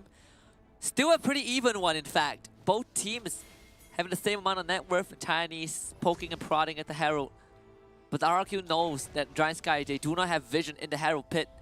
And the Ocean Drake is still a while away from spawning. So RQ, off of that info, they actually can go for a pincer angle if they wish to see what's the plan. Perhaps they're just going to start with EXO here, trying to find a huge pickup there. Conti's trying to move in as well. 50% health on that Herald, and they're about to crash right through. And of course, Chaz going to secure that. They have the package juice as well. Chinese going in and out of the fight. EXO pops the Gargoyle, has the Haymaker, doesn't get it off in time. As they will lose this set, and the rest of Grind Sky now power onto the members of RRQ. Helios pulls the Gargoyle, but Taunty will just follow up with a Leap Strike. Chaz not able to finish off Tactical in the back line. And the stasis out for Chinese to flash over the wall and to get to safety. Hyde takes the Honey Fruit, but Tactical will run him down. And the rest of RRQ are now on the run. Viper left alone, and Chaz will have to be the sole survivor of the team, but Chinese is not ready to let this get away. Finding for angle, safeguard, Sonic Wave, sidestep by Chaz. 4 dead for RRQ. Great positioning through the terrain overall for the rest of Grind Sky members. You see that they come in with a big wraparound where RQ kind of forced into the jungle, and to exit out that was so difficult, where most of these other players out of Grind Sky has been able to basically zone them off. While a little bit split happens where Hyde forced to take the trade, although unfavorable. He did fall, but at least take a few members out with him.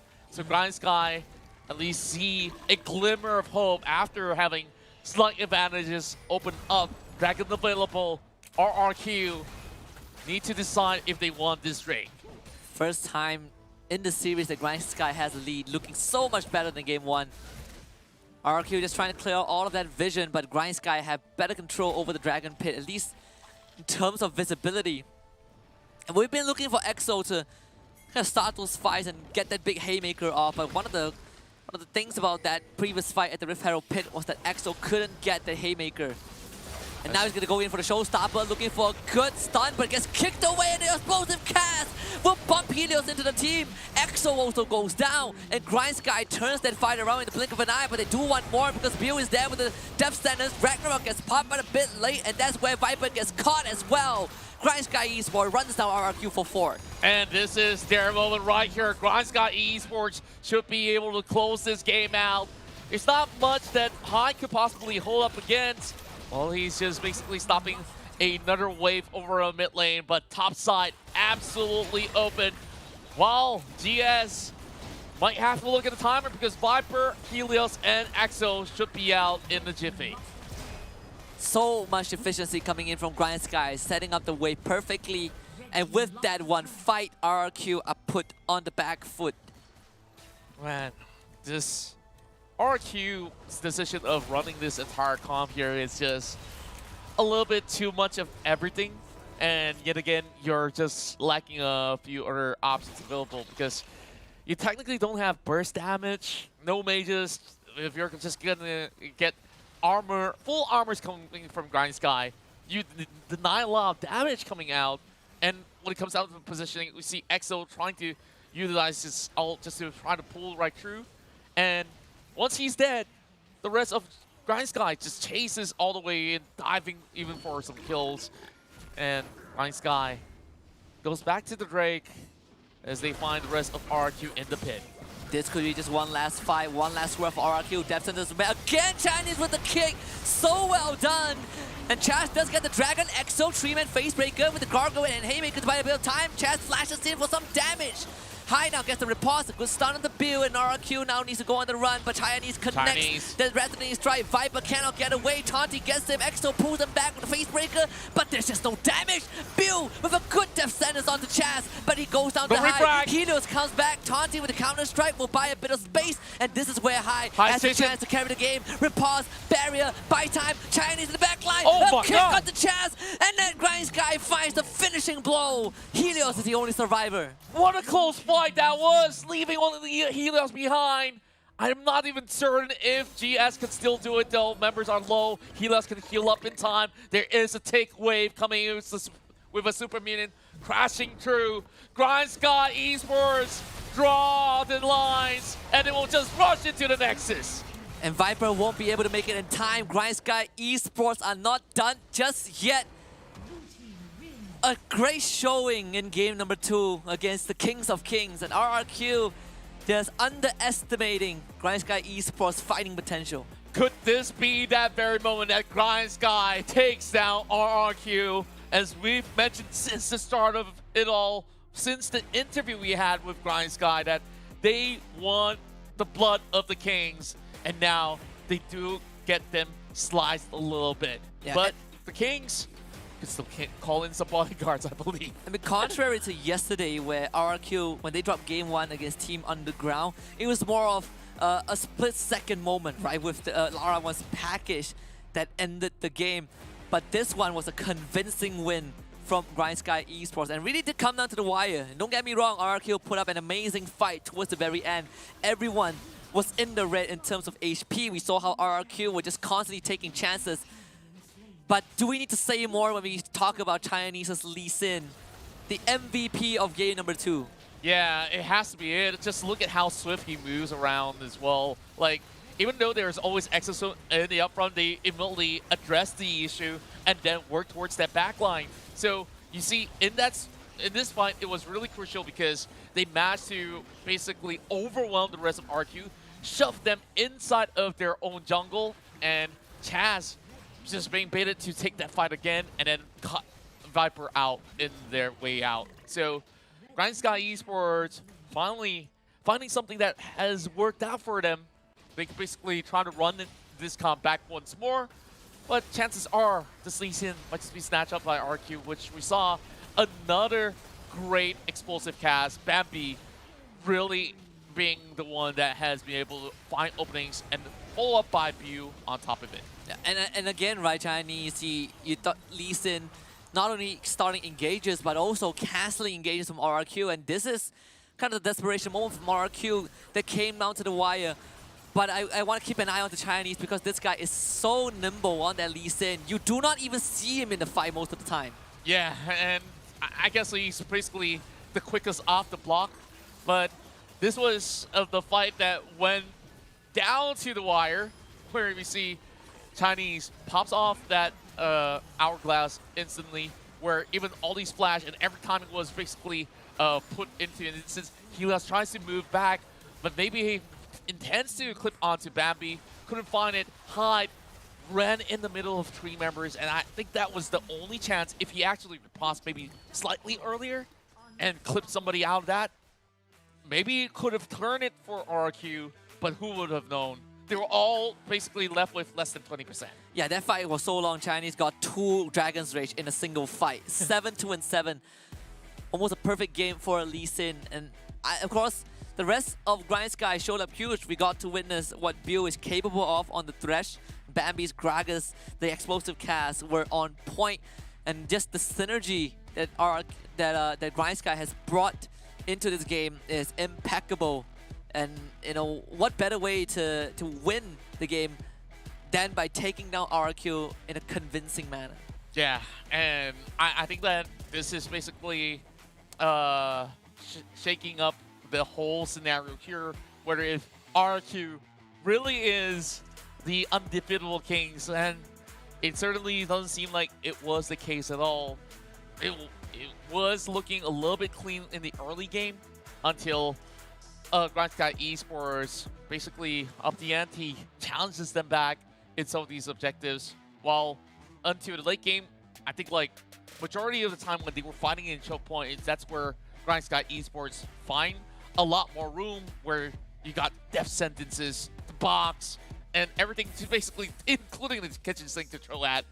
It's just gonna clip them. Yeah. And since we're on the topic of Lee Sin, I have good news for people out there. I have good news for Lee Sin lovers. I'm listening. Right.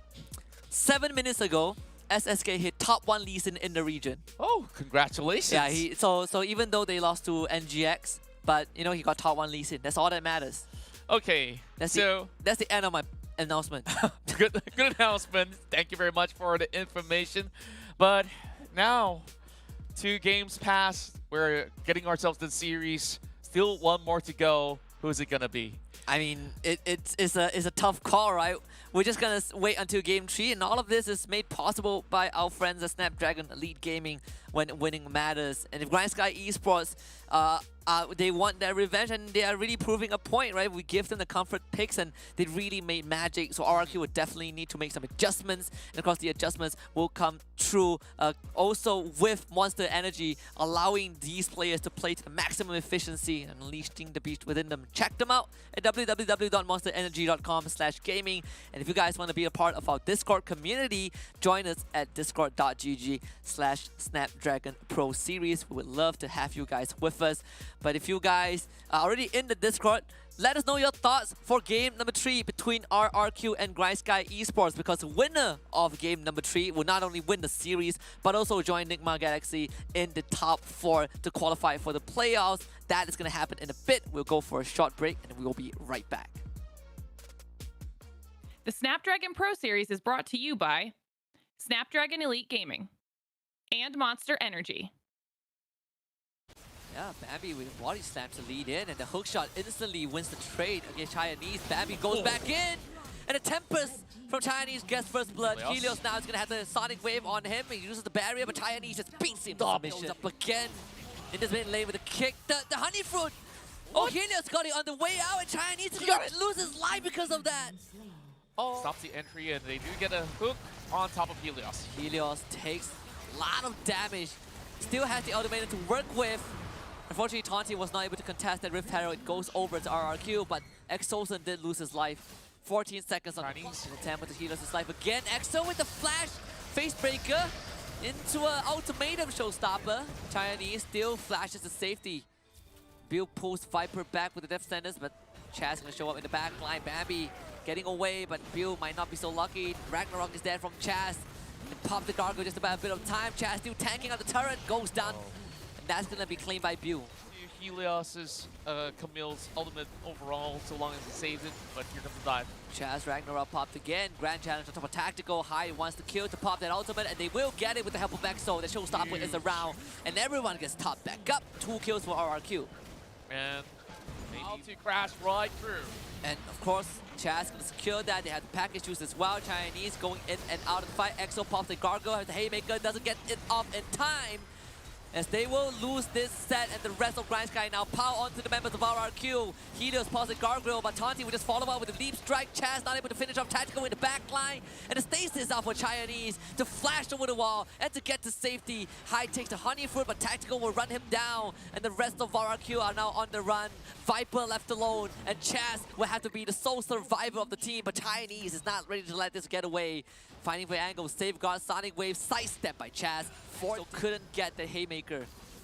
And now he's gonna go in for the showstopper, looking for a good stun, but gets kicked away, and the explosive cast will bump Helios into the team. Exo also goes down, and Grind Sky turns that fight around in the blink of an eye, but they do want more because Bill is there with the Death Sentence. Ragnarok gets popped but a bit late, and that's where Viper gets caught as well. Grind Sky Esports runs down RRQ for 4. And goes back to the Drake as they find the rest of RRQ in the pit. This could be just one last fight, one last square for RRQ. Death Sentence again, Chinese with the kick. So well done. And Chaz does get the Dragon Exo, 3-man Facebreaker with the Gargoyle and Haymaker to buy a bit of time. Chaz flashes in for some damage. Hai now gets the repulse, a good stun on the Bill, and RRQ now needs to go on the run, but Chinese connects. The Resonating Strike, Viper cannot get away, Tanti gets him, Exo pulls him back with the Facebreaker, but there's just no damage. Bill with a good Death Sentence onto Chaz, but he goes down to Hai. Helios comes back, Tanti with the Counter Strike will buy a bit of space, and this is where Hai has a chance to carry the game. Repulse, barrier, buy time, Chinese in the back line, a kick onto Chaz, and then Grind Sky finds the finishing blow. Helios is the only survivor. Yeah, Bambi with body slam to lead in, and the hook shot instantly wins the trade against Chinese. Bambi goes back in, and the Tempest from Chinese gets first blood. Helios now is going to have the Sonic Wave on him. He uses the barrier, but Chinese just beats him. Goes up again in this mid lane with a kick. The Honey Fruit. Oh, Helios got it on the way out, and Chinese loses life because of that. Stops the entry, and they do get a hook on top of Helios. Helios takes a lot of damage. Still has the ultimate to work with. Unfortunately, Tanti was not able to contest that Rift Arrow. It goes over to RRQ, but Exosun did lose his life. 14 seconds on Chinese. The attempt to heal his life again. Exo with the flash. After 2 series of 2-0 in the previous best of 3, we finally got a full one on our hands. RRQ against Grind Sky Esports. A grudge match, at least in the eyes of Grind Sky Esports. They're able to take game number 2 in a very convincing fashion over RRQ in the Snapdragon Pro Series Open Finals group stage for WildRift for the MBSP region. My name is Husky alongside Contra, and we are in for the highest stakes of match in this game 3. Yeah, can you just imagine this? Grind Sky Esports now taking one off of RRQ, and if they do complete this hurdle, it will be big news. Shockwaves across, where if RRQ gets knocked downwards, then it's huge fighting chances for everybody else. Absolutely. And we gotta look at Chinese again, the key jungler of Grind Sky Esports, the man that we talked to yesterday that kind of introduced us on what Lee Sin is truly about. We've seen a couple of Lee Sin plays throughout this 2 days, but Chinese Lee Sin is the one that really struck a very deep impression of how nimble he is in fight and how good he is in finding opportunity. And so far, he has been the phenomenal jungler through and throughout for Grind Sky. Even in Game 1, the game where Grind Sky Esports got ran over by RRQ. Yeah, then there's only so little answers as to how you basically stop a Lee Sin. I believe that there are a few counter picks into this, but maybe not from the direct jungler pickoffs when we see into the entirety of the lineups that they have been offering thus far. Like, sometimes you kind of want to see whether or not if you want to go for a Singe pickup or even for SGP, they go the extra mile. They pick that Soraka so that you can put that Equinox. Oh yeah. And like, sure, come kick me. I'm gonna ensure that you can't cast anything around me from that point. Yeah, and also, Grind Sky Esports is a team that was not on the list of top 4 teams. Well, at least in Enigma Galaxy's mind, they're not gonna make it. And if they do, then that means that either RQ or Team Underground will have to be sacrificed in next week, which is a pretty scary thought, right? Especially if you're an RQ fan and you've been following their So you're journey. already counting Phantom 6 out. Realistically, yes. That was quick. But we'll keep that for later on, right? Gotta save the heartbreak for last. But for now, I think for Grind Sky Esports, they have leveled the playing field. If RQ has gone that crazy in Game 2, I think Game 3, they will take it up a notch. Yeah, I feel like there's no more messing around for RQ. That sort of composition, it's just what we call the greed comp, right? Like, you kind of want the best of everything, where you don't really have Senna, you still want Exosome to basically put the set into the support role, then Camille over the mid lane, and everything else. Everything else, sure. Idealistically, if all else works out, then it will fall into the perfect picture, and you'll probably crush teams in the span of, I don't know, 15 minutes or less. So I guess like with Grind Sky Esports really holding up just fine, and they stabilize, and not only that, basically make it the run for the money against our RQ. This is where it will come down to that deciding moment. Grind Sky Esports bans off the Jax this time. Different game plan. Oh, actually, I think it's a switch around, right? I think it's RQ that bans. Yeah. It wouldn't make it would be pretty weird if Grind Sky bans out their own Jets. Like Taunty loves the champion. So just to clear up the air, it's actually RQ on the left side, well on the blue side, which is this side. So they, on my side, they banned the Jax. Grind Sky. I wonder what Grind Sky is gonna consider taking out. Well, we have the common bans, like the Karma, like the Yuumi, the Jace, but we're starting to see teams letting Camille slip through and actually beating Camille.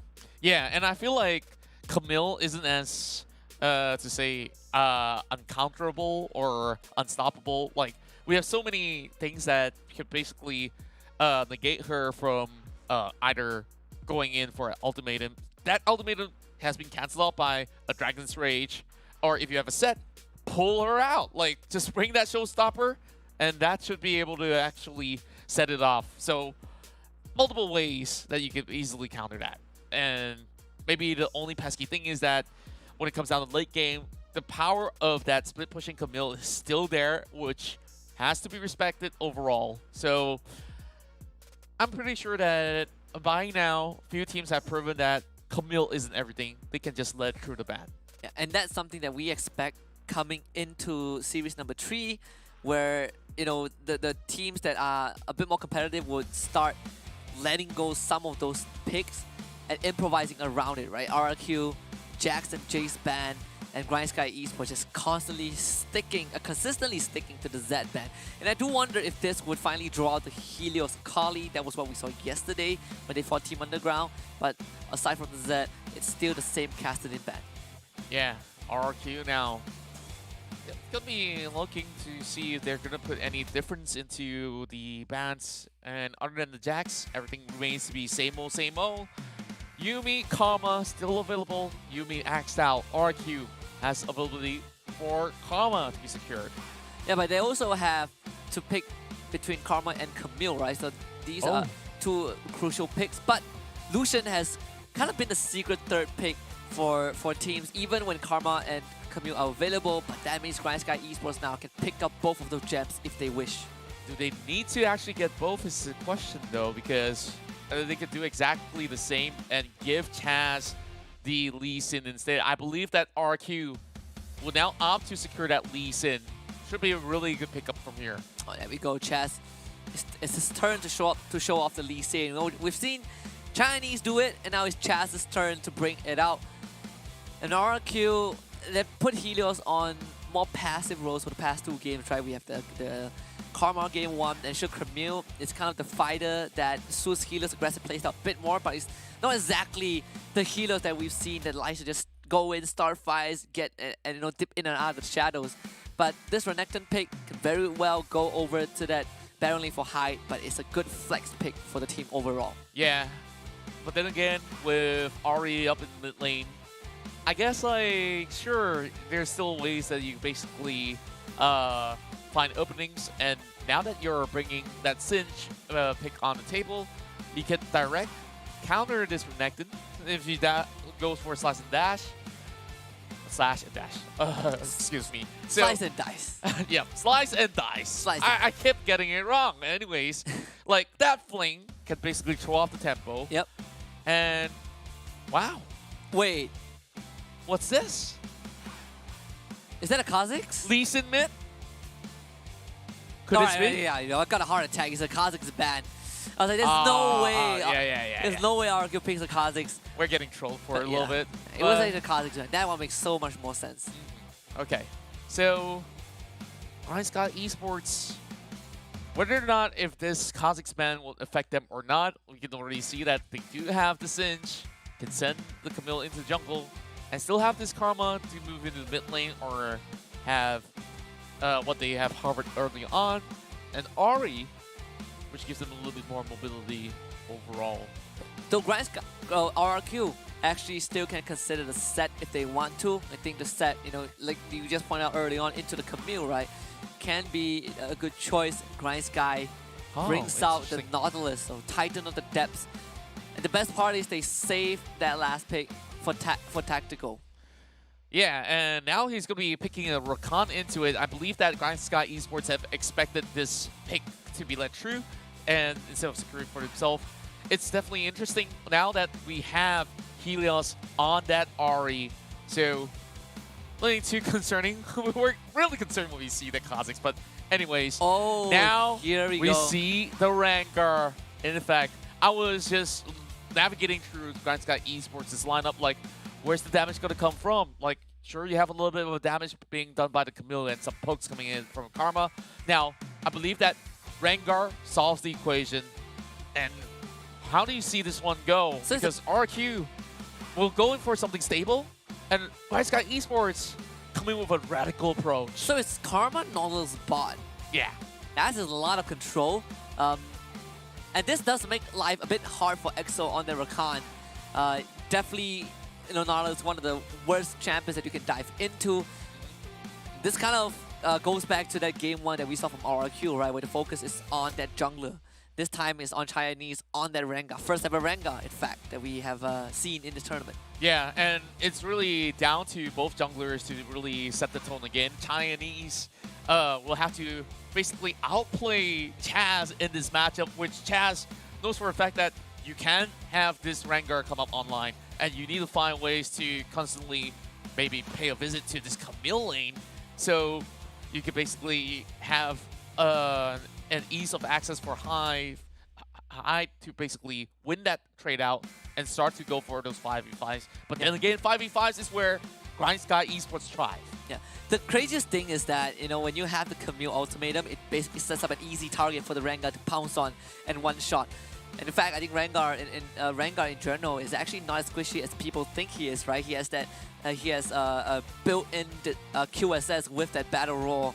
So that itself is going to make Rengar pretty deadly. But we will see how Chinese pilots this champion, because he has shown us so much finesse, and Rengar is just another champion on this list. Game 3 between RRQ and Grind Sky Esports kicks off right now. Winner goes top 4, loser plays more next weekend. Yeah, well, RQ, they might have actually started on a really good note. Grind Sky really have shook the Rift, and now might just actually come in with a little bit more to offer with a comp never seen before from the international stages itself. A Nautilus as well as a Karma over the bottom lane, which we can definitely see how it could possibly complement each other, so long as one could connect. Oh, make that 3 guys over the bottom side. Yeah, it's just, you know, having Bambi walk around those lanes and just catch the wave. And the best part is that it's very hard for Helios to shove the wave at level 1, right? So it's kind of a very basic cinch trick we do have the comparison between both bottom lanes, Tactical and Viper. Numbers up on your screen. And obviously Viper does have better numbers, and especially when it comes to that KD. He did have a fantastic game 1, but Tactical is also keeping up pretty close. Yeah, and for now, like, who is really the better AD? It's really hard to gauge, especially when you have a 1-1 series, but Viper definitely had a strong showing in the first game, while Tactical absolutely obliterated members of Phantom 6 to get to this bracket. Oh, yes. So, both sides of the KD equally inflated. Yeah, well, to be very fair, RQ did have a harder series. Uh-huh. And they did have to play 3 games. And they still have really good stats. Yeah, and they still have good stats. I think that's the most impressive thing. Already engaged, Bill getting caught out, getting EXO with a dive away with the battle dance, comes back in with the They're grand running out of entrance. mana. Bambi is around. And unfortunately for RRQ, it's very hard for them to get anything done.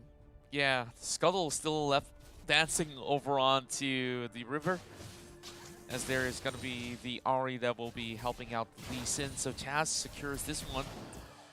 Double Scuttle. And doesn't seem like Chinese can get access because without the presence of the Nautilus, the Rengar will just be walking into a death trap. And it's, again, good presence of mind from RRQ to just wither down Pew.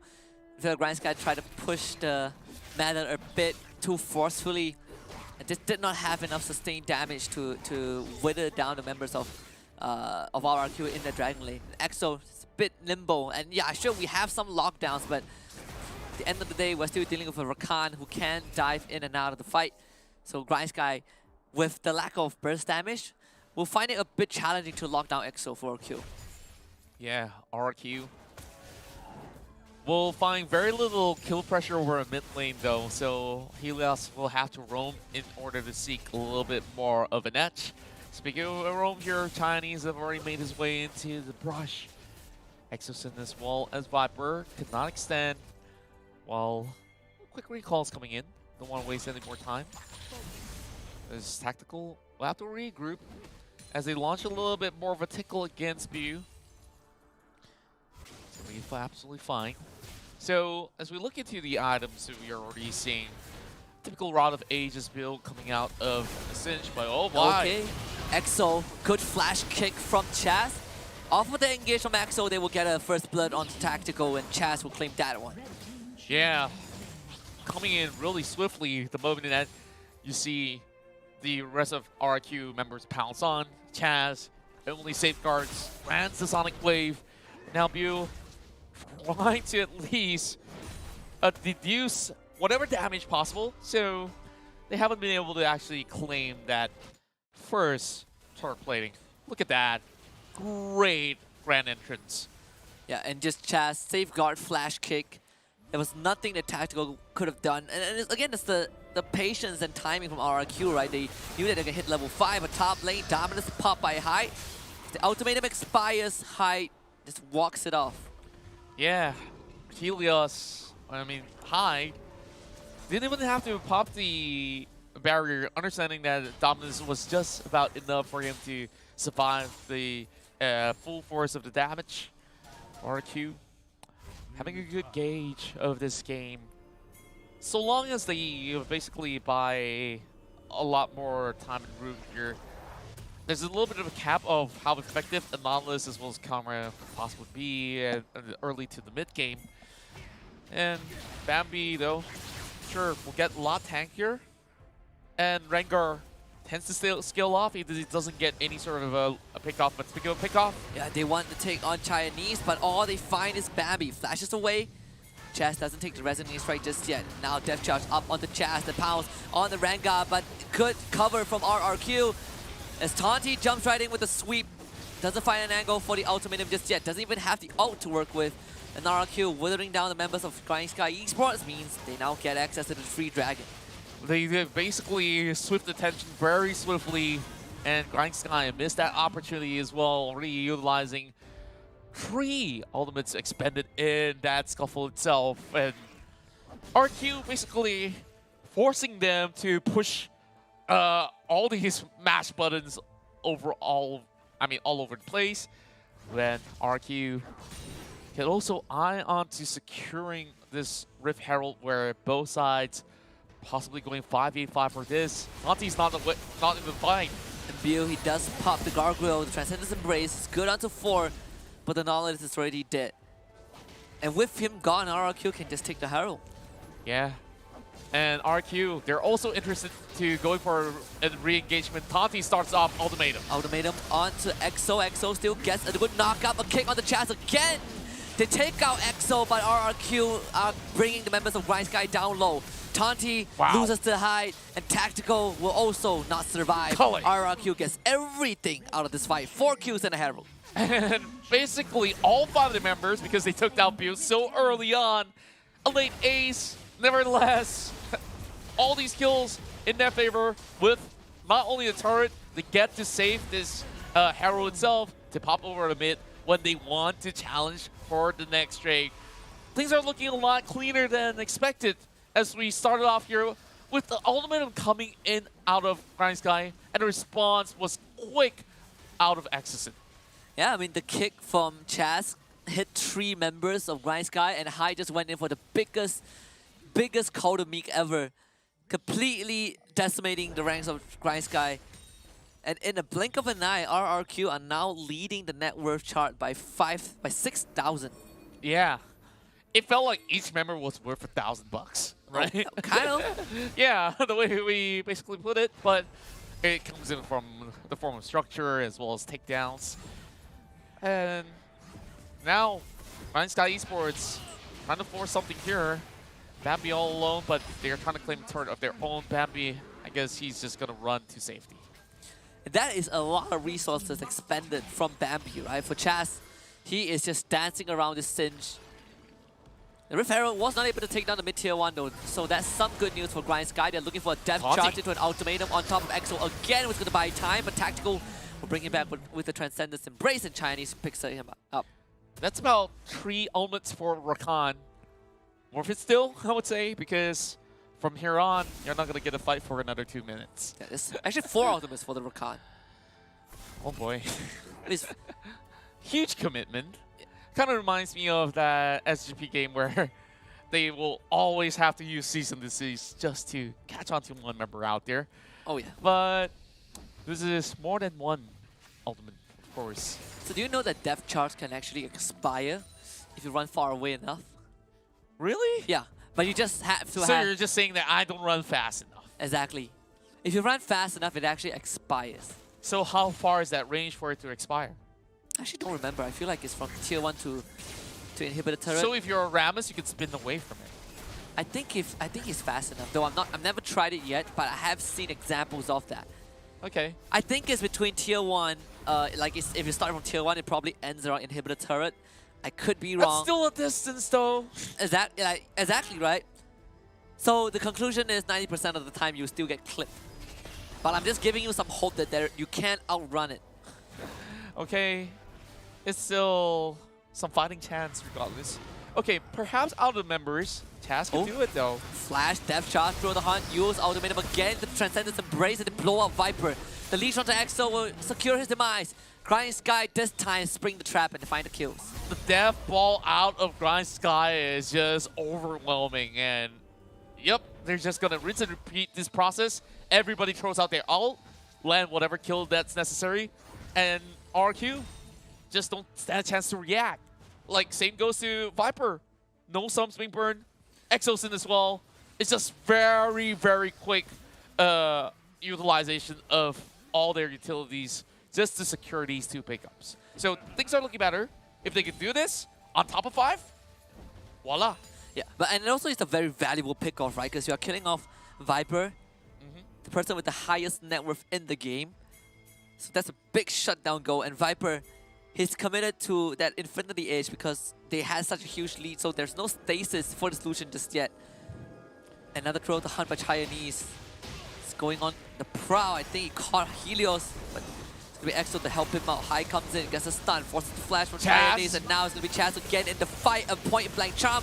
Taunty uses the ultimatum, a big counter beat from Hyde, and Taunty goes down. Pew on the run as well, and everyone from GrindSky Esports will start falling one by one. Tactical Viper. blown up with Arton Blaze, and Viper looks to claim kill number 3. Hyde will flash for that. 4 dead from GrindSky. Huge work out of RRQ, basically stumped the rest of GrindSky Esports. The moment that they were basically about to move in, and you saw Chaz's position.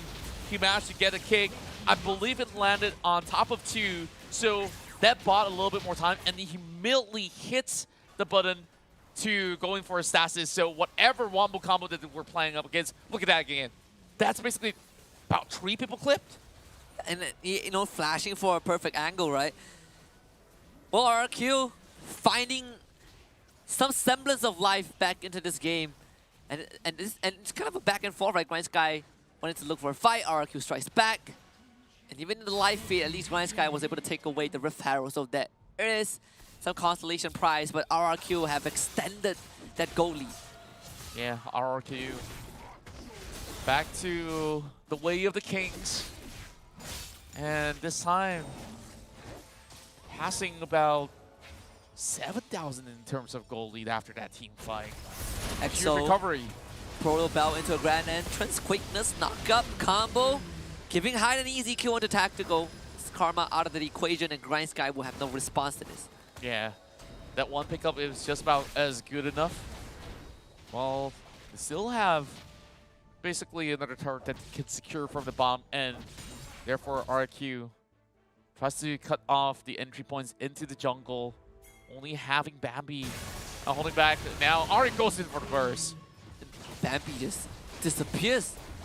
And RRQ, they're not stopping anytime soon. GrindSky not able to pump the brakes. It was a very creative draft from GrindSky Esports, but RRQ have been able to find such a huge lead by punishing the members of GrindSky individually. And I think that at this late game point, or past the mid game mark itself, GrindSky Esports have this underlying problem, is that they do not have enough damage.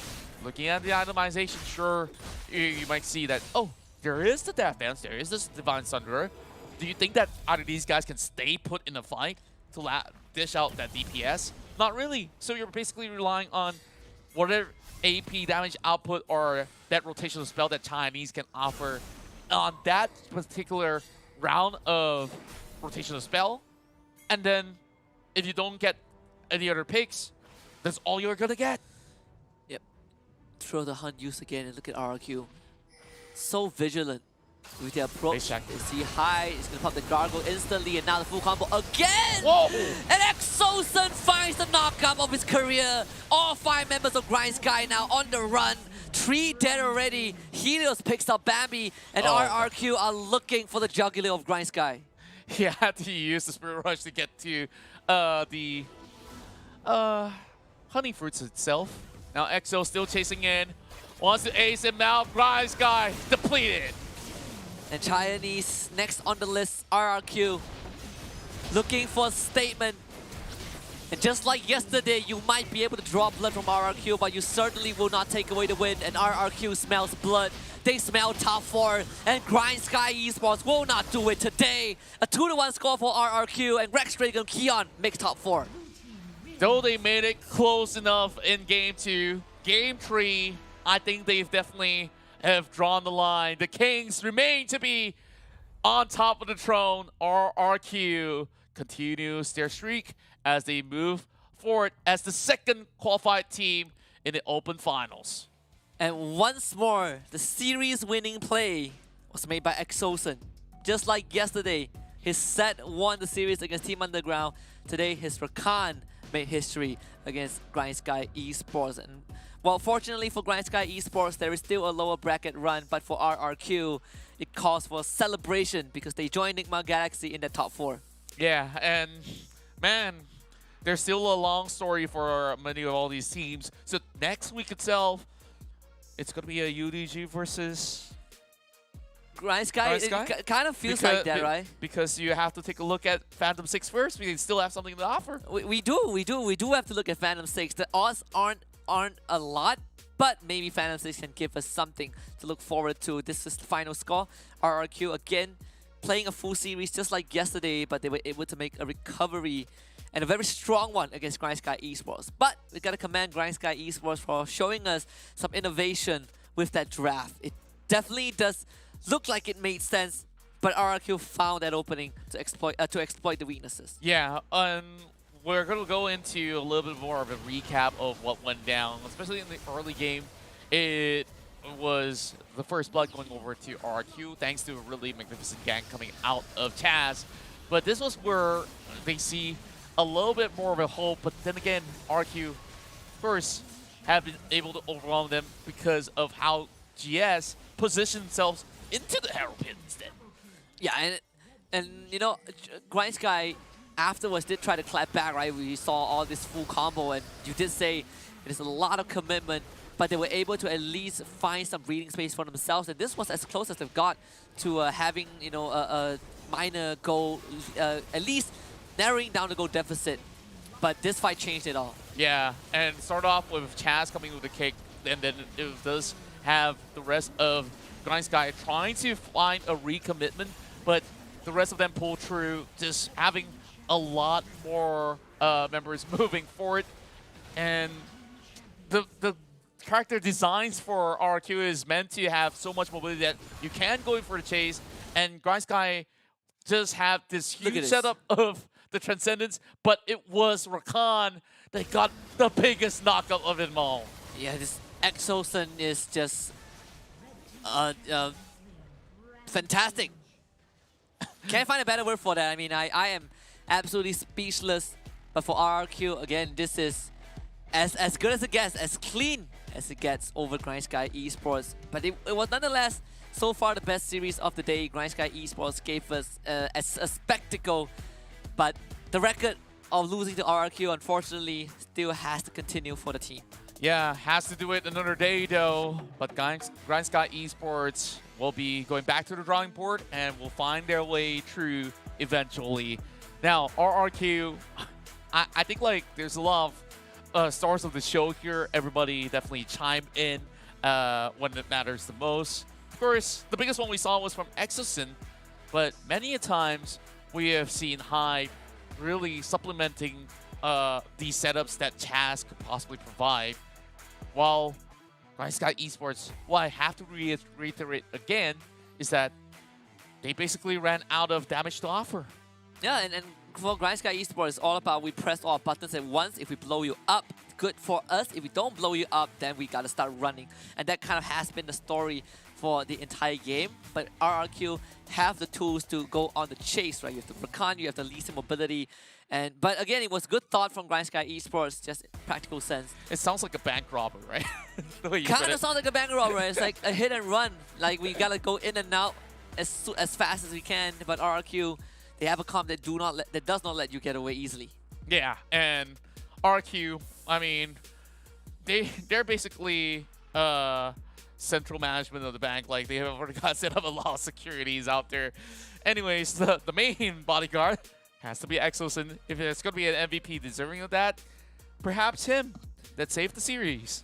Yeah, I honestly think that EXO won the series for teams again, and it's good to see today we have a shift of, you know, who is the star player. Yesterday, Chaz and Helios, no doubt. EXO kind of in the background, but we did see him make some great plays. But today, I can definitely say that EXO and High also stepped up to the plate. Even Viper had a fantastic series. Yeah, like, as much as other teams are saying that, oh, roster changes here may have actually made RQ look like mere mortals, but hey, if you look at stats itself, like both Hyde as well as Viper, have everything on the positive note.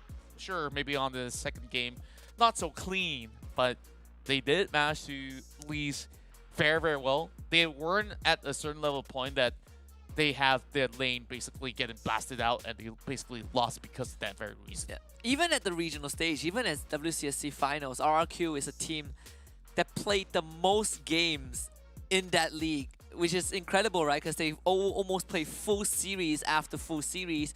But that's the beauty of this team. They always bounce back after a bad game, and they always give us one more game until the series depletes. And, you know, with this series being higher stakes, the fact that they can recover compared to yesterday, I think this is something that RRQ has definitely learned throughout that experience on the world stage itself. That's right, and hopefully we get to speak to RQ again after this. And there's so much that we really want to dissect. So let's go ahead and interview Exosun of RRQ. Hello, Exosun. It's good to see you again. Hello. You look great. Fantastic series out of you guys. First of all, congratulations. You guys have made it to top 4, the open final playoffs to join Enigma Galaxy there. So how was that series? Walk us through that series against Grind Sky Esports. I think that series is not what we are expecting, because we're expecting 2-0 against Grind Sky. And we made some mistakes on game 2. That's why we lost. Indeed. And of course, I really want to pull you back to the scheduling of your entire year. It has been looking really busy since you guys qualified for the Icons Global, and you guys definitely made the Philippines proud, and also the rest of Southeast Asia. Now, I want to ask something that's, of course, maybe off of a game. How did you guys spend maybe the off season, and then when you guys came back, how much time did it take you guys to prepare for the Snapdragon Pro Series? Our the day off are like 3 weeks, and we spent that time to be with our family, and also we went on vacation. RRQ paid for our trip last time. You guys definitely deserve that vacation, And, man. yeah. I And we remember have, seeing like- that. I remember We seeing have that. like 1 week. Yeah, I remember One seeing. week to practice. 1 week to practice. I remember seeing that vacation, the photos of those vacations, right? You guys had a lot of fun with that. So yesterday we were able to talk to Coach Kaigu, right? We asked him how did you, how did he help you guys recover from that Game 1 loss against UDG?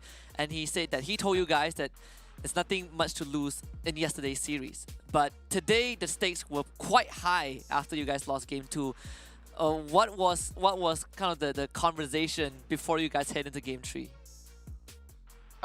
In our heads, we're thinking that we just need to be calm, because after all, there's no pressure. We just need some experience for this tournament, because we have two new old team members. Yeah, and then so far, Viper and Hyde, yeah. so far it's also familiar faces for you guys, but like to gel things up again, like how does it feel like once again, like longtime friends bonding up again? So are you guys still finding it a little more ways to try to gel together perfectly, or has it already feel like, yeah, it's just like how it used to be back at home? From time to time, we always tease each other. That's how we do it here in RRQ. The best way possible. The best way possible. That's Yeah. team bonding in a nutshell. Now we got an MVP screen ready. EXO, I gotta get your insight. Who do you think played best in this series? I think it's gonna be me. I think so too. Just kidding. I think it's going to be. I don't think we're kidding you. I think you did great. Be confident The with final it. knockup, that was $1 million knockup, but no, Helios no. stole the show. I'm sorry. I think Yeah. just lucky. I saw Helios poke his head in on the camera just now, and he should be there seeing this, right? Another, I believe, the second time he got the MVP of the series. Yesterday it was also Helios. I think Kaigu did agree with that as well. But overall, a great performance from the rest of the from all of you guys. Now we were able to speak to Enigma Galaxy. I believe we talked to Draw early on, and we asked him, who is going to make it the top 4, and he says that you guys will be one of that team. And just now we also, I believe, talked to we talked to Fenno, and we asked him, right, so Grind Sky against RRQ, who is going to win And a very interesting comment from Arise, right? He says that, you know, RRQ, they have two fresh members. GrindSky hasn't changed their roster, but RRQ is still stronger than GrindSky overall. And what do you think of that? Do you have any comments on what they said? I think it's just that our chemistry is stronger than them, and I think they also have a lot of pressure because ever since we fought GrindSky, they haven't beaten us. So I guess there's a factor. That's what they told us as well. They wanted revenge, but we'll gotta wait another day. So before we let you off, EXO, one last question. Who do you think is gonna join you and Enigma Galaxy in that top 4? I think it's gonna be UDG and Fennel. So Well, let's make it all 4 each teams to qualify, and one of them will have to take an L then. So, of course, I believe that should be all from us. yeah, that's all from us. Off from the desk, thank you very much for joining us, EXO. Enjoy your victory. We'll see you guys you. in top 4. Fantastic game. All right, till See then. you. Thank you. Thank you too. So the consensus are the same. The only Philippine team that didn't get the vote of confidence is GrindSky Esports. But luckily for them, they still have the lower bracket to run next week. But it's up against the winner of the next series, which is going to be very, very interesting, right? Because it is definitely favored towards the Filipino team, Team Underground, who would take on Phantom 6. And if anything, I think Phantom 6 has a huge challenge ahead of them. Yeah, and on top of that, remember this. 1 week of preparation time is a lot that they could basically do. Scrim times and anything else that they could basically get in the way just to go for that final win is going to be crucial. So GrindSky get to prepare. Same goes to UDG as well as Phantom 6. Whoever makes it through will have to play that series. But before all of that, of course, we got to thank Snapdragon Elite Gaming, where every win matters for all the teams here. Yeah, and they've been with us not just for WildRift, but also for a lot of other game titles in this whole journey. So we're really grateful to have them on board. But we also are super grateful to have Monster Energy alongside us, allowing everyone from the players to the broadcast team to unleash the beast. Check them out at www.monsterenergy.com/gaming. And if you guys have not joined our Discord just yet, do so using the link discord.gg/Snapdragon Pro Series and be a part of our large and ever-growing community to talk about all of the games and to talk about the competition itself. Coming up is our last best of 3, our last elimination series of the day. Team Underground takes on Phantom 6, and loser goes home. Winner moves on forward to face off against our team, well, GrindSky Esports next weekend. But we gotta take a short break, take a bit of breather. When we come back, one team will take the win, and another team will pack up and go home. We'll see you then. The Snapdragon Pro Series is brought to you by Snapdragon Elite Gaming and Monster Energy. Look at that Luda's damage though. Man, Chaz goes in with Slice and Dice. Final chapter from Axel, locking down the members of GrindSky Esports and gets stunned on Tanti and Bambi, who flashes away. The Shockwave used as well, but the Transcendence Embrace gets committed. A trade from both teams. Tanti and Hai both go down, but Chaz will lose his life, and now Viper just flashes forward for a double. The isolated damage not enough thanks to Helios the shield. Chinese clipped by the tether, and Tactical now unleashed the calling. He really wants Viper gone, but there's no way he's catching up with that damage to anything. Chaz though. Second Dragon has spawned. Chaz looking for a way in. Transcendence Embrace pulls Tanti back. Dominance into final chapter. Chaz and Exo commits again. Rooting out 4 members of GrindSky Esports. Bill wants to run away. The Cyclone comes through. And Tactical actually flinches off high. Chinese flashes over the wall, trying to get an exchange. Bill doesn't have the health to work with. Can he get a hook at least to start things off? Chaz will secure the Dragon. Chinese goes for the attempt, but RRQ just turns on GrindSky. And everyone goes down. 3 dead. Exo gets a tag. And he's going to be 4. GrindSky, they're all pumped up. Here comes Chaz from the flank. They're trying to burst down Chaz as soon as possible. The Transcendence plays vacuum 3 of them in. But they still lose 2 members. Chaz has already gone down. High eats the culling and expires. The rest of RRQ retreats, but the poke from the Karma and Yumi is starting to hurt. Bambi is still around. They have Chinese with them, but Chinese have ran out of health. And it's Viper that has the liberty to do all this damage. Tactical wants to finish off Helios, but that is the wrong choice. Excellent. To crash right through. And of course, Chaz gonna secure that. They have the package juice as well. Chinese going in and out of the fight. Exo pops the gargoyle. The haymaker doesn't get it off in time, as they will lose this set, and the rest of Grind Sky now power onto the members of RRQ. Helios pops the gargoyle, but Taunty will just follow up with a leap strike. Chaz not able to finish off Tactical in the back line, and the stasis out for Chinese to flash over the wall and to get to safety. High takes the honey fruit, but Tactical will run him down, and the rest of RRQ are now on the run. Viper left alone, and Chaz will have to be the sole survivor of the team, but Chinese is not ready to let this get away. Fighting for angle, safeguard, Sonic Wave, sidestep by Chaz. 4 dead for RRQ. Goes back to the Drake as they find the rest of RRQ in the pit. This could be just one last fight, one last square for RRQ. Depth does again, Chinese with the kick. So well done. And Chaz does get the Dragon Exo 3-man face breaker with the gargoyle and haymaker to buy a bit of time. Chaz flashes in for some damage. High now gets the repulse, a good stun on the build, and RRQ now needs to go on the run, but Chinese connects. The resonating strike, Viper cannot get away. Taunty gets him, Exo pulls him back with a face breaker, but there's just no damage. Bill with a good death sentence onto Chaz, but he goes down to High. Helios comes back, Taunty with the counter strike will buy a bit of space, and this is where High has a chance to carry the game. Repulse, barrier, buy time, Chinese in the back line, a kick on the Chaz, and then Grind Sky finds the finishing blow. Helios is the only survivor. It's going on the prow. I think he caught Helios, but it's gonna be Exo to help him out. High comes in, gets a stun, forces the flash from Chinese, and now it's gonna be Chaz again in the fight, a point-blank charm. Taunty uses the ultimatum, a big counter beat from Hyde, and Taunty goes down. Pew on the run as well, and everyone from Grind Sky Esports will start falling one by one. Tactical blown up with the Ardent Blaze, and Viper looks to claim kill number 3. High will flash for that. So vigilant with the approach. You see High is going to pop the gargoyle instantly, and now the full combo again! Whoa. And Exosun finds the knockup of his career. All 5 members of Grind Sky now on the run.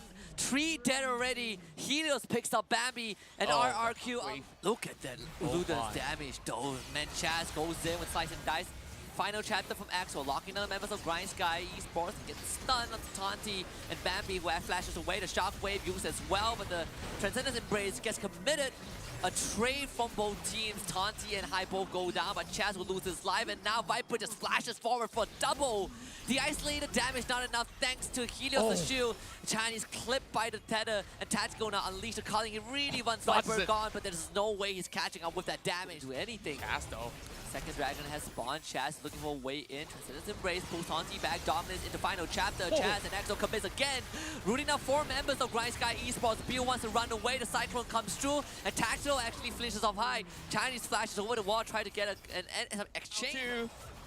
Bill doesn't have the health to work with. Can he get a hook at least to start things off? Chaz will secure the Dragon. Chinese goes for the attempt, but RRQ just turns on Grind Sky, and everyone goes down. 3 dead. Exo gets a tag, and he's gonna be 4. Grind Sky, they're all pumped up. Here comes Chaz from the flank. They're trying to burst down Chaz as soon as possible. The Transcendence Blaze vacuums 3 of them in. But we're ready for the last series of the day and last series of the week in the Snapdragon Pro Series WildRift Open Finals Group Stage for the region of MSPB. My name is Husky alongside Contra, and this time we're going to witness the elimination series between Phantom 6 and Team Underground.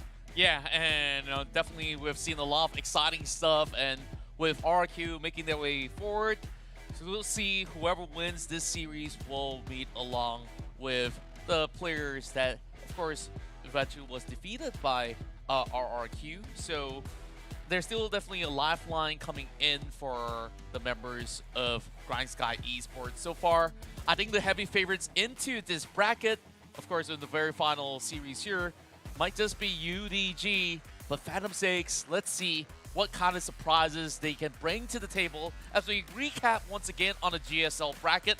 Sem9 was the first team to be taken out of the equation here, unfortunately being eliminated from the entire tournament. Fennel moves upwards with themselves qualifying with 2-0 streak. Meanwhile, of course, we have just recently witnessed some of all these players from Enigma Galaxy also moving forward with SGP that will be playing over on the course of next week overall. Fennel will have to fight against them in order to find that top 4 spot at the very least. Yeah, and the same can be said for RRQ as well, right? Because they qualify after beating Grind Sky Esports to the 1. And Grind Sky Esports will have to play that lower bracket next weekend against the winners of either Phantom 6 or Team Underground. But let's bring on Team Underground first to kick things off. Carl, Sayonara, Ziliev, Lara1, and Otros. And they are...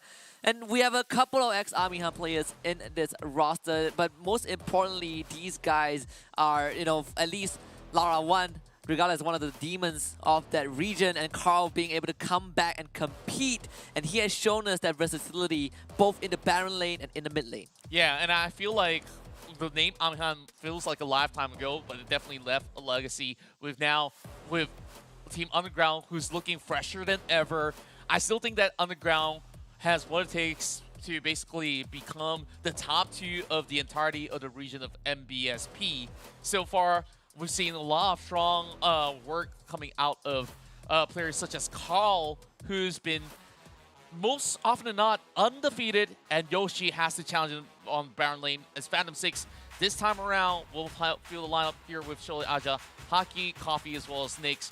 Now, it's also interesting to also note for the fact that the substitute player, El Major, might just be actually showing up. That could basically throw a little bit more curveball on how they really want to plan of how to fight against the rest of Team Underground. Yeah, and that's kind of a factor that we can look at, but we did go through this yesterday, right? When we talk about Sholi Aja in the jungle, formerly the jungler of Persis Esports from the Indonesia region. He comes into the roster, and we kind of saw the same problem for Phantom 6 even before this edition, where Phantom 6 are a very greedy team, and now you do have cores who are very reliant, and one of it is Coffee, best Vayne player in the region, top ranking ADC player. But the problem is he is so reliant on resources that he does become a liability every now and then to the team. Yeah, I believe that he should just basically stick over onto the bottom lane, and overall now he's going to be going up against Lara1.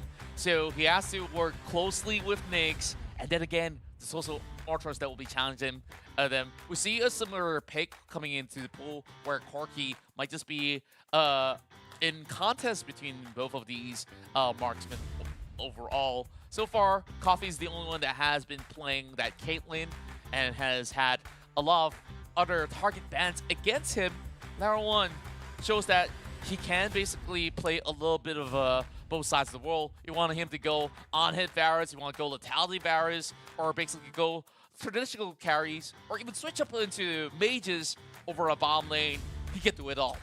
And I just want to quickly quote what one of our friends said. Sagi from Sem9, we did talk to him before doing WCS NYSG. What do you think about Coffee being the #1 Vayne? And he says that, well, if you can only play one champion, we just need to press ban. And, well, that's actually not Sagi. That's actually, I think it was SSK. That was SSK, right? SSK, I remember SSK. Yeah, and he was talking like, about one tricking. we just press one button, and, you know, he becomes less effective in the game. But I think overall, you know, Phantom 6 are just climbing a very high mountain. It's going to be a tough journey uphill. But for you guys out there, for all of you hopefuls, do drop your predictions in the Twitch chat down below. Let us know who you think is going to take the cake. Is it going to be Team Underground, or will it be Phantom 6? I know the PH side will definitely put all their points on in favor of Team Underground, even though I myself maybe will chime in a little bit if I actually have my phone with me. But I believe that they have their own prediction. Let's chime in with our own. I'll say 2-0, clean sweep in favor of Team Underground. It's pretty straightforward, right? We look at all the past history, we look at the data. It is very easy for us to say that Team Underground just are the favorites in this series. But we gotta also take a look what our other peers think. And in this case, Victor finally gets on board with us, going for Team Underground. But we do have a rebel. One rebel being the Hound. I guess, like, yeah, slowly he will be joining with, I think, the Kaxon, maybe a streak on the Elf. But currently, me and Pondo, both Aarons are tied up. We'll try to catch up to you. But Husky, I guess if we get this correct, you'll still be on the lead though. Yeah, you know, you gotta understand that Panda will actually copy pasta your prediction, so I don't count him in the. I don't count him in this True race. enough. I just yeah. realized. He's not in this race, you know, like so. It's Technically, we have almost similar. Maybe our score lines are different at least. yeah, well, kind of. But I do know that he took your prediction for today, so I'm counting him out of this. Right, so production minus 3 points from this guy. He doesn't deserve it. But you know, this is just all for fun and games. At the end of the day, we all love a good upset, right? It's less about us getting the right prediction and more about the team showing us whether they have what it takes to at least stay alive in this tournament. That's right. And now, drawing back into this series itself, now, it definitely will be daunting of a challenge now that this is basically an elimination match for some of the members of P6. As for Team Underground, is there any form of pressure now going against the final Malaysian team heading into this matchup? I think for Team Underground, they probably don't feel any too much pressure. There definitely is the stakes of, you know, not making it into the next bracket, you know, to stay alive and qualify for top 4. But overall, for Team Underground, the fact that they were able to take one game off of RRQ yesterday, I think that should be a boost of confidence. And just if they watch back how P6 play against Grind Sky Esports, I think that also is going to reaffirm that they are the better team coming into this best of 3. Yeah, and I guess like for Phantom 6, they just really have to restructure the way that they look at the game overall. Like, sure, they used to only be able to hold on to the lead when they basically have multiple kills going on their favor, but it seems like the macro play hasn't been all too clean on how they position themselves. Even with some pickups on the first blood, how do they snowball it is what's going to matter. Yeah, and yesterday we also saw some very interesting interaction from the members of Phantom 6, right? Primarily in Game 2 when they took on Grind Sky Esports, where we have this very early rotation, early swap between Coffee and Haki in terms of lane, and it was just... And everything just went bad. I went poorly, and I think these lane swaps kind of reflect on how much resource that Coffee demands from his team, but at a cost of the rest of his teammates, right? So this is where we need to go back to the conversation of, can Phantom 6 kind of find that balance between having this resource-intensive core play on the team and also creating space around the map? Yeah, and on top of that, I feel like somebody else had to relieve the pressure of carrying the game other than Coffee, right? So who's really the second guy that they could depend on, where we see Yoshi trying his level best to hold up against all the other Baron laner. And now, moving into our first game between Phantom 6 as well as Team Underground, we'll have Phantom 6 here with the leverage of the very first pick, but they don't seem to be interested in a Kassadin even when they allow this chance to come by. Yeah, Phantom 6 is one of the few teams that has a pretty limited champion pool, and Kassadin does not fit them at all, which is kind of a shame, right? Because we look at this team domestically, they actually finished 3rd, though this is kind of a slightly different roster with the new jungler and you know, Dragon laner. Overall, they just don't have the wide champion pool to accommodate what the meta requires right now. And this is why I think Team Underground just have a better chance against them, even from the draft alone. We see the Jax getting taken out, something that I do not expect Team Underground to go for, but it's a lot of respect over to both Yoshi and Shole Aja. Yeah, I really want to see how Haki plays this one out, because we have seen him being very effective on picks like Ari, as well as potentially a Twisted Fate as well, which both of these champions don't often see ban being invested in.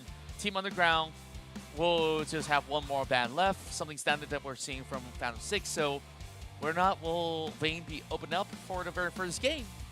We'll have to see if Team Underground would opt to exit out, because Coffee might be able to actually secure it for his own. Meanwhile, they're taking their sweet time. There's still Karma left available, which they would think we're not, would they leave it true? Yeah. There's also the Camille, right?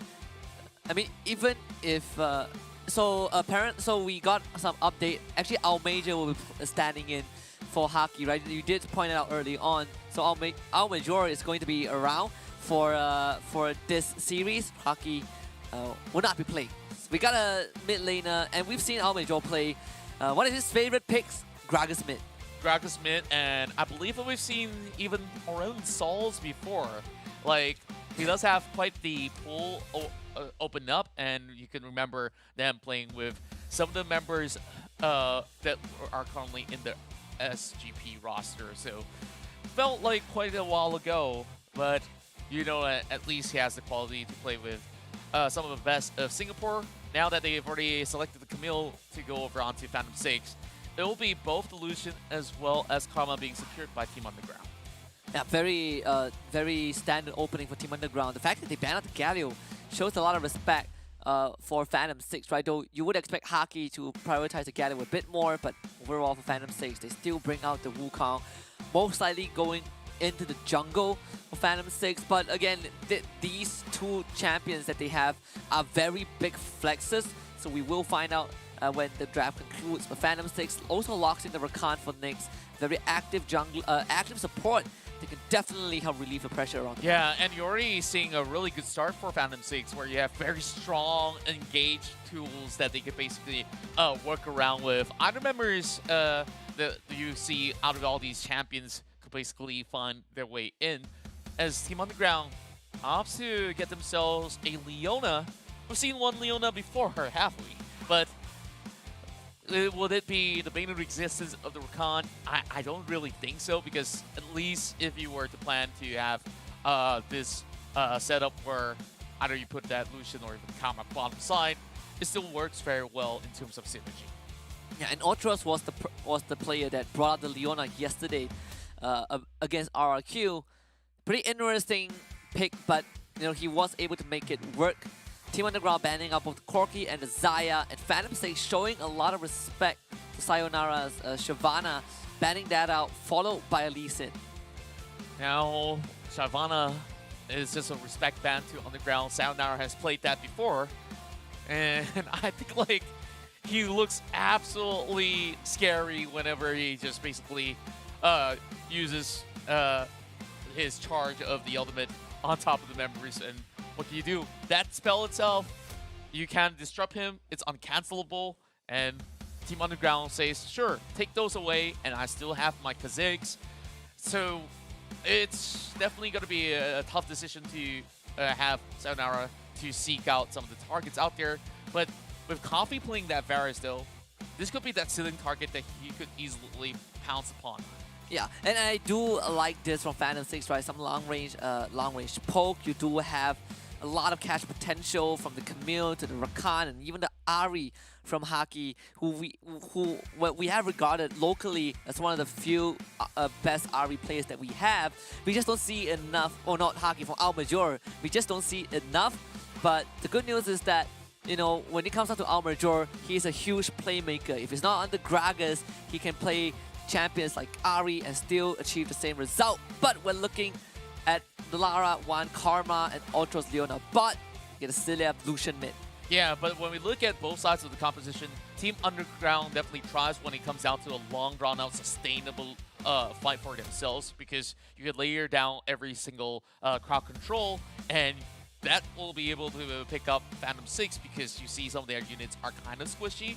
Meanwhile, Phantom 6, pickoffs is the name of the game. How much can they get out of this? I believe we were talking to one of the producers and people backstage, like, who's going to get the first blood? Who's going to get the first blood? What was the stake again? I don't even know, but... well, the stake is whoever loses gets knocked out of the tournament. I think that stake is big enough. Come on, I mean... All right. That's a given, right? Okay, fine. But the first blood doesn't define everything. So whoever... No, we were saying that, like, will Phantom 6 be the team that makes that first move that gets the first blood? And I think that Team Underground kind of had this tendency to do more of that. We look at the draft itself, right? The Kha'Zix. I wonder how active Sayonara is going to be to look for those early ganks. If not, then we can expect the first back at 3.5 minutes when he hits level 5, and you know, we look for that first objective fight. That's true. Of course, we're getting ready for our very first battle here between the MY representative versus the last one in line from PH that will be playing their series here. and that's Team Underground. So, ooh, I love the draft, honestly. Like, I do. Huge improvement coming out of Phantom 6. Yeah, and I think compared to yesterday, the one thing that we saw, I think Phantom 6 adjusted in the draft is that there is a balance in the draft, right? We're not looking at a very lopsided lane where if that lane goes up in flames, the game just collapses. But Phantom 6 will need to deliver into game 1 against Team Underground. Again, elimination series, Phantom 6, they need to stay, if they want to stay alive, they got to beat UDG twice, and it all starts here. It's time to get out of that gutter right now, as we have both sides with very defensive setup. Good wards plays by UDG. Secure the river.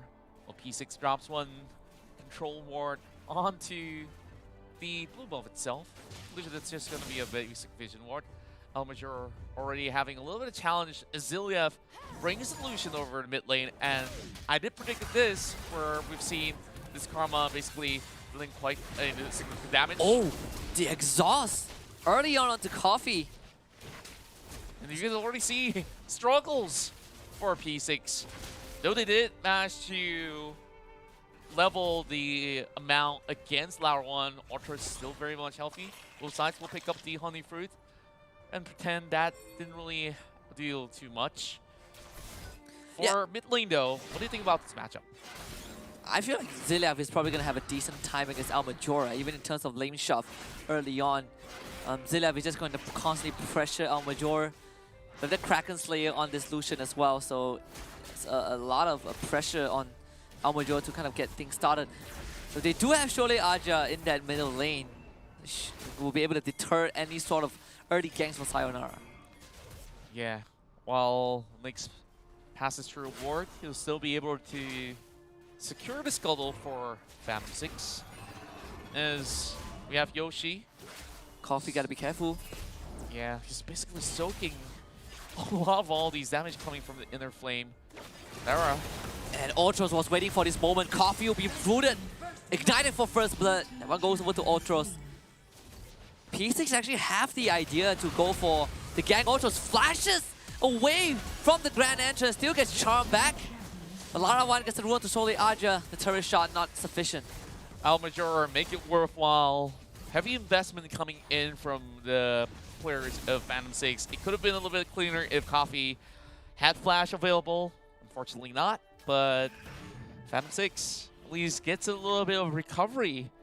Only a few hundred difference between two, and already working on more and more of all these items.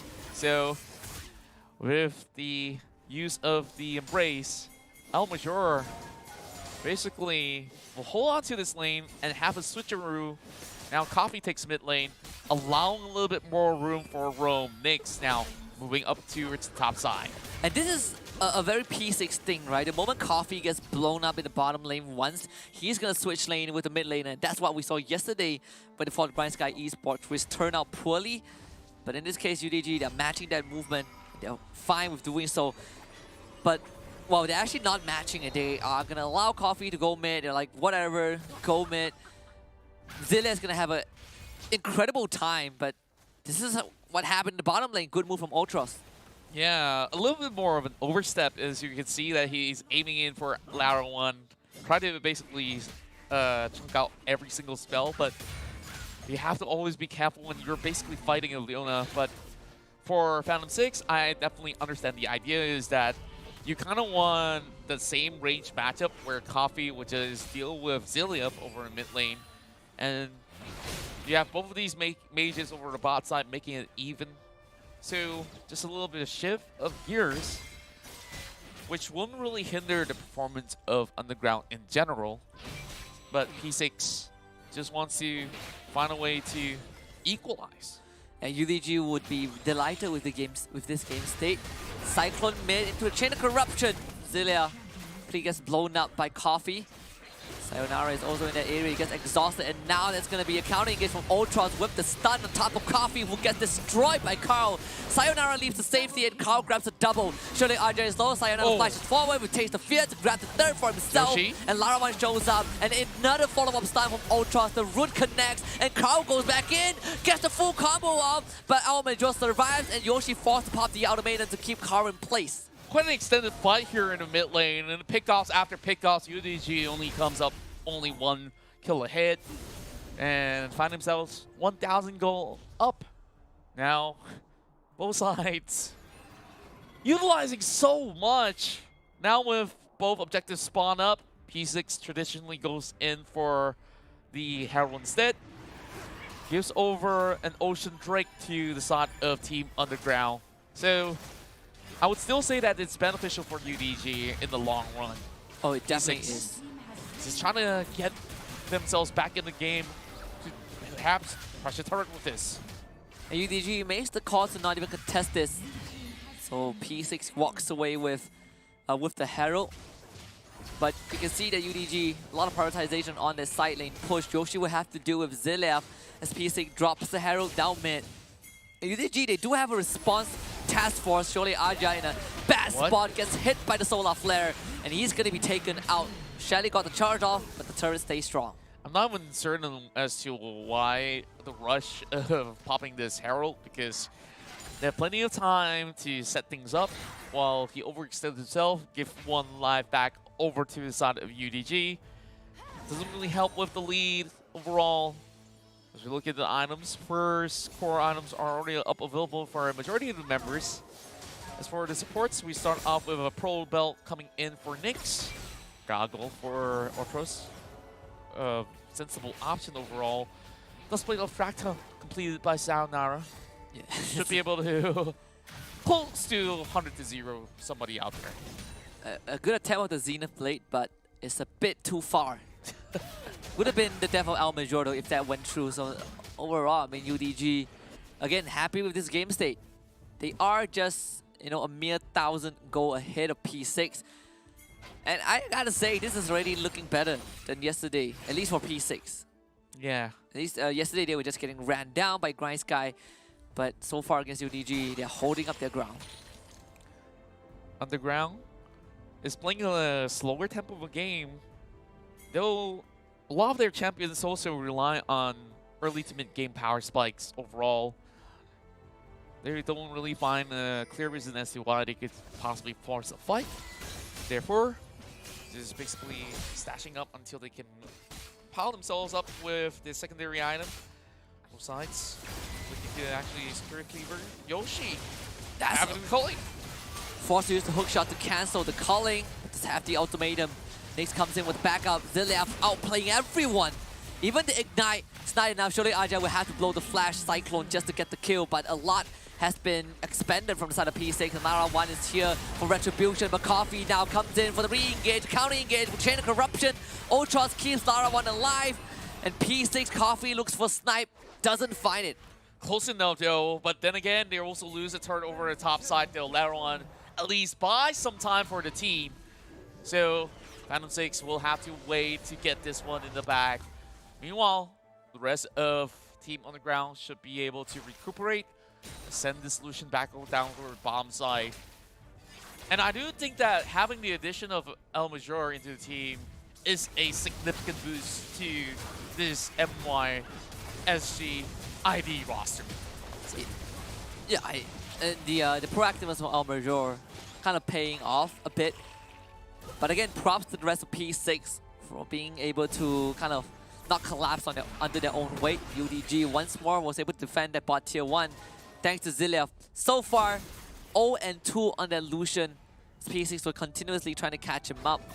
But even then, UDG are still staying ahead in terms of net worth lead.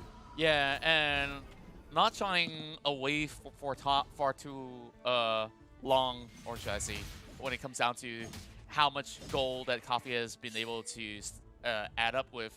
He's currently close to being the second richest player in the game.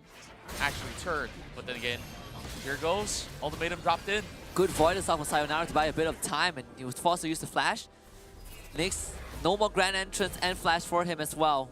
UDG were looking for an angle to engage, but P6 were able to get away. Phantom 6 just having high priority onto the Herald again. Second drop towards mid will be able to open a lot more space for them to start moving deeper into the jungles of UDG safely. And instead of dropping it towards the mid side, they're looking forward to at least pile a little bit more pressure towards the top. But can they actually challenge though? Because even with the Riven, there will be Ladder 1 coming to supplement. So for now, UDG comes up with another offense of their own, shoving over the bottom side of wave, and the rest of Phantom 6 have to prepare for the drag. And watch out, Coffee, he's alone, and he's isolated. Sayonara with an easy kill down mid. Yeah, literally saying goodbye to Coffee. The tether though, this is gonna be huge. Yoshi with the ultimatum, and you can see Ultra's already in the back line. Next with the engage, takes out Lara 1. A big cyclone from Sole Aja, but the damage is not there for P6. UDG will punish that with a kill. Zilaf chases for more, but UDG, they've secured the Dragon Pit. Yeah, that was more than enough. There's no Sole Aja to base contest. Even with Ward, I mean, just look at the rest of the members, all scattered across. Phantom 6 starting to snooze off a little bit, as we saw them trying to approach with multiple things that they want to achieve. Sure, they get that turret over the top side, but a lot of all these late game objectives that they're supposed to secure hasn't been favorable at all. I guess P6 will start fighting in for the Infernal instead, so it will be a lot of resources of deficit that they have to deal with for the mode. UDG outmaneuvering P6 at every juncture, and I think it's kind of a product of how Coffee is just hyper-focused on farming up their mid lane, right? You know, P6 have surrendered the entire mid lane to Coffee, which means that the side lane is going to be occupied by the rest of the team, and UDG just taking advantage of that, of the fact that P6 will not have anyone to support Coffee down mid. That's what we saw, an easy pick-off for UDG. So both dragons so far, both dragons are now on the side of UDG. Baron is going to be up in just around a minute, but it doesn't feel like P6 are ready to take all these full-fledged fights just yet. Yeah, Phantom 6 still has a lot of things to factor in such a way that whoever starts off the fight will be somebody that's going to be extremely mobile. And perhaps that has to be the hour to expend Spirit Rush in order to get the charm in, so that Yoshi could finally seek a proper target. But Carl going on the 1 versus 2. Yeah, just buying time with the Blade of the Exile. Can easily clear out the way, but there's Over a the collapse river. coming out from UDG as well. They will get a double root with Lara 1. Pull Surely Aja back with Transcendence Embrace. Can use the Cyclone and buy space. Decoy out of the Dragon Pit. The Blast Cone to ensure his escape. Yeah, Phantom 6 kind of spend way too much more time over the bottom side now. They have lost a tier 2 over the top, while underground can just play this nice and easy and go in with a little bit of a split push of their own. Baron coming up online. Team underground. I just need to find a way to bait the rest of Phantom 6 into a fight where if they can basically get a lock-in with the Transcendent Embrace as well as the Solar Flare, that's a really good start for them. Where Call, so far, playing a massive game on this Riven, now gets the root in. And Coffee is forced to pop the stasis. The rest of P6 comes in to provide a bit of backup. Chain of Corruption only onto Ultros, who eats every spell from P6. And Phantom 6 now are sent on the run. Sayonara will try to chase Yoshi down with the leap, and Yoshi is isolated. Zilaf comes in, doesn't get in range, and they now turn on to Zilaf, but he has the support of Lara 1. The shield keeping him alive, and Lara 1 again pops the tether to keep everyone in place, but Surely Aja finally finishes off the Lucian, and now Carl comes in to provide the output of damage, and they blow up Surely Aja. The Wind Slash kills off Slicks, and it's Carl who goes on a rampage. Everyone from P6 bows, 4 dead on P6. Quite the retaliation from P6, but Underground has better plans. You see that they basically go in for a big wraparound. Though there was just one pickup against Zilaf, they have definitely made the rest of P6 pay the price by chasing deeper into the back of the Dragon Pit. There's still going to be more though. Lara finds the root. Amateur not landing the charm. But that fight itself, definitely worth watching again, because Underground almost caught themselves in such a sticky situation, but all thanks to how they juggle the pressure with Ultras as well as Carl, just having a little bit more a split-ended match to bring a little bit more attention to the side.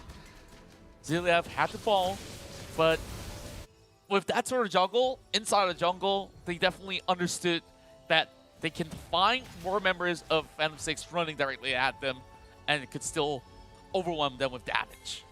And Carl so far is having a great Riven game, 4-0.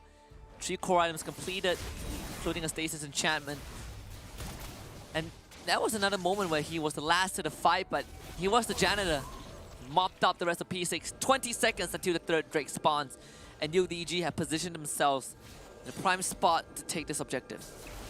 Yeah, I don't think that P6 will be all too interested. But time and time again, Phantom 6 sometimes have called a risky Baron, the moment that the other team goes for objectives like the Drake. Do they Phantom really 6, want to go for it though? They're risking it.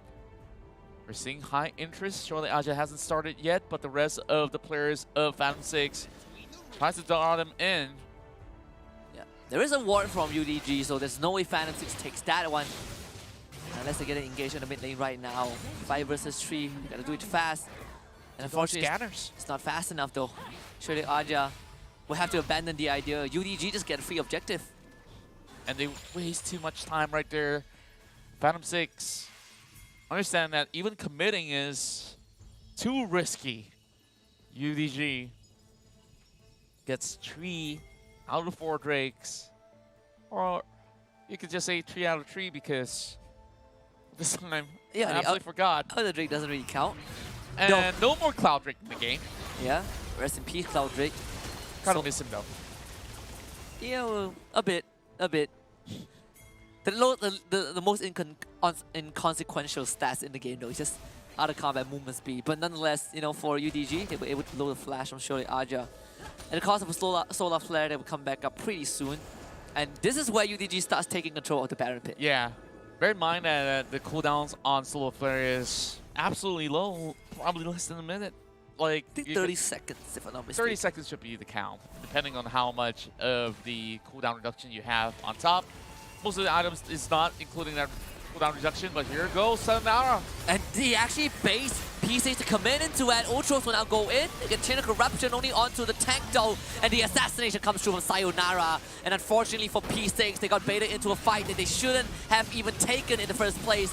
They will exhaust Sayonara, who goes stasis, and the rest of UDG just infiltrates the base of P6. All 5 members of P6 go down.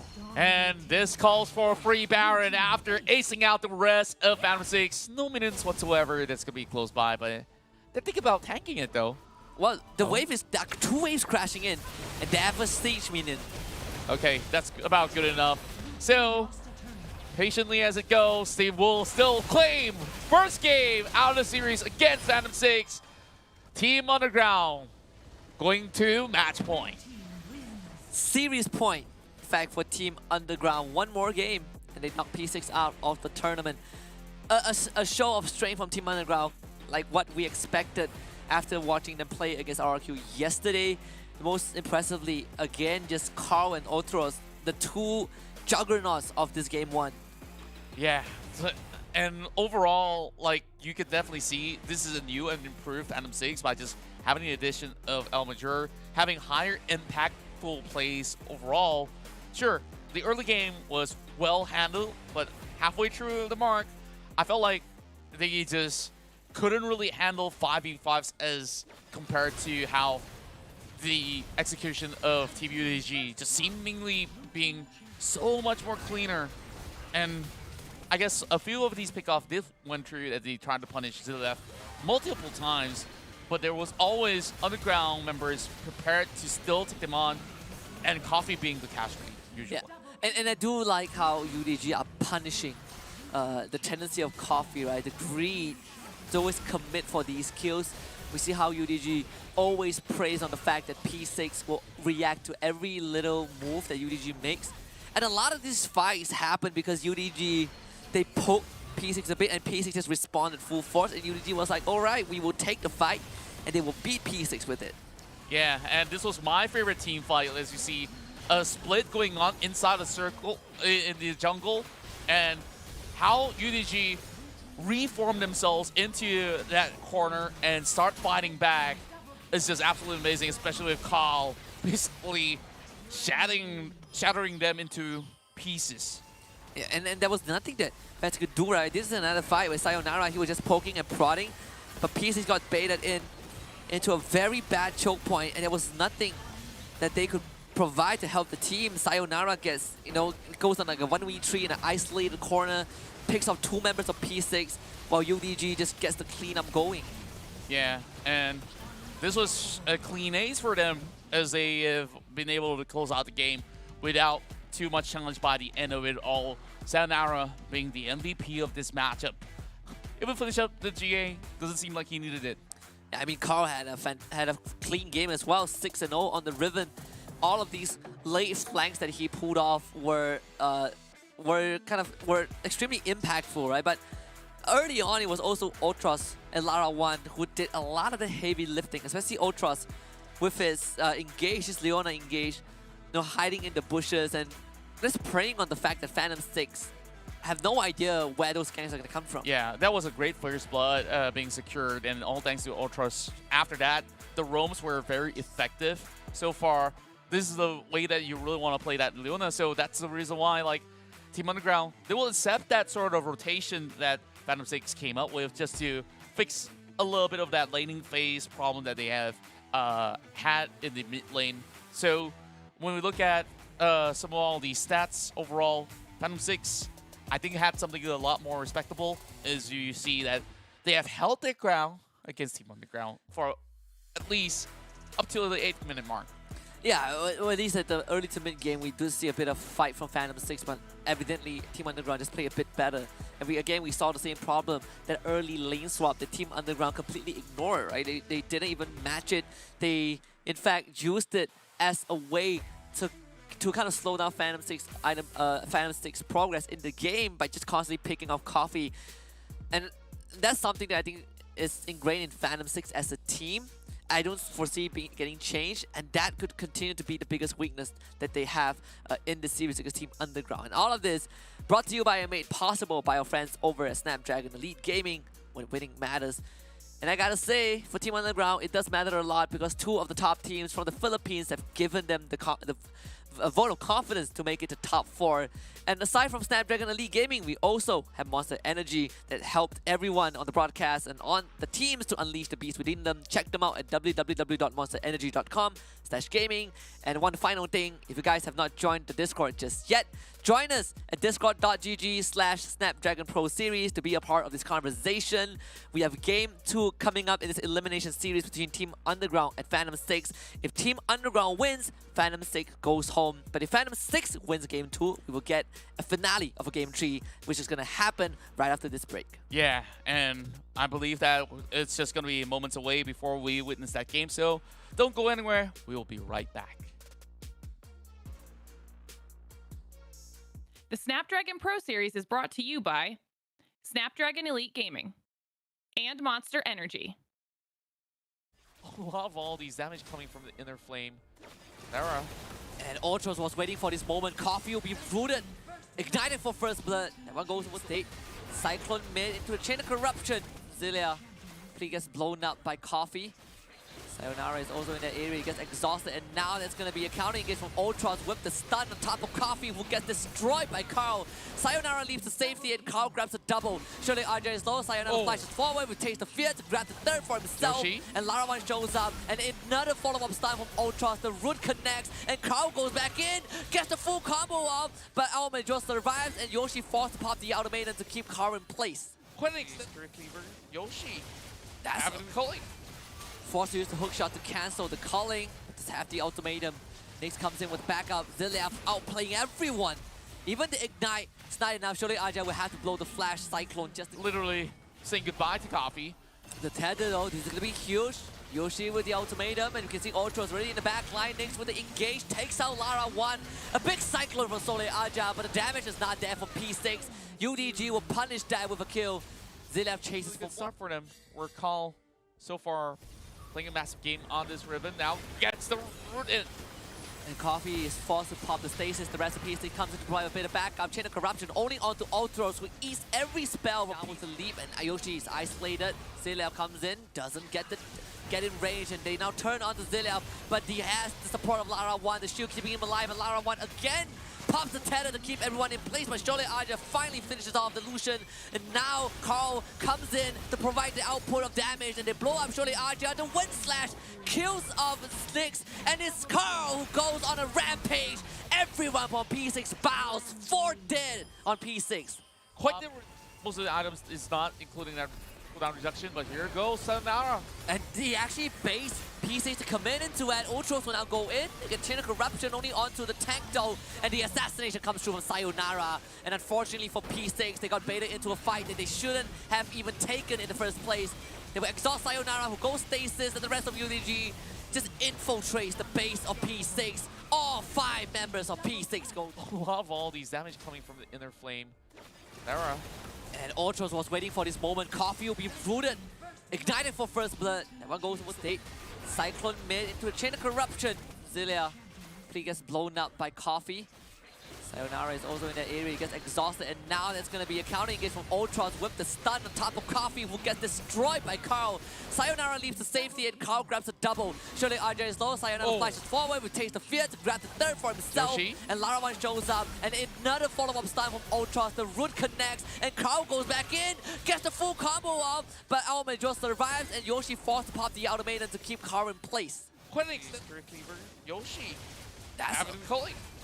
Forced to use the hookshot to cancel the culling. Just have the ultimatum. Nyx comes in with backup. Zilaf outplaying everyone. Even the ignite. It's not enough. Surely Aja will have to blow the flash cyclone just to... Literally saying goodbye to Coffee. The tether though, this is gonna be huge. Yoshi with the ultimatum, and you can see Ultros already in the back line. Nyx with the engage, takes out Lara 1. A big cyclone from Sole Aja, but the damage is not there for P6. UDG will punish that with a kill. Zilaf chases for Good start for them. We're Call. Phantom 6's tournament lives hang in the balance, and it feels like their fates are already half sealed in the hands of Team Underground in the Snapdragon Pro Series WildRift Open Finals group stage for the region of MSPB. My name is Husky, alongside my trusty partner Contra, and we are here to witness Team Underground supposedly walking over Phantom 6 with a 2-0 victory. Yeah, and of course, this is the final Malaysian representative, arguably MS, as well as Indonesia involved in the one single team, but majority coming up of the Malaysian side. So I just feel like maybe they are just still finding that sort of dynamics, since this team was also, in a way, newly formed up with brand new members. So maybe they haven't really built in enough training overall. But I think it's still a really good showing that they were going up against Team Underground, that they've been able to hold their fort than to get blasted as compared to the past series that they were facing off against. Yeah, I think I definitely agree with that, right? A bit more composure in that early to mid game, but it's the transition. I think that's something that we look back and we just witness the same lane swap again. That's something that I feel is very detrimental to Phantom 6's game progression, because we are seeing this trend of just sacking that mid lane just to benefit the Dragon laner. And it's not to say that Coffee isn't important to the team, but it's more like you're giving away so much more avenues to make those moves, especially when you have a mid laner like the Ari, someone that can rotate around the map, but you're relegating her to a bottom lane just to clear waves. And That's I think where, that really hurts Phantom 6. Yeah, and as we take a look at some of the key players of the match, I think it has to be Carl from yesterday up till today. I don't think that there's anybody that has been able to challenge this Baron Lane prodigy overall, and it's a grand return for a player with such a remarkable score throughout his career. Though he took a little bit of a break, came back here, still swinging, and I wonder what else can he possibly bring in the upcoming games. His Riven looked amazing, and the other time that he took Assassins, man, he's definitely a force to be reckoned with. Yeah, some things just don't change with time, right? Legends never die. There's this one term in Mandarin, it's called 宝刀未老. It means that, What does that mean? the sacred sword never ages. It also means that if you're good at what you do, it will never fade away. And I think Carl is the embodiment of that, coming back after so long. And this is why his return is so celebrated, right? And back in and joining Team Underground alongside the ex-Army Han players is what makes Team Underground such a lovable team. Third place in CS Philippines, and has the vote of confidence of even the best team to make it to top 4. Yeah, and now Team Underground definitely have great fans of their own back in the home base of the PH, and for very good reasons, because you already heard so many good words, and there are just so many great talents in terms of individuals overall that they can create the plays by themselves. It feels like if they refine themselves even further, they can eventually match up against even RRQ themselves. We just have to find out if Phantom 6 will stand a chance against Team Underground. The draft for Game 2 is now going to commence. Team Underground gets blue side, Phantom 6 will be on the red. And I wonder if Team Underground will kind of take a step back and put Carl on that mid lane, because that's what we saw yesterday against RRQ. It is wishful thinking, but for Team Underground, they know that they got this in the bag. Karma ban is going to come true.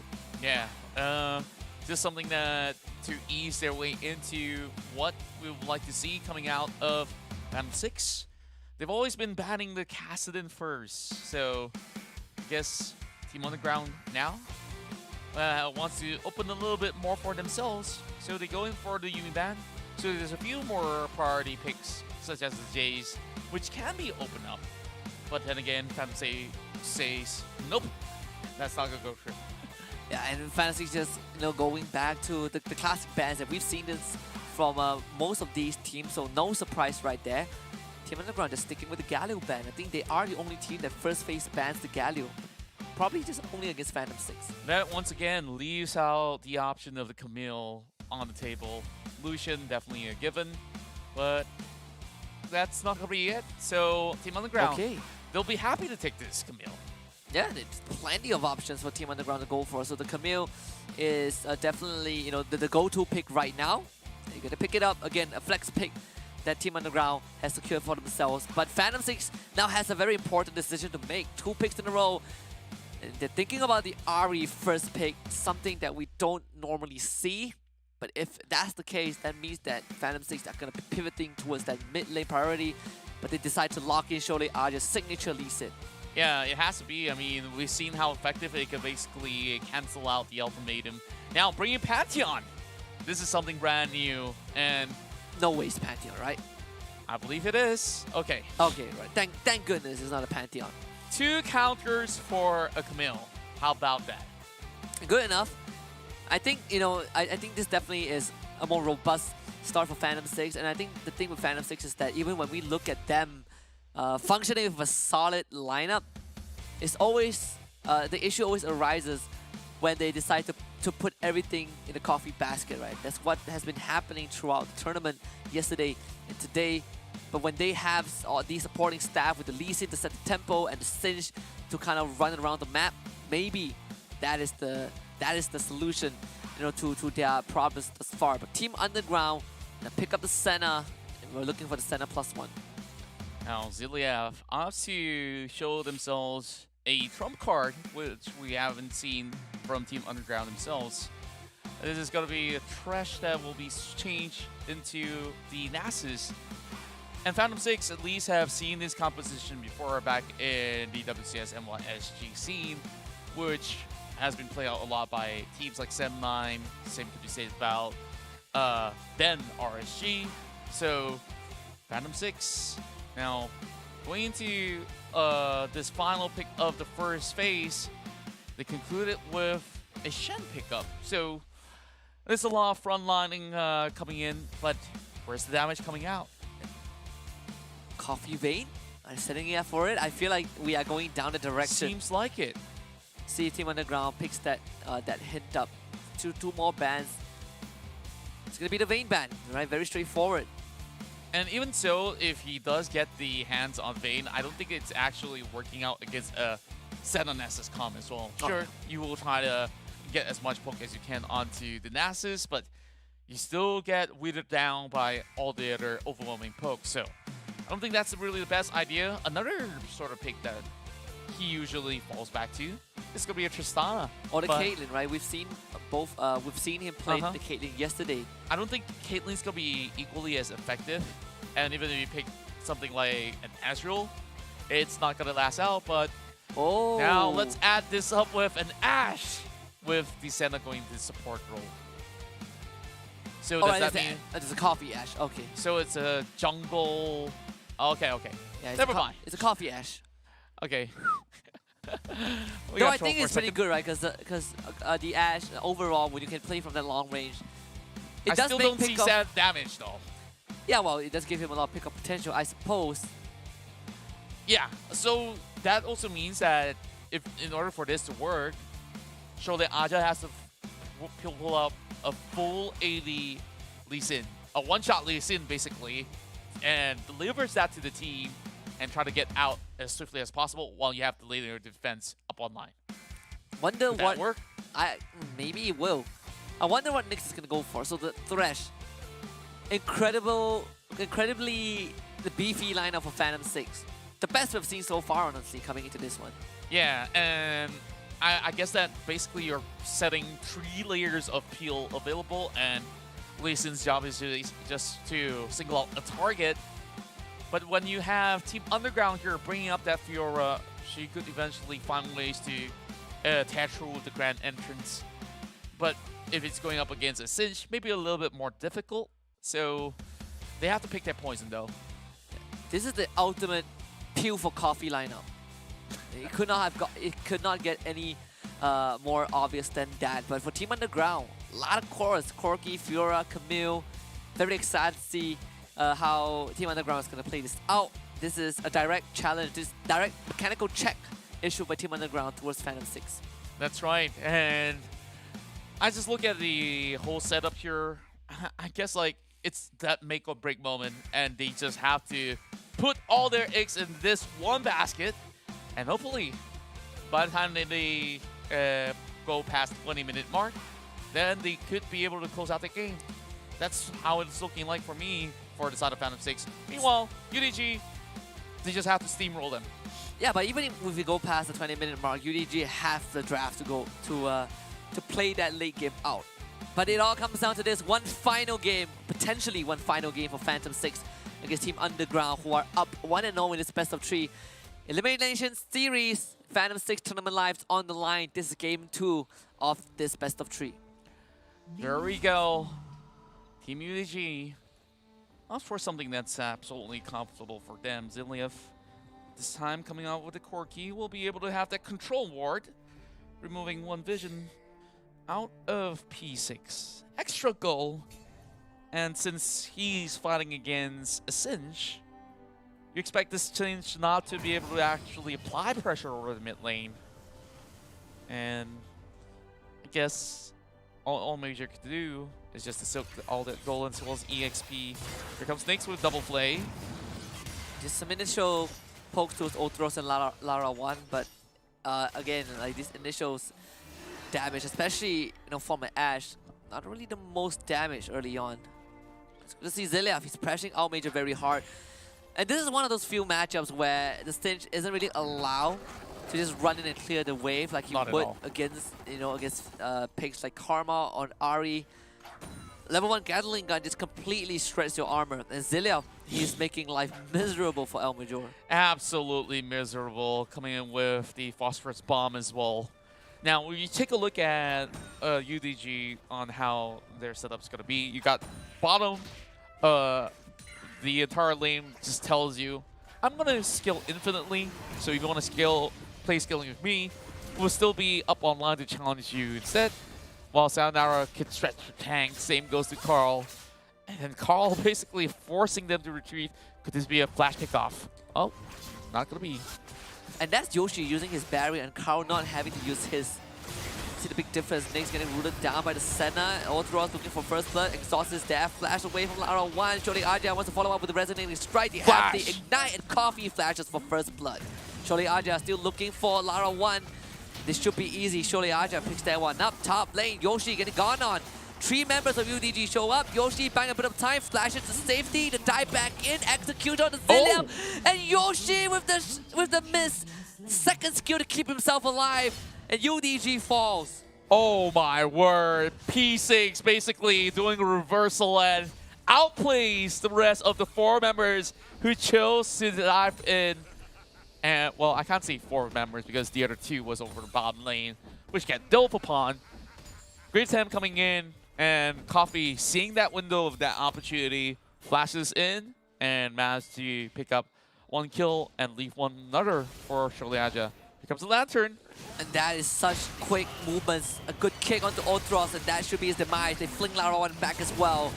P6 coming online in this game. 6 kills so far in the bottom lane. Oh boy, this is quite a fun party that they are timing up with, because you can't escape that play, and there's also another fling. It's kind of like you're running a Blitzcrank plus a Trash in a way, like double pull around. Man, hard CC. Now, does that mean that Team Underground has to start investing in things like the Violent Enchantment or even the QSS? Hardly feels like a necessity, right, compared to the picks that we have. But the Repulse actually gets a stun onto Yoshi. Sayonara flashes for the Precision Protocol. So tagging up the turret aggro. And Carl's going to be able to get that kill. But surely Aja now, before return, bring Carl down low. Almajor is ready for a fling. Dawning Shadow keeps Carl alive just for a bit. The Repulse is out, but the fling from Almajor is there. And Carl still not bringing down just yet. Almajor will flash for it. Nyx comes in with the Proto Belt and a death sentence. And P6 responds in kind of 2. And this is the most convincing lead that they have. P6 are doing it. 3,000 gold up ahead. While they have the dive set up, Sedan United comes in. And that's going to be Yoshi showing up again with the Spirit of Refuge, buying a bit of time. The root from Ultros is there, but Yoshi does have the Barmy Cinder burning down Lara 1. Meanwhile, surely Aja is already on a killing spree. He catches Zillia on the way in. And Nyx is ready. The Death Sentence a bit short. Sayonara shows up, preventing P6 from going for more dives, but P6 5,000 gold lead, so 4 minutes in. And that's a huge amount of a goal that's being acquired, and you already see that this Ashe now being enabled, that 2 kills and 4 assists, affords him a Stormraiser as well as the Execution is calling. Over on the other side, I mean, surely you're building a Fimbulwinter on this Nasus. It still takes a long time to stack. Oh yeah. I mean, it's kind of baffling. I can't believe it. But P6, I'm loving what they offer. This might be P6's chance to push it to a game 3. It definitely is looking so. The arrow completely whiffing Lara 1 with some dancing shoes side steps that definitely saved his own skin. His first objectives to spawn. And Team Underground now has to find a way to kind of utilize some of all these main ultimates coming out of Phantom 6. However, when it comes down to that, you can basically find a pick off against Coffee. That will be the biggest of value that they can actually get. But surely Aja, like we said, going on an AD route, Yumu's Ghostblade being the very first item, as he will be able to at least give a little bit more of a presence of a roam across the map. As he starts to work on the Herald, just hiding this one behind the pit. Nothing that UDG can do. They can't even start the Dragon. P6 have vision on that as well. Yep. What a turn of events for P6. 4,000 gold lead, 6 minutes in. Surely Aja has had a fantastic performance on the Lee Sin so far. Now UDG has to start fighting against them. They have completed the majority of their first items overall. But we have the Shen, who's still basically staying in lane. Just waiting for that Stand United. Has the Bramble Blast. But the rest of UDG seemingly like they are about to let go, but I believe that it's all about timing here. Sayonara moves into the pit. Thinking about it, gets kicked away. The arrow dodged by the ultimatum. Sayonara still holding on, and P6 holding back the damage. Sayonara, they really want the dragon, but they fling him back. P6 secures the Mountain Drake. Smart move coming in from P6 to stop hitting that dragon overall and just got him all caught up. Sayonara was holding to the flash for a very long time, and that hook shot was on cooldown. While they do that, UDG shows over to the top side as well.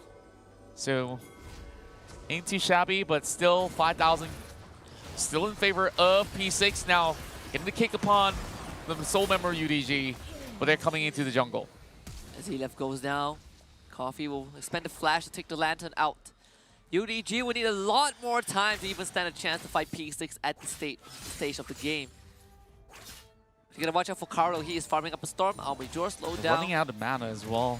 And unfortunately, there's just not enough damage to take him out. And I just love that Almajor having to build the Rylai's Crystal Scepter from the get-go will be able to create a zone control whenever this Singe passes into a certain area.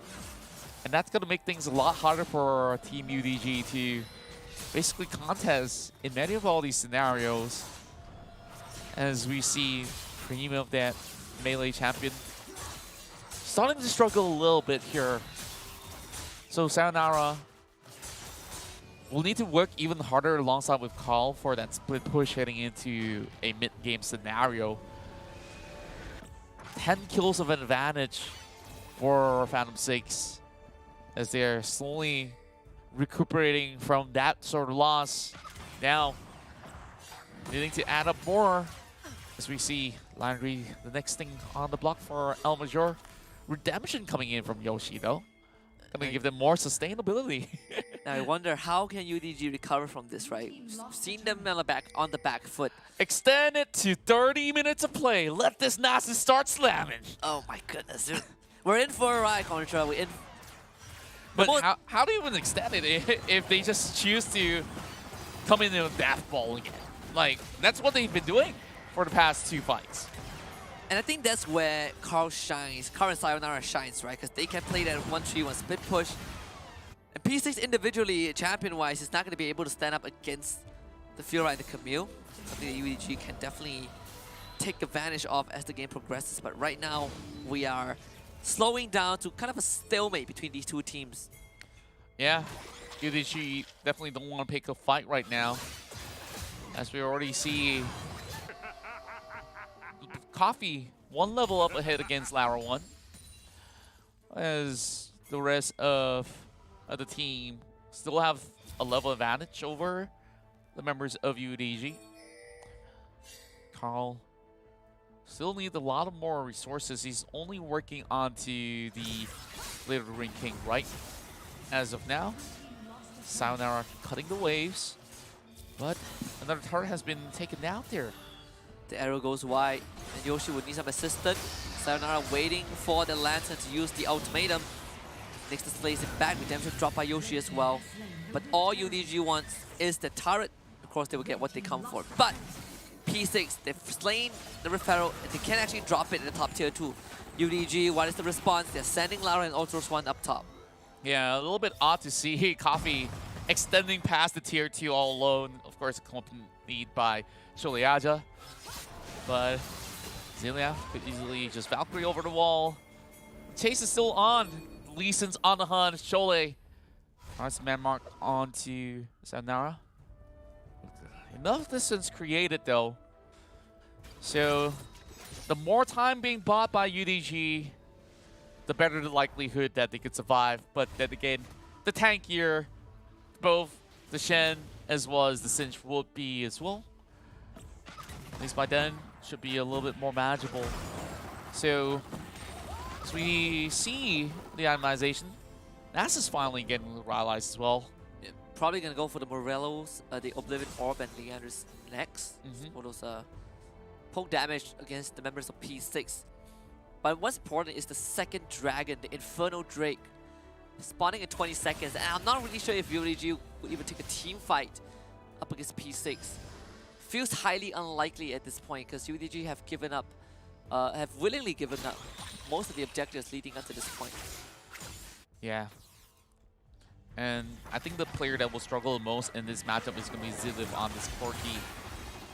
And speaking of which, Enchanted Crystal Arrow onto Death Mark. Of course, there is going to be Box Deuce, Gargo used as well. Our Major Proto Bells gets a fling off. Forces the stasis out from Zilliv. It's going to Valkyrie away, but surely Aja follows up with the Resonating Strike. Gets a kill, a triple man route from Ultras, but they all need to get away. And surely Aja is having the game of his life. Unstoppable so far. Rift Herald drop mid, P6 looking for even more advantages over UDG, who did not stand a chance against them. And P6 currently having their Herald, still having enough HP parts now, will knock onto the doors, working on an inhib. This could be the end. The riposte from Crown should be able to blow up Yoshi, and yes, through the ultimatum, Shelly has to get the charge off onto the Nexus. At least putting a little bit more down to the homes of UDG for now. Oh boy. This is a side of Phantom 6 that nobody has ever seen before. And banking on the hopes of Coffee. And Coffee delivers. Along with every single member out there, of course. Being the best bodyguards out there, UDG secures the Infinite Break. So at least that helps them shred some health bars at the very least. But how much can you do? Because we've seen them juggle with the aggro overall, and UDG can't seem to stand still to even take the fight. Yeah, it's so hard, right? You have so much crowd control from the Thresh, Shen, then you have the fling from Lee Sin. The arrow sidestep by Carl, but it's going to be a 3 versus 1 affair. Carl pops the grand challenge, and Yoshi, he's just going to sidestep everything. Carl will try to launch and flash away, but Almay Joe just flings him back over the wall for a kill. Well, that's one way to settle the score against a Fiora. Took two to 3 guys to basically nail that one. But good attempt coming in from Carl. Honestly, UDG is just baffled right now. You get Mega D-Sif, flash kick, Sayonara, hook shots to get away. Shuleaja follows up with Resonating Strike. The Coffee connects with the killing spree. 5:07. Shuleaja works on the Baron right now. UDG, final hope is here. They will bait them into this fight though. Oh, it's gonna be a flay, and again, the Nasus is grounded. Zinus comes in, the package splits the fight, but he's exhausted, the damage isn't there. Gets stunned up in the air, Ghost Stasis, Ultra Vision gets his kill. Onshore, Aja TP coming in, UDG looking for a turnaround. And it's gonna be Yoshi on the run with the Shadow Dash. Coffee also wants to get out of this, a shutdown for Ultras. And UDG finds an opening to keep themselves in the game. And they could basically start to look for similar situations as such. UDG finding the perfect time to challenge, and Phantom 6 kind of called the shots a little too early. They want to bait them in, and look what we've got here. That perfect package that flew right in, delivered by Zilliv, and they basically spot a low health Shuleaja, immediately positioned perfectly, and Ilmager could have landed hands on Zilliv after he basically used the Hourglass, and they were all sent running back. And UDG was able to find a lifeline for themselves in this game. And look at Zilliv. Incredibly beefy. Manamune, Black Cleaver, Sunderer. Looking for, I believe, the Essence Reaver next. But overall, we're seeing that Leandris is getting built by Lara 1 as well. And Ultras is also going for the Black Cleaver Iceborne Gauntlet. So we have the damage from UDG starting to come online. Yeah, and I definitely mentioned about this much early on before we jump right into the game. The problem with this sort of draft coming from P6 is that over time, they will start to lose damage output. And with that being capped, UDG just gets stronger. And so you can have the Senna with that infinite stack of the souls. Same goes to Lara 1 on the Siphoning Strike, but most often than not, when you have a Starving Senna, the Nasus may not have as much strikes as possible. Yeah, and this is going to be an important target if they kill Sayonara. He does have the Gargoyle Stone Plate. He's going to pop the ultimatum yet to get away with the hook shot, and now get the root onto Nyx. The box use Lara 1 now pops his Gargoyles. Disengaged so far, surely Aja does tag the Sonic Wave, but no follow-up. And UDG, despite us looking at this P6, 16 kills to 5, there's only a 1k gold deficit on the side of UDG. Yeah, and I was about to highlight that as well because like after that sort of fight, remember, huge shutdown goals acquired just because of that. And now that they've already have majority of their core items available, the rest of UDG feeling a little bit more confident to at least find an opening. Still basically punish any one of these members out there. Sholeaja will eventually be capped from here on. We have to take a look at what's the next upcoming item for them. Probably a GA will be working wonders for Shole. And this is where the problem starts as well, right? Because for Shole, he's going to go for the GA for sure. Sayonara is also working towards that, but we have to let Leandris on Lara 1. So all these extended fights is going to start to hurt P6. Ocean Drake up in 20 seconds. This is going to be important. If P6 can win the fight, we'll be looking at a win for P6. It's a 1-4 setup coming in, and UDG has that Fiora, keeping 3 members of P6 company. This Dragon can easily go for free. Down to Shorely to challenge though. So it's either a turret that they'll lose or even the Dragon. And look P6 gotta choose one. Kyle is so smart. We do get a pause out in the first of the series. We'll figure out what the issue is, but I wanted to point out that this is a very smart and patient move from Carl, where he actually hid in the brush for a long time, and now he gets to challenge Yoshi in the Baron lane. If Yoshi tries to challenge Stand United, he's going to be able to wither him down before he goes through with it. Yeah, and he has to pick his poison, right? Like, you got to blow a lot of summoners to get a little bit more distance, if ever the case. And basically, if you were to channel out that Stand United, you could potentially drop before even going there, but at least providing a shield to a teammate that might actually go in. So, of course, we got to pause right before a really important moment. Yeah. And, man, this is feeling a little bit dicey here. We have no clue what's really happening, perhaps. Usually it goes down to network or even, you know, I don't know, packet loss or anything. Yeah, I mean, doesn't matter. We go back into what we have at stake. Yep. The series. Oh boy. Yeah, P6 can actually take this off of UDG if they're not careful, and all they need to do is just hold the line. Yeah, honestly, this is the best performance that P6 has ever demonstrated in this tournament thus far. Of course, you know, we have, for those who just joined, we have in-game pause between Team Underground and Phantom 6. Again, best series, best showing Phantom 6 have demonstrated. You know, it kind of got us wondering, where was this P6 beforehand, right? All these iffy drafts that focus so much around Coffee, and he's not really enabling the rest of his team. But now we get Shole Aja being incredibly active on the Lee Sin. We have Nyx finally making play, and this was the Phantom 6 that we do know, the 3rd place finisher in the WCS NYSG. Yeah, and now that you're also looking at basically the same outlook with brand new clothes, where it's still going to be relying on Coffee, right? Like, oh yes, everyone is building around Coffee, basically them trying to park the bus. If you know the reference overall, like, you want that huge defensive setup, and then you look eventually find ways to shove them back, find a counter. But that early hard CC comp didn't seem like it was basically a Coffee showdown. Shole Aja and the rest of the members, such as El Major and also Nyx, have been able to supplement with their own hard layer of CC, and those were just easy pickings. They got themselves that 10 kills up ahead against UDG, but back to the big problem, right? Damage output not going to be as high. Now, let's carry on forward as we still continue on from where we left off. Yoshi getting forced away. Look at the UDG though, starting on the Ocean Drake. This is going to be important.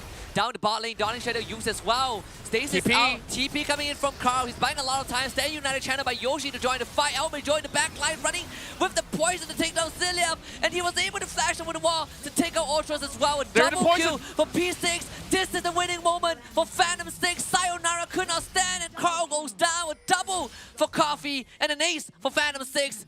And if we are going to game number 3 in the series, wow, with this ace that was impeccably executed by Phantom 6. And now the lifeline that they were holding on to will continue on, and they could potentially even knock out UDG. One more game to go between both of the teams, and the final Malaysian team will prevail for now. And if you told me that Phantom 6 would even take one game off of UDG, I would say that you're mad. But Phantom 6 were able to do kind of the impossible, taking down Team UDG in this game number 2 and giving themselves one more chance. But Team UDG put up a pretty good fight. Just Phantom 6, they were able to take the reins and they ran with it. And guess what? Hound could be proven right after all, because he basically put his chips in the basket and say that, hey, Phantom 6 might actually take this win away. So far, that is a composition that was a little bit of an oddball that has thrown off Team Underground. But I don't think that this same trick will be able to work twice. Yeah, and I think Team Underground definitely had a lot of takeaways from this game too.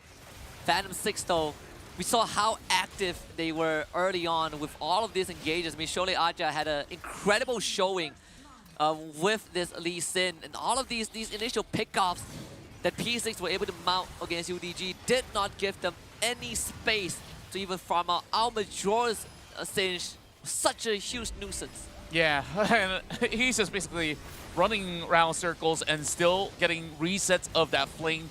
And Shole Aja just can come in whenever he wants to. If there's going to be even more pressure coming from Afura, just basically kick her away.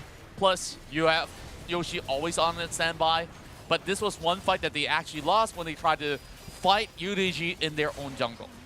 Yeah, and then this was also where we kind of saw the glimmer of hope for UDG, where they pull the goal lead back, the goal deficit closer. But the game-winning fight was at the Dragon Pit, and I gotta say, Al Major and Yoshi did a fantastic job of shutting down the backline. And I think in this final fight here, definitely was a little bit of a tough call coming in. UDG decided to contest for that Drake and have the rest of Phantom 6 basically run them over. And we finally see Coffee having his best performance in this matchup with a 509 scoreline. Not big taken down at all. So all thanks to the 4 other bodyguards of the Ash. Yeah, finally something paying off for Phantom 6. That means that we are, our job and their job is not done just yet. For Team Underground, I wouldn't say it's back to the drawing board, but I think it is time, and rightfully so, to pay some respect to Phantom 6 in this series. That's right. Of course, respect has been earned, and Phantom 6 draw 1 point in. While I think like the most difficult part for Team Underground here is to address not only the crowd control issue that they have, and on top of that, just making sure that they can find a place to reposition. Sure, you can play a Corki that can just utilize the Valkyrie to move a little bit more, but that's not going to stop you from either Lee Sin, the Singe, nor even the Trash. No, definitely not. And we see this. There's a huge swing in the graph, right? At one point, Team Underground definitely felt like they have a chance. But for Phantom 6, they were able to close it out quick enough because they have such a big lead. Yeah, and that was due to that one team fight, which P6 were just basically eyeing on the Baron. So I guess like perhaps UDG, they decided to wait a little bit more, let go of that Ocean Drake, which still is going to be costly because they're going to be making things much harder with the Omnivan. And we'll see if that is going to end up in favor of P6. All of this made possible by our friends at Snapdragon Elite Gaming when winning matters. And who would have thought? We thought the best series is going to be between RRQ and Grind Sky Esports, but P6 are here they are here to rewrite history, right? To at least be the one Malaysian representative to still stay in the running for top 4. And aside from Snapdragon Elite Gaming, we also got to thank Monster Energy for allowing P6 to unleash the beast, because they put up a phenomenal performance. So check them out at www.monsterenergy.com/gaming.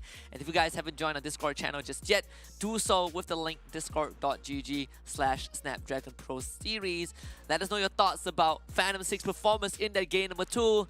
Maybe Team Underground awoken a sleeping dragon. We just gotta find out. But for now, we will cut to the last break of this evening. And when we come back, one last game separates Phantom 6 and Team Underground from elimination and survival. The Snapdragon Pro Series is brought to you by Snapdragon Elite Gaming and Monster Energy. Not having to use his. See the big difference. Nick's getting rooted down by the Senna. Ultros looking for first blood. Exhaust is there. Flash away from Lara 1. Showing RJ wants to follow up with the resonating strike. They have the Ignite and Coffee flashes for first movements. A good kick onto Ultros, and that should be his demise. They fling Lara 1 back as well. P6 coming online in this game. 6 kills so far in the bottom lane. And speaking of which, Enchanted Crystal Arrow onto the death mark. Of course, there is going to be Box use, Gargo used as well. Our Major Proto Bells gets a fling off. Forces the stasis out from Zilia, who's going to Valkyrie away, but surely Aja follows up with the Resonating Strike, gets a kill, a triple man route from Ultras, but they all need to get away, and surely Aja is having the game of his life.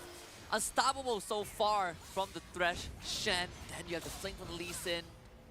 The arrow sidestep by Carl, but it's going to be a 3 versus 1 affair. Carl pops the Grand Challenge, and Yoshi, he's just going to sidestep everything. Carl will try to launch and flash away, but Our Major just flings him back over. UDG is just baffled right now. Get Mega D-Sif, flash kick, Sayonara, hook shots to get away. Sholeaja follows up with Resonating Strike. The Coffee Final hope is here. They will bait them into this fight though. Oh, it's gonna be a flay, and again, the Nasus is grounded. Status comes in, the package splits the fight, but he's exhausted, the damage isn't there. Gets stunned up in the air, but goes Stasis. Ultra gets his kill on Sholeaja. TP coming in, UDG looking for a turnaround. And it's gonna be Yoshi on the run with the Shadow Dash. Coffee also. This is going to be an important target if they kill Sayonara. He does have the Gargoyle Stone Plate. He's going to pop the ultimatum yet to get away with the hook shot, and now get the root onto Nick. The box use. Lara 1 now pops his Gargoyles. Down the bot lane, Dawning Shadow used as well. Stasis out. TP coming in from Carl. He's buying a lot of time. Staying United channel by Yoshi to join the fight. Elmer joined the back line, running with the poison to take down Zilliam. And he was able to flash over the wall to take out Ultras as well. A double kill for P6. This is the winning moment for Phantom 6. Sayonara could not stand, and Carl goes down. A double for Coffee. And then having to use his. See the big difference. Nick's getting rooted down by the Senna. Ultros looking for first blood. Exhaust is there. Flash away from Lara 1. Showing RJ wants to follow up with the Resonating Strike. They have the Ignite and Coffee flashes for first movements. A good kick onto Ultros, and that should be his demise. They fling Lara 1 back as well.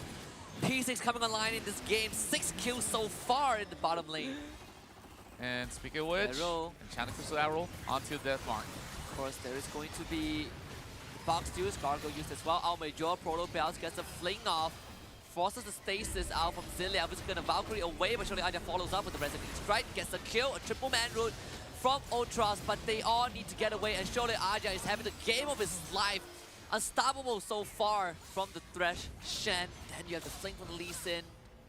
The arrow sidestep by Carl, but it's going to be a 3 versus 1 affair. Carl pops the Grand Challenge, and Yoshi, he's just going to sidestep everything. Carl will try to launch and flash away, but Our Major just flings him back over. UDG is just baffled right now. Get Mega D-Sif, flash kick, Sayonara, hook shots to get away. Sholeaja follows up with Resonating Strike. The Coffee Final hope is here. They will bait them into this fight though. Oh, it's gonna be a flay, and again, the Nasus is grounded. Status comes in, the package splits the fight, but he's exhausted, the damage isn't there. Gets stunned up in the air, but goes Stasis. Ultra gets his kill on Sholeaja. P6 finds a lifeline and a glimmer of hope in the series over Team Underground. And now we're tied 1-1. It all comes down to one last game in the Snapdragon Pro Series Open Finals Group Stage. Elimination best of 3 between Phantom 6 and Team Underground. Winner takes all and still has a chance to qualify for playoffs. Loser packs up and goes home. Well, they have been able to show their trump card overall, having a ample plethora of options to basically nullify and render the members of UDG helpless to defend for themselves when you have so much crowd control.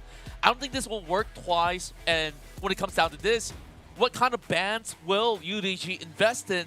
And even so, that will open up oceans of options up on the table. Perhaps, even though if they were to go in for some bans, perhaps UDG can copy that playbook and steal some away. We're looking at the Lee Sin, I feel like that is going to be a big point of contention, right? And this is another game. In fact, Camille has been picked starting today, and she has not won a single game. 0 win ratio for this pickup here, and I think like teams have already identified that Camille can easily be countered with all these sort of crowd controls that you get basically control upon her, while UDG have their game plan of their own, which before they even went into the final fight, they were holding up by trying to stall, and they did win one team fight over on the Baron Pit. But then again, like, that was that one fight won, which we saw that they've been able to stabilize in goal with that one full sweep. But after a little bit more of that commotion that happened inside of that river, the rest of the UDG were basically sent out of that pit, getting chased upon. And I feel like every player out of the members of Phantom 6 plays a huge role in this. It started off with that Singe pickup, right? Like, Elvajor was making presence across the rift where he was basically running around, causing every fling to turn into a kill. And after that, it's just the health bar ticking away. With the Rylai's Crystal Scepter, they were all stuck in a slow tempo and couldn't run out. And remember, he had a very slow start as well, right? Zilev was constantly pressuring him with that Corki. He was not allowed to kind of go for those early rotations on the Singe, but it was Shole Aja, the jungler that we've been highlighting, the new addition to Phantom 6 from Persis Esports, finally having a breakout game on that Lee Sin. Yeah, and one final draft here as we're going to be diving right into the picks and bans for one last time for this weekend.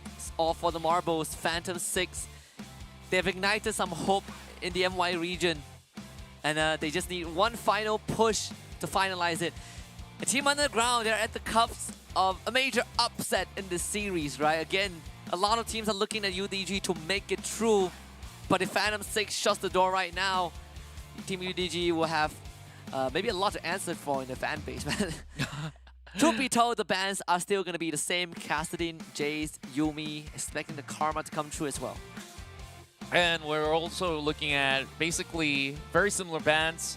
What Phantom 6 has to prioritize here is going to be either another Lee Sin pickup. Sorry. Yeah, I think it's a foresight that we're going to see a Lee Sin go through. Lucian banned up by Phantom 6. And now again, a couple of choices, right? Karma, Camille. But after what we saw throughout the day, I think the Camille has kind of fell off the priority list in terms of ban. It really felt like a bait pick. And Team Underground bans the Kazakhs. Lee Sin is still on the table, but is it important enough for Phantom 6 to first pick it? I'm really do wonder though. Now, Phantom 6, they will still land this one for Shole Aja. He's been very effective on this. And Team Underground might actually consider snatching all the other pocket picks out there. There's still a Karma available. They're still going in for the Camille though, as they have already banned out the Kazakhs. So it's definitely a very interesting approach when it comes down to this. So when they pass it back to Phantom 6, question is, are they running it back? Are they doing exactly the same thing? And when they do, it's not going to be all too easy because now they have to deal with the Transcendence Embrace, which will be much more heavier when it comes down to a full frontal 5 versus 5. But it's definitely changed. Phantom 6 now brings forward the Renekton. And that's kind of to replace the Shen that was banned. Now the Thresh comes through again. And I think if you're Team Underground right now, you're going to look at the Singe ban in the second phase. Because Phantom 6, they're going back for the same line now that is going to disrupt that backline. So Team Underground, they are not only going to consider the Singe ban, but they also find a solution to it, right? Now you have the Galio Camille combo. A lot more layer of defenses that prevents Phantom 6 to just run through your front lines and kill off your carries. I definitely love this approach. Team Underground, though, prioritizing the RE ban a bit more. Yeah, I feel like this is a better implementation after all, where Team Underground will still have a better front line here that is easily sustainable for them to hold up against. Phantom 6 will go ahead to, of course, secure that trash pick, which has been very effective overall. Now, taking out all these late game hyper carries in order to hinder Team Underground from achieving what they desire. If ever Plan B was to fall back to something like an Olaf or so, we'll be able to tell, because Underground could still send this Camille into the Baron lane to face up against the Renekton, though it might be a little bit unfavorable. Yeah, definitely is going to have a hard time bullied by the Renekton. The Ashe banned out by Team Underground. Vayne finally let through, and Sayonara whips out the Ranga in this deciding game.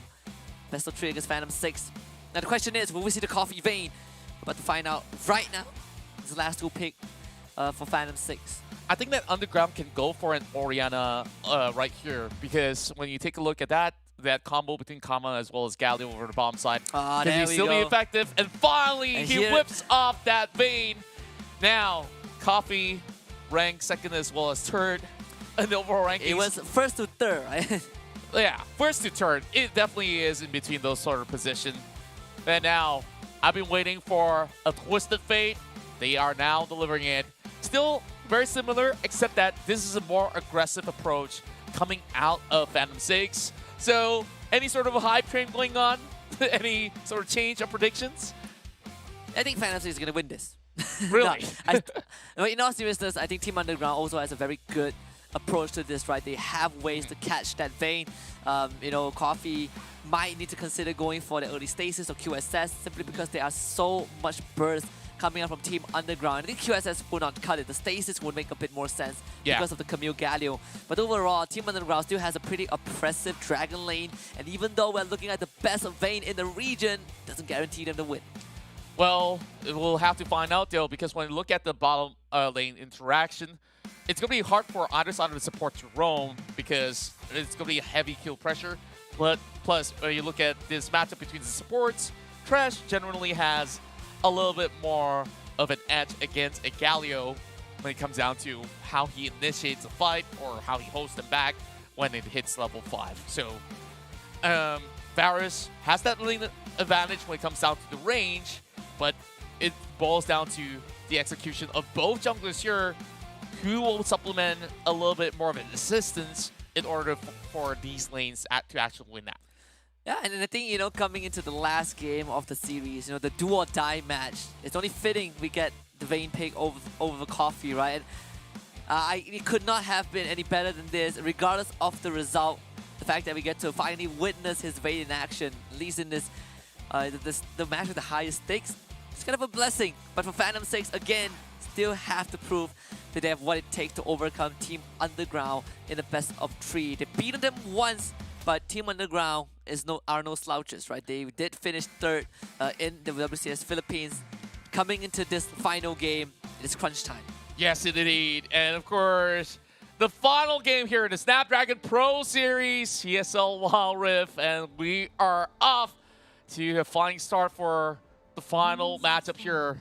Phantom 6 still have their ultimate card for Coffee himself, arguably the best Vayne player in the server, going up against Team Underground.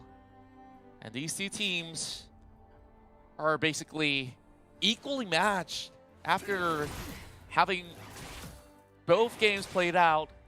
Phantom 6 were leaps ahead of UDG with a little bit of dash of creativity. This time around, we'll see Ladder 1 opting to go in for a trade, but Nyx basically will just keep up with the pressure by just walking forward.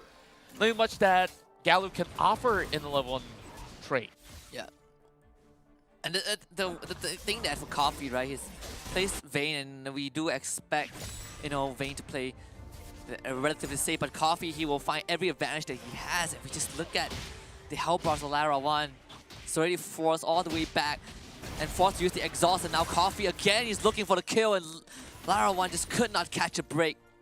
That's the reason why Coffee is so deadly on the Vayne.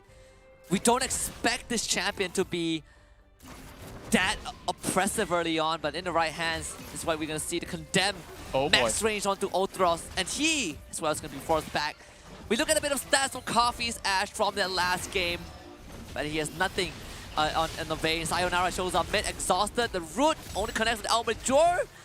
No enough damage from Zilliaf to finalize the kill. Yeah, both sides basically being bruised up here Almajor doesn't really have hunting fruits to work with, so he has to eventually go ahead to recall and start to build up his Rod of Ages as well. So when we go into the Baron lane matchup, though we may say that Yoshi will have a little bit more of a slight lead, one level ahead of Carl now, but it will just be a few minutes behind. Surely Aja will be looking forward to at least rotate topside to see if we can basically get the pick onto Carl.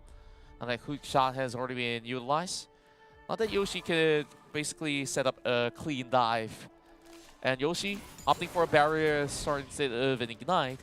Yep. I need to say that it won't be a more aggressive approach coming in from this Renekton. So back towards the bot side. We're just waiting for Almajor to see whether he can find an opening with Destiny.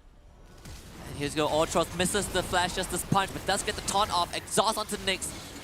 But that is kind of a failure. Unfortunate mistake from the side of UDG, no kill comes through. Coffee again continues to farm up a storm as Nyx goes for the reset. Surely Aja will be around to provide some assistance. He just hit that level 5, Dragon Rage online. If Coffee is ever in danger, but that was not needed. Not needed at all, but then again, I feel like it's still a worthy attempt. Almajor seemingly disconnected. We'll give him a little bit of time to get back in, but overall, of course, we'll be having him in a sticky situation. Yeah, we're gonna come back and maybe Zilliv will just let him off. Who hopefully- knows? Or just burn the flash when he comes back.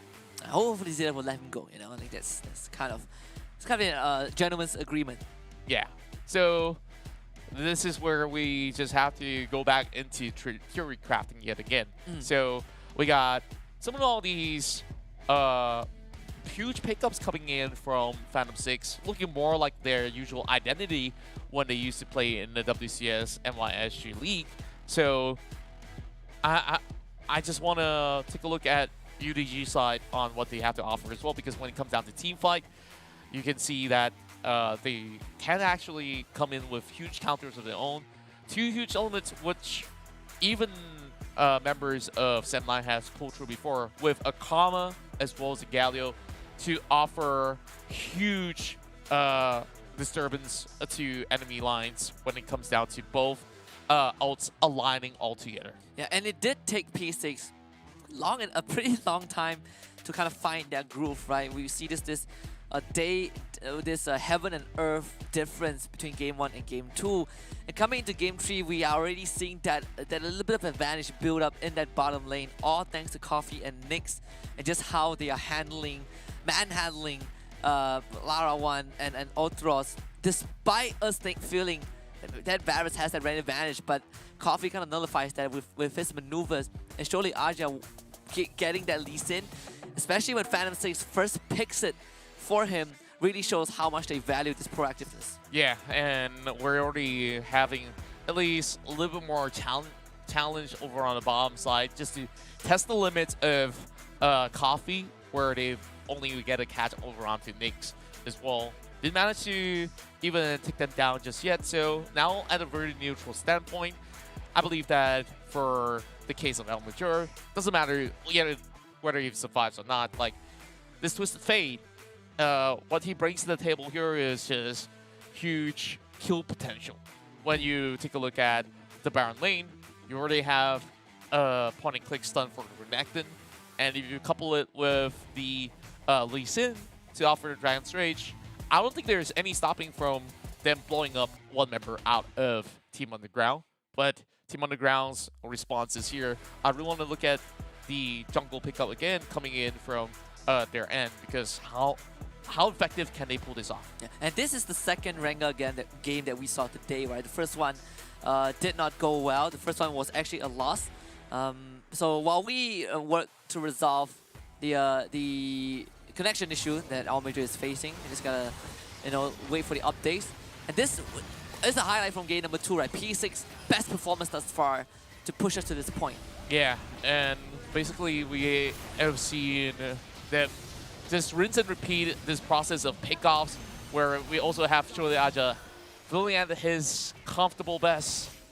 I think the only part about the P6 lineup is that they didn't care too much about Ziliev until this point onwards, where 3 of their members were caught right underneath the package, which see them lose too much health bars, which makes things a lot better for UDG to recuperate in the game and further stabilize themselves up to this point of this team fight, where the TP came in a little bit slow, while Lauro was basically holding the line, with Nyx actually charging in with the rest of Sodaja, just going for pickoffs, and they managed to ace out the rest of UDG to secure game 2.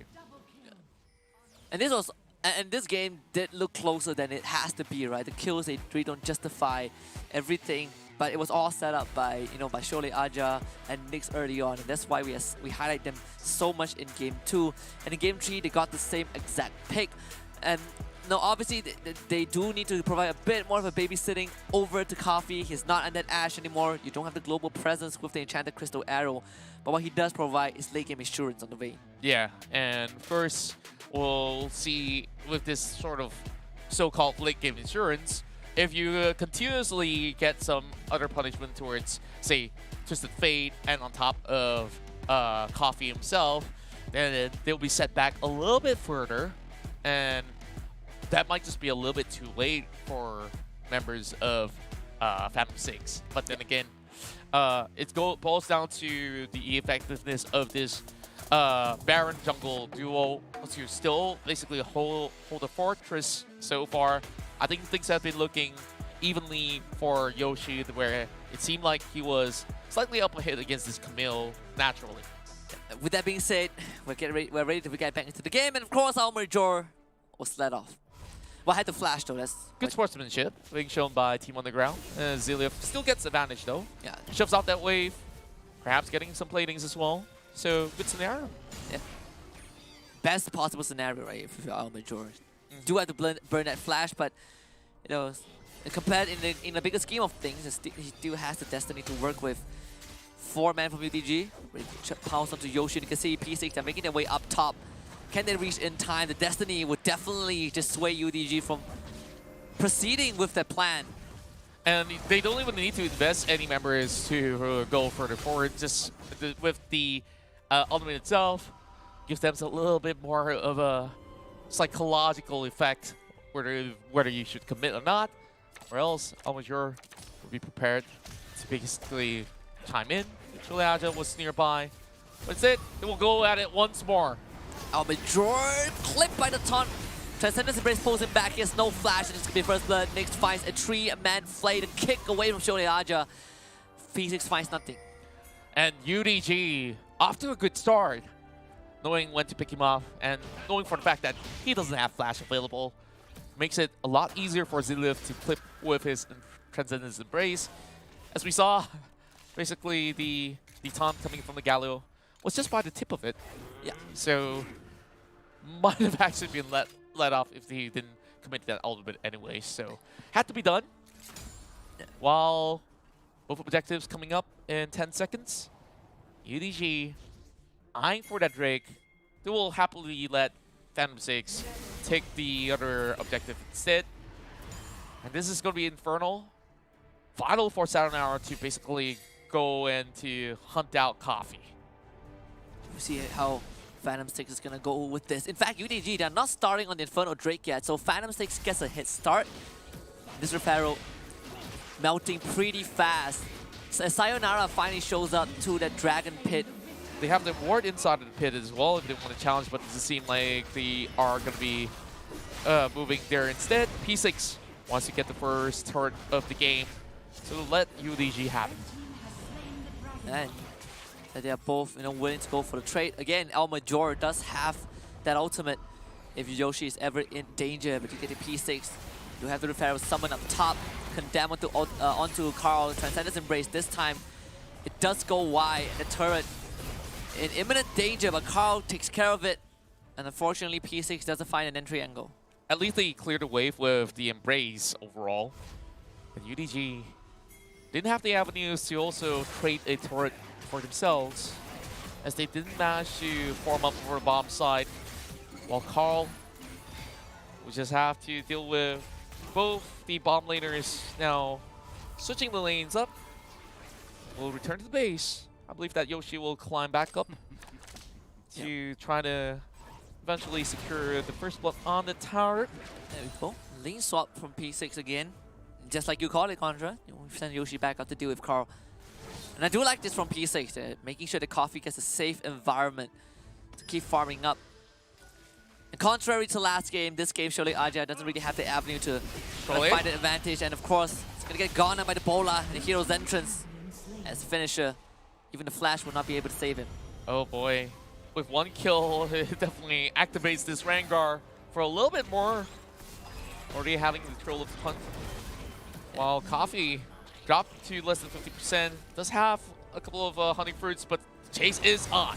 And a good play from Nyx actually buys time. Destiny comes in for Almajor. They get the gold card and the Death Sentence to pull Ultros back. Fights back. And the Ignite is going to kill him off, but Coffee needs to back off right now. Lara 1 exhausted. Zilia flashes for the Inner Flame. Doesn't get the kill, but Lara 1 will with the Piercing Arrow. He sees that opportunity and he stayed on trying to clip onto Zilia. Piercing Arrow. Oh boy, Lara. Doesn't connect, and Lara 1 might be punished for this, but he does have to flash to get away. Of course, the Wild Cards doesn't have enough range to kill him off. Sayonara holding him back, protecting his teammates for a recall. Meanwhile, Yoshi going to go on the 1v1. It's not going to be easy though. Yoshi, he popped the dominance late, so just lose out on a bit of that damage, but he's standing under a ward. Carl's going back in it? And Carl's coming back for Yoshi, and he's not going to go down. Has the slice and dice. Playing with fire. And he burns the flash on top of the slice and dice. And UDG can carry on shuffling this way forward. Coffee given the lantern as they are being called in to destroy this turret over the top side. And UDG opens up spacing from that last fight that they took over the lower end of the map. Oh yeah, definitely a lot of value from that. Because Almajor definitely needs a bit more time. But as the game progresses, we talk about the scaling of Coffee, but we also, can look at Almajor on the Twisted Fate. And you get the rapid fire, those long range catch that he provides for the team. That is going to be super valuable to allow for PCs to find those follow-ups. Surely Aja finds a good kick into a stun by Yoshi. Gold card for Almajor. They're going to keep Carl in place even with the barrier. Carl would go down. And P6 finds a good pickoff. Yeah, and UDG having a little bit of struggles of their own. The moment that they have all these others available, get a pick. A chain of corruption is going to spread towards Almajor, and now it's going to be the Transcendence Embrace. Kills up Nyx. Coffee forced to use the Condemn to buy distance. Surely Aja also exits the fight. And quickly, UDG recuperates, gets that pick against Nyx. And having no casualties involved, now working their way onto the Rift Herald. No members of Sada P6 can come close. And finally, getting a quick drop off over on top side. Well, Sayonara, we'll see whether or not can he actually get something out of the Trill of the Hunt. Utilized it early, didn't really hold on to it, though the rest of P6 were meant to give a little bit more chase. At least this sort of Herald didn't get the second charge. Probably the silver lining in the situation, but for Phantom 6, they've been able to hold the line so far, at least not let UDG get too big of a goal advantage. Only a mere 3,000 in their favor. The Mountain Drake is coming up in 15 seconds. 3,000 in deficit for Phantom 6 right now. And Phantom 6 seeing this dragon as a viable challenge. Being the only objective here that's going to be available for them to acquire. This call will need to prove itself in this fight to catch an important target. Hopefully zone off surely Aja in the process. They're looking to commit to this though. Sayonara, he's looking for a pickoff in the backline. Almajor has no idea that it's coming, but he has to go card ready. Sayonara pounces in. They have the Hero's Enter to follow up, forcing the flash out. But they get a Condemn on the Sayonara to kill him off. And now Yoshi gets locked down with Ultimatum. A 1-for-1 trade to spot. Otros burned down but pops the gargoyle as Almajor gets forced right black. Lara 1 does have the piercing arrow, and it really hurts. Phantom 6 cancels the dragon attempt. They kill off the jungler of UDG. A really risky attempt coming from Sayonara, who tries to deliver that hero's entrance directly smack dab into the center of Phantom 6, forcing a bunch of these players to retreat, but they still manage to take out the Rengar. Nevertheless, Ultros surviving by just pressing that Gargoyle enchantment.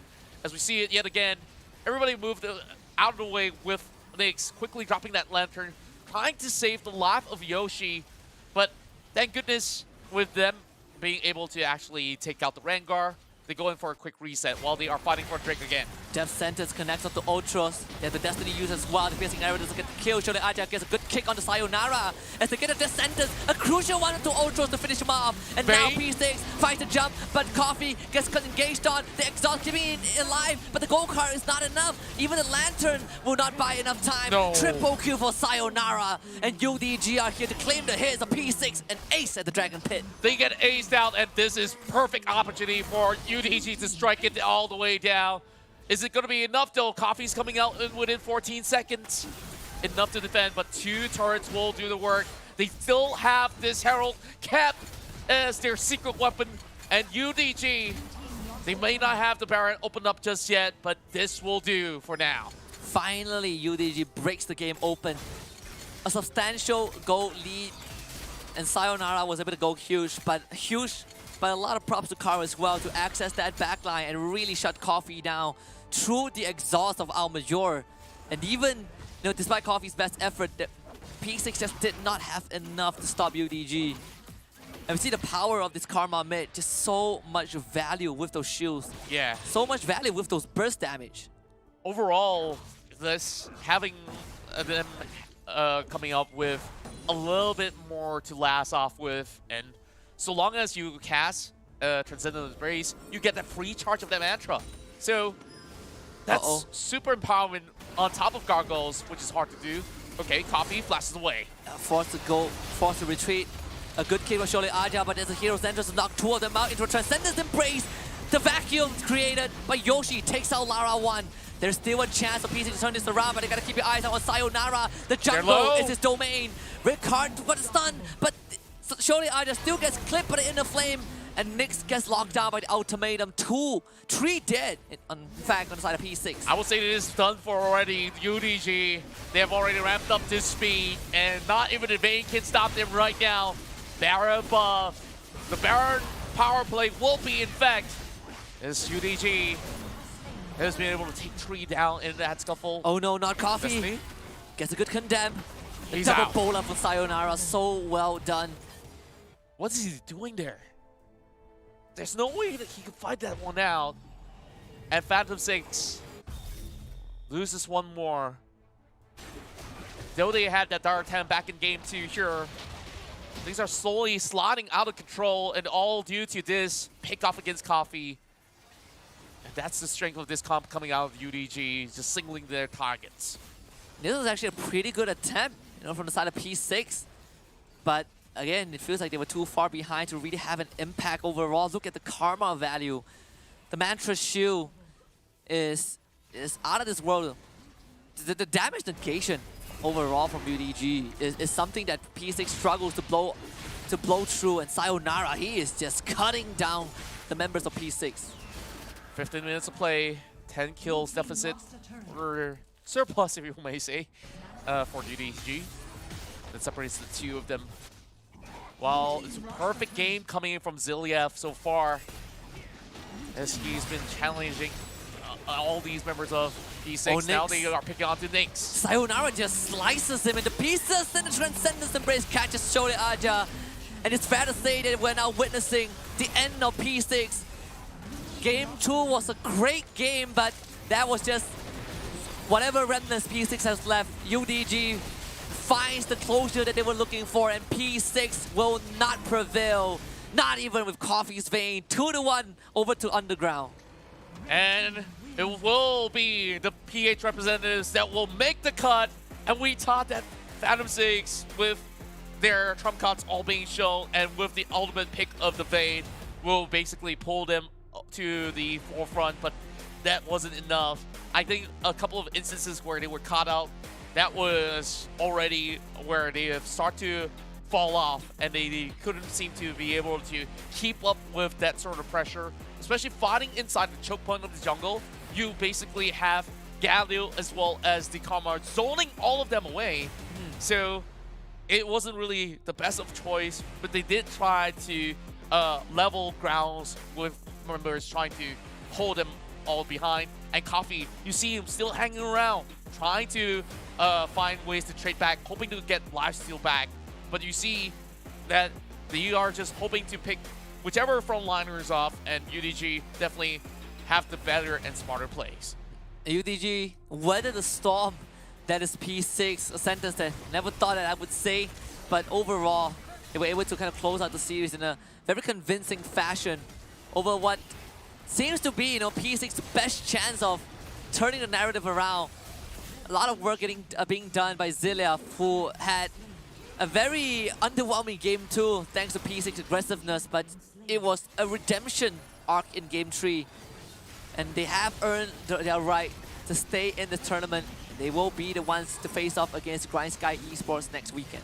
Yeah, and I guess it started off with this fight here where P6 sees a glimpse of hope, and UDG made the call over onto that corner to basically engage, while Phantom 6, this is where they managed to get 1-2 picks, well, basically just 1 pick overall, and still have the rest of them collapsing because of how well Ultras basically sets it up completely, all together with Ziliaf. And Carl just knowing how to find the last line of defense. I think UDG definitely are getting back on track, and they should be ready to challenge some of the players coming out of the other PH representative later on that's happening next week. And there's a lot of firsts in this game. First Lee Sin loss, first Vayne pick, first Camille win, first Rengar win. I never thought of that. Well, I didn't. It definitely slipped my mind that we've seen any Lee Sin that actually lost any games, but my god. The damage on Transcendence itself was enough to even blow out members of P6. Well, of course with the Baron buff, this was over and done with. And even with the Manny first, I felt like Lara taking a little bit more of a shot here with the Varus was also a smart play coming out of the marksman player to address the situation over the bottom side. They say, okay, Coffee has got this trash here, so with Vayne having a little bit more of that range disadvantage, I think like it kind of helps them at least hold the lane altogether.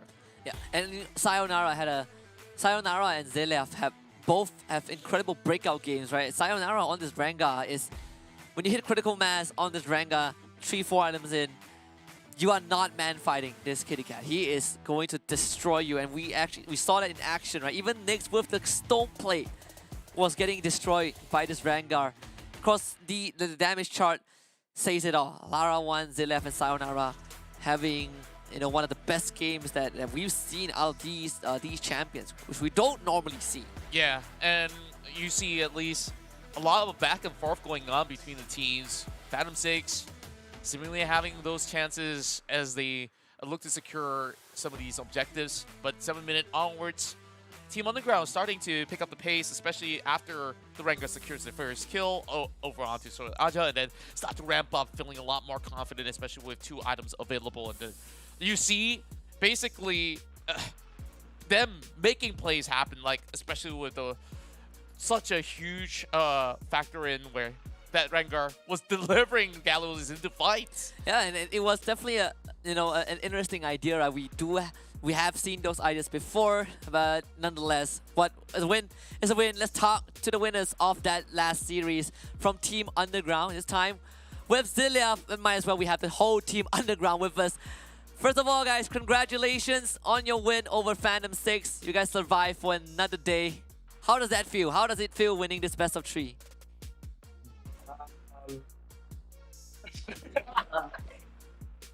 Fun. Fine game. Fun game? Yeah. So, did you guys expect this to go to a game 3? Like, I want to talk to you guys. What happened in game 2? Mistake. I think we're disconnected in comms. Miss comms. Yeah. Miss comms. Game 2. Yeah, it does happen from time to time. We don't blame you guys for that, of course. But, of course, with Phantom 6 also moving into a game tree, and you guys have also known that Coffee is also one of the top Vayne players in the server, and you guys still let it through, and finding a way to beat him out of that is definitely a huge feat as well. So far, you guys managed to take down the final representative of MY, so I'm pretty sure that that's something in the record books. But now you guys will have to face off another PH team over the next week. So what do you feel about meeting up against Grind Sky Esports? I think revenge match. we lose GS last time. So we're gonna have our revenge. Alright, they're out for revenge. That's okay. So I want to ask you guys, since everyone from the team is here, we're gonna pop up the MVP screen in a couple of seconds. Who do you think played the best in that series? What do you think? I like it.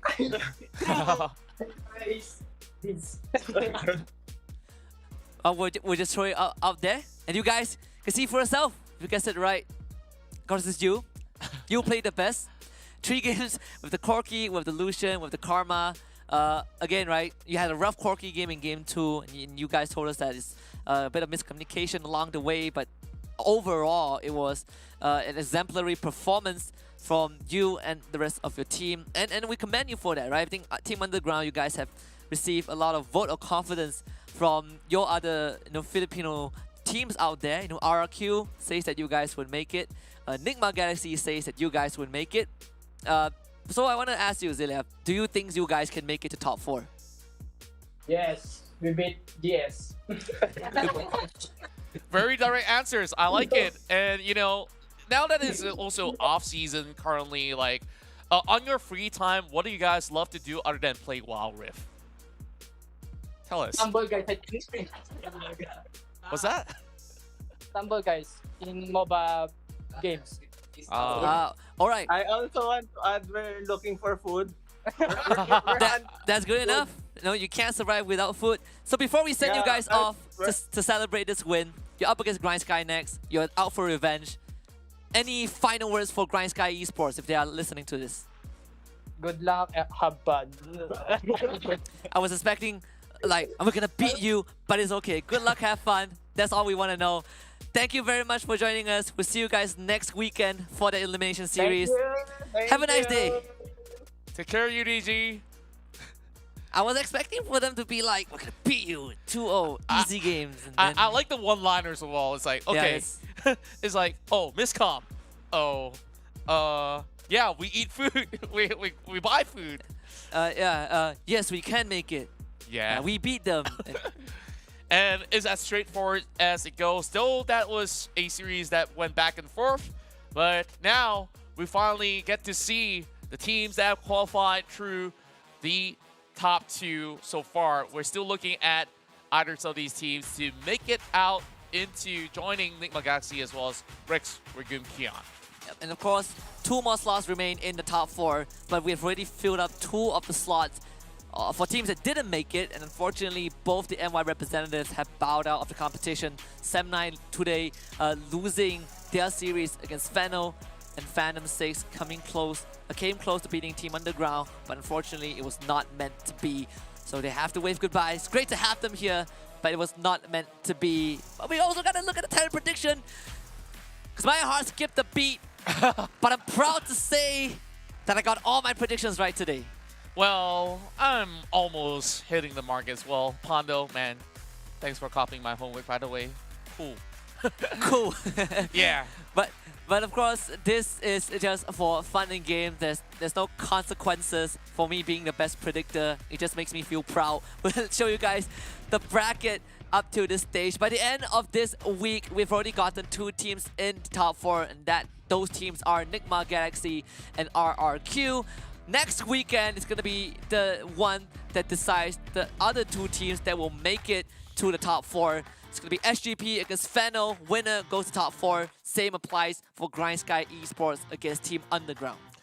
All right, you definitely don't want to miss this one out, and we're just going to be offering you a whole lot of great WildRift action here in the Snapdragon Pro Series overall. I've had a lot of fun today. I'm pretty sure you did. I certainly did.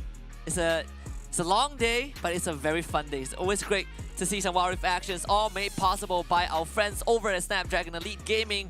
When winning matters, they've been with us on this journey, not just for WildRift, but for a lot more other titles, so do check them out. And aside from them, we also have Monster Energy that allows everyone to unleash the beast within them, whether they're the players or the production team. So check them out at www.monsterenergy.com/gaming. And if you guys have not joined our Discord server, do so at discord.gg/Snapdragon Pro Series. Join the conversation. We would be great. We'll be delighted to have you guys with us. But that is now the end of the day. Finally, Contra, we're gonna get some break until next weekend, but next Saturday is where the last 2 elimination series kick off. I'm Husky, it's Contra. On behalf of everyone, we wish you guys have a great Sunday. Keep winning in rank. We'll see you guys next weekend for more WildRift action.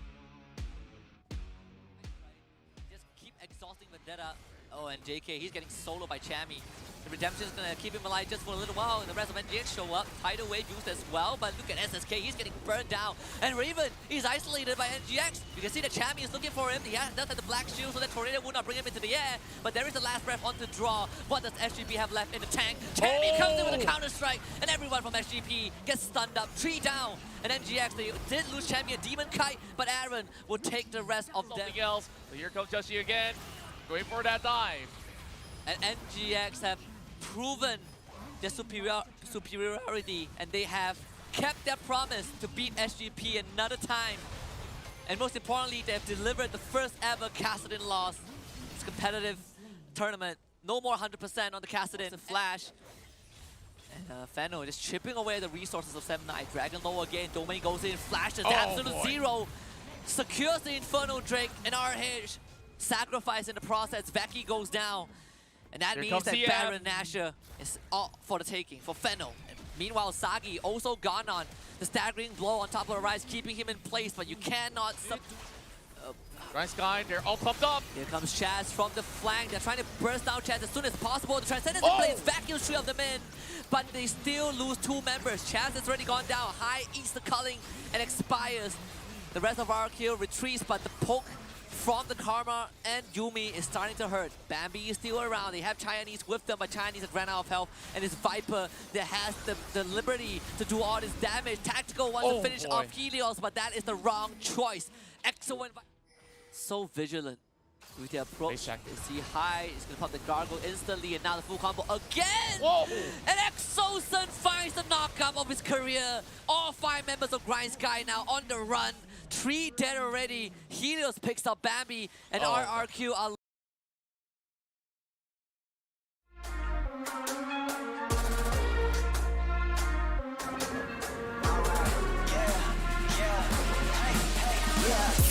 won't stop going till a player on top know it. Rooftop, penthouse, suite. If you really want it, gotta own it. Fly through it, we was at the lowest. Blood, sweat, tears, the components. Riding all year, now's the moment. We are not afraid, we are opponents. Yeah, I'm coming for mine. Yeah, I'm making a play, the game on the line. Yeah, I've been on the grind. Yeah, I jump in the spot, I made it my time. Yeah, look in the sky. Yeah, the stars align, no shade to shine. Can't stop it already. Emotional work and devotion. We put in this time. Look.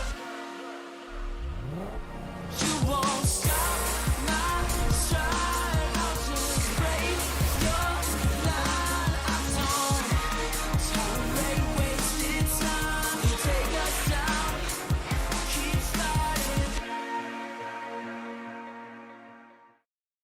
The Snapdragon Pro Series is brought to you by Snapdragon Elite Gaming and Monster Energy.